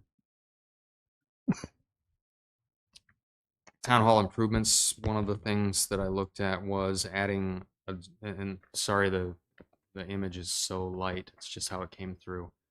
Adding a door and a partition as you come in building and inspections. As you know, that side of the building is now open. There's new signage that's going on the building that hasn't been delivered yet. But as we have traffic come through there's nothing to stop somebody from walking back to the employee area where the kitchen is, walking down the hall into council chambers or into the conference room where we often have staff meetings.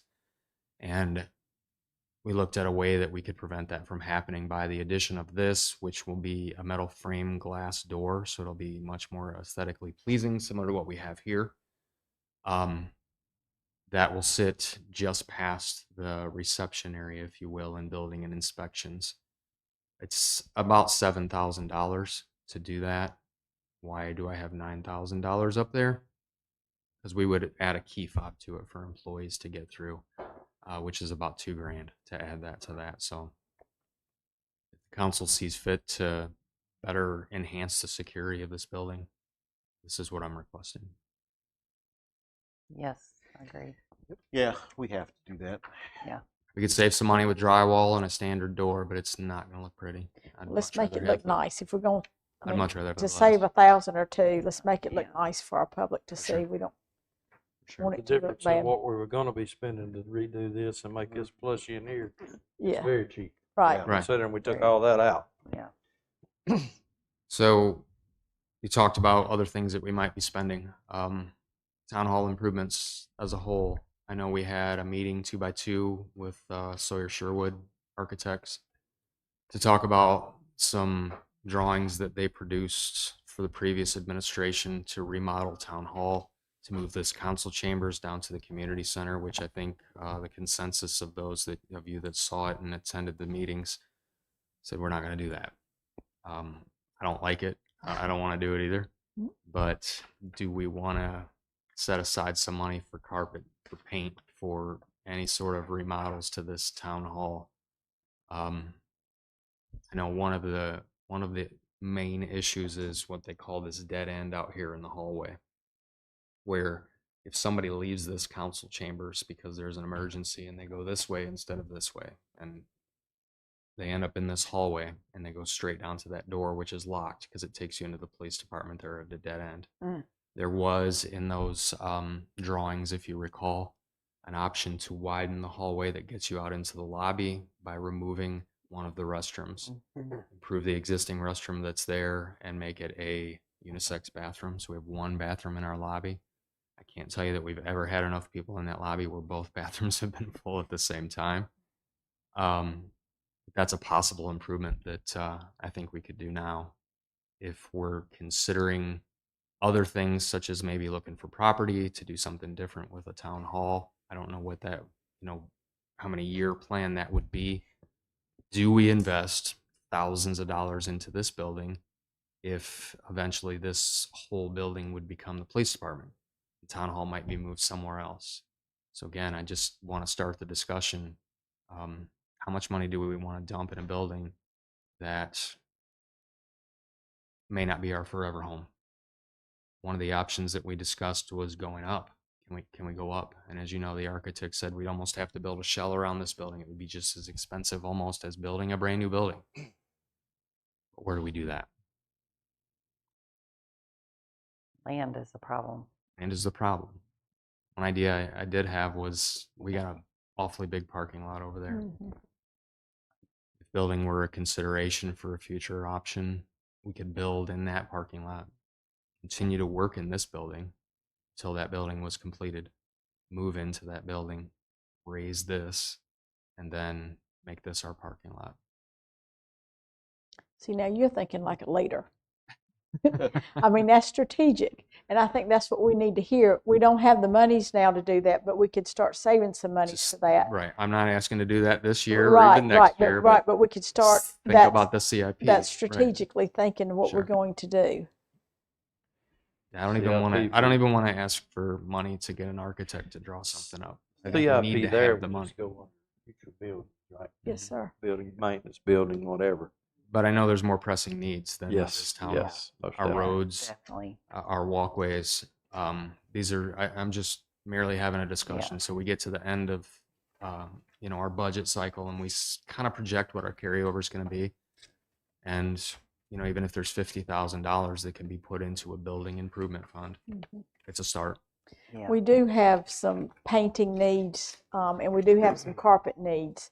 I mean, we have employees who don't have full carpet in their, I mean, it's been taken up, and there's nothing there but I don't even know what, the Yeah. base floor. Right, and there's a trip hazard, as you know, between Yeah, two we of need the that- we need offices that because of an fixed. expansion. Those seem to be inexpensive fixes rather than doing structural things. Agreed. But we do need a little bit of a facelift with the carpet and the walls needing some painting. And our painting for sure can be handled in-house now because we have that maintenance guy That's that we right. didn't in the past.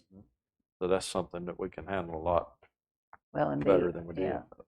And I agree with you, Ken, on where the bathroom part was taken out from the main lobby. If we were to do anything, that seemed like the most. How much It that would didn't seem cost. like it would be super expensive from what the architect said, but to me, if we had a price point on that, and then I agree, the carpet, some of the places, especially the flooring where that trip hazard is, and we had funds allocated for this year for some stuff here in the budget. So can that go ahead and be done this physical year, or not? I didn't know what your take was on that. I mean, that trip hazard to me needs to be fixed. And Yeah, and our maintenance employees have an option to fix that.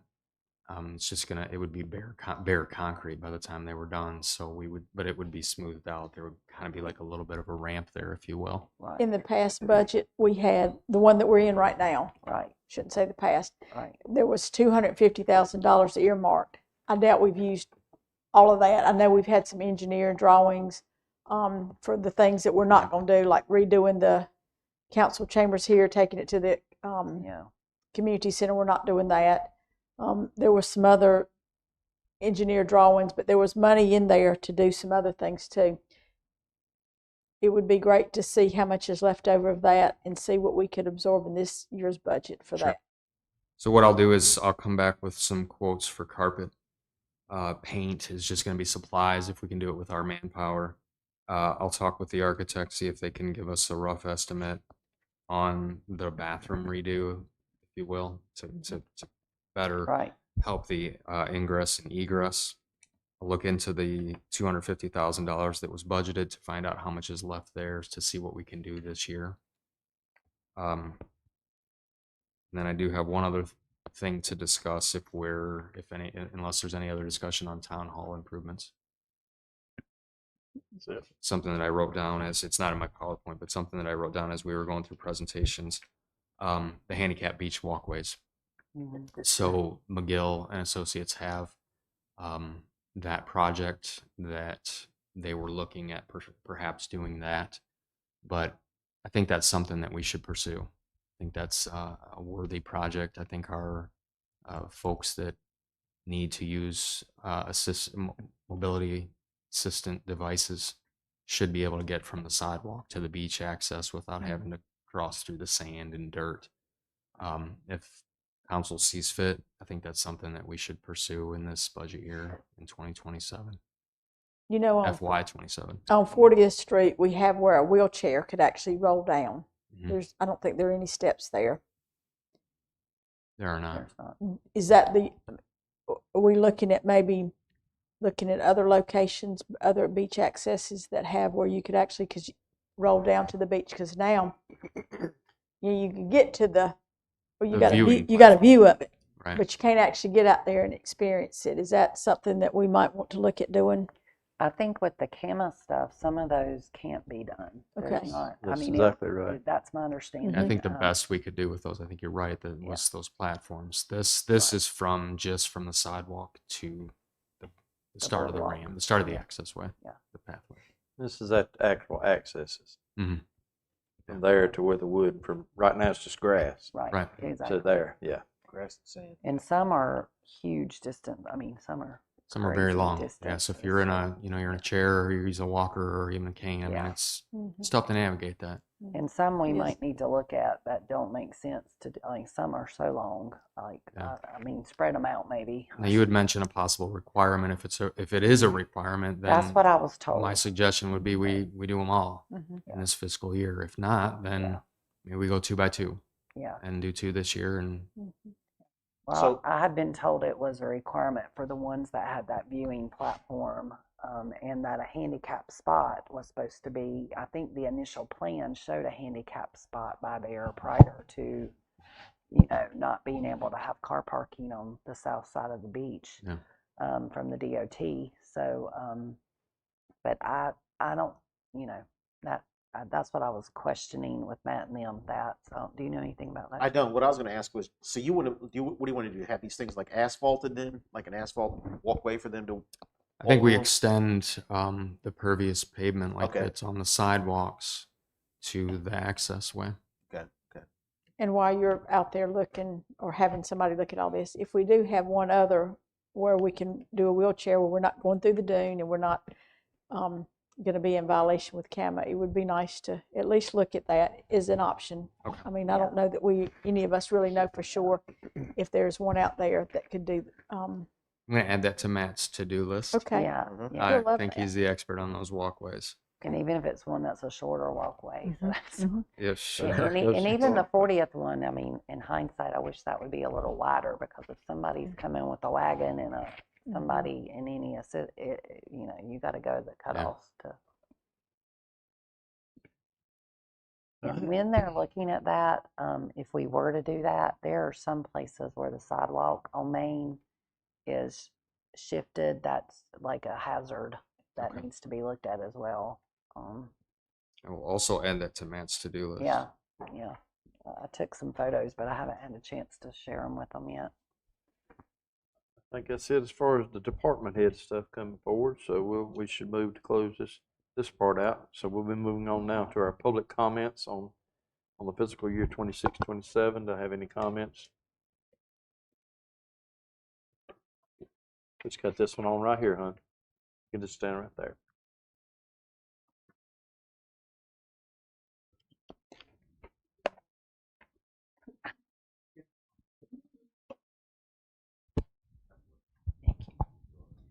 My name is Candace Sieben. I live at 611 Lakeshore Drive in Sunset Beach. And first off, I have to say, after sitting 4.5 hours watching you guys do this, I don't know how you do this.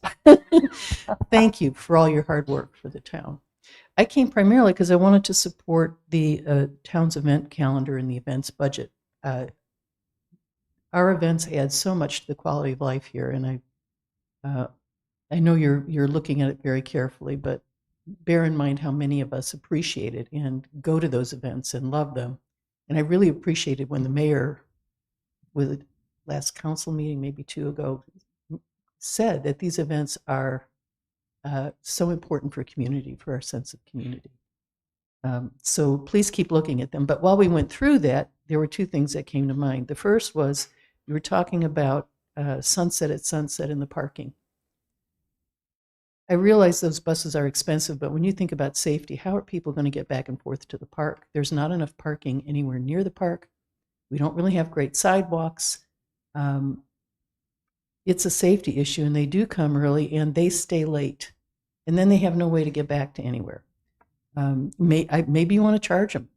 You know, you can go park over at the church or whatever and pay $1 to get on the bus. I don't know, but I think that's just so important for safety. The other thing was that in there, I think, was the talk about lighting in the park.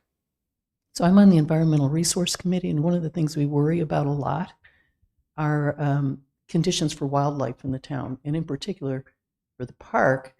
If you light that area close to the waterway, please consider the impact on shorebirds. Lighting along the waterway has a huge impact on their migration, on their ability to find resting spots as they migrate, on their ability to nest and to feed their young. So evaluate that before you make a determination. I think in the park itself, the lighting looks really pretty, and the tree canopy suppresses that from really radiating out much. But down at the waterfront, there's nothing there. What else was I going to say? Oh, then open my eyes up. Like you said, you thought everybody had that cart roll away. I had no idea the town paid for that. I used to go out there and think, gosh, that some company has kind of a nice business here. And I think Matt in his presentation said at least one of the beaches has a private company that does that. I'm glad that you're looking at what all of us are benefiting from. I wish somebody would come and roll my can back. And my neighbor's cans, they're both part-time. And like you said, you know, sometimes you have to ask your neighbor, and I don't ever mind to do that for them. But I hate paying for people who are making money on their rental property, and I'm paying for their trash can. And then mowing, I had no idea. I would love to have them come and mow my right away, because that's a big chunk. That's probably half my front yard.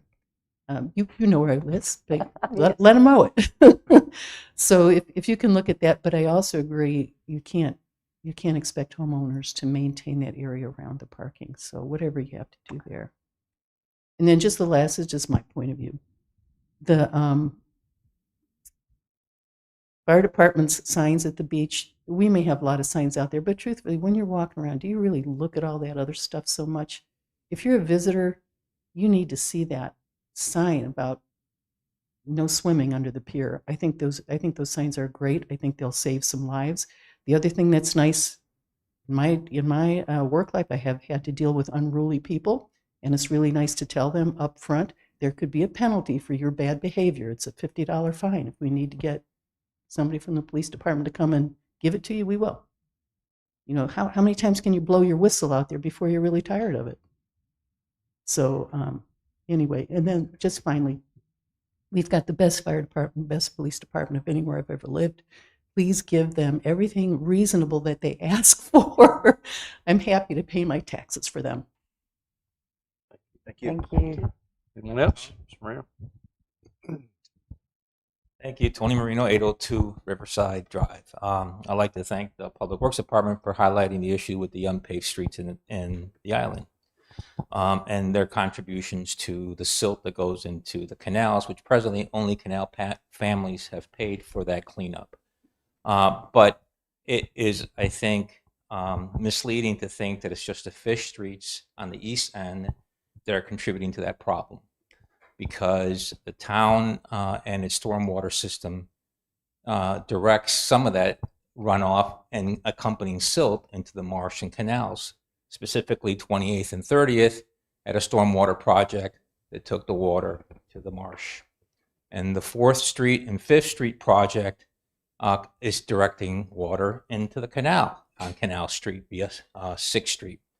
So I think it's a little bit misleading to think that it's just the fish streets that are the problem on the east end. The whole island is a problem with the unpaved streets and the damage they're doing to the environment.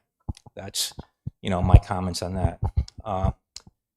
As it relates to how you look at the staffing for the town, and I appreciate this lady's comment about public safety, and I agree. I'm a big supporter of public safety, but as you look at staffing needs, I think you need to balance all the growth that's happening outside of our town, city limits, who don't directly pay taxes for our mutual aid that we render and our fire department and the capabilities that this town has in comparison to some of the adjoining towns.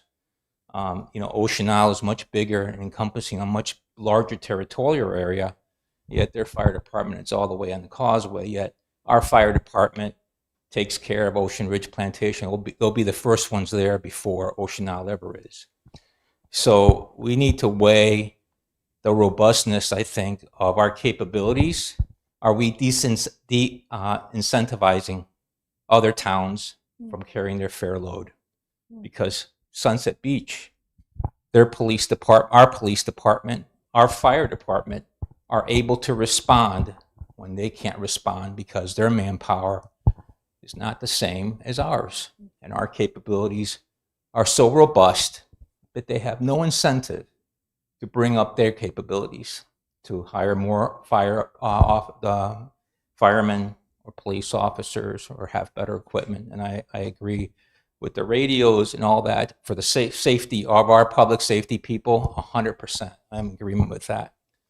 But we need to think about how we grow our staffing and how these other towns are benefiting with their tax revenue bases growing because they're growing regardless of the capabilities of what their town is. And it's, as I mentioned, Ocean Ridge Plantation, but you go up Ocean Isle Beach Boulevard and you got Del Webb's going to put thousands of homes there, and Pulte's building homes there, and another community's going on in the corner of Georgetown Road.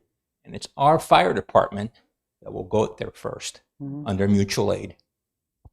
And so, what are we doing in that sense? How is that benefiting our taxpayers here? We will continue to see our taxes increase. We will not see our mill rate decrease like Ocean Isle decreased their mill rate because we are carrying a bigger load. So think about that. Ask those tough questions of our public safety people, which I was one, and we should be held accountable. And should we just think about, what are we doing for our community? What are we doing for the next community? What is that next community doing for itself? Thank you. Thank you. Thank you, Tony. Very good. Council has nothing else. Do I have a motion to adjourn? Motion to adjourn. Have a second? Second. Any more discussion? All in favor? Aye.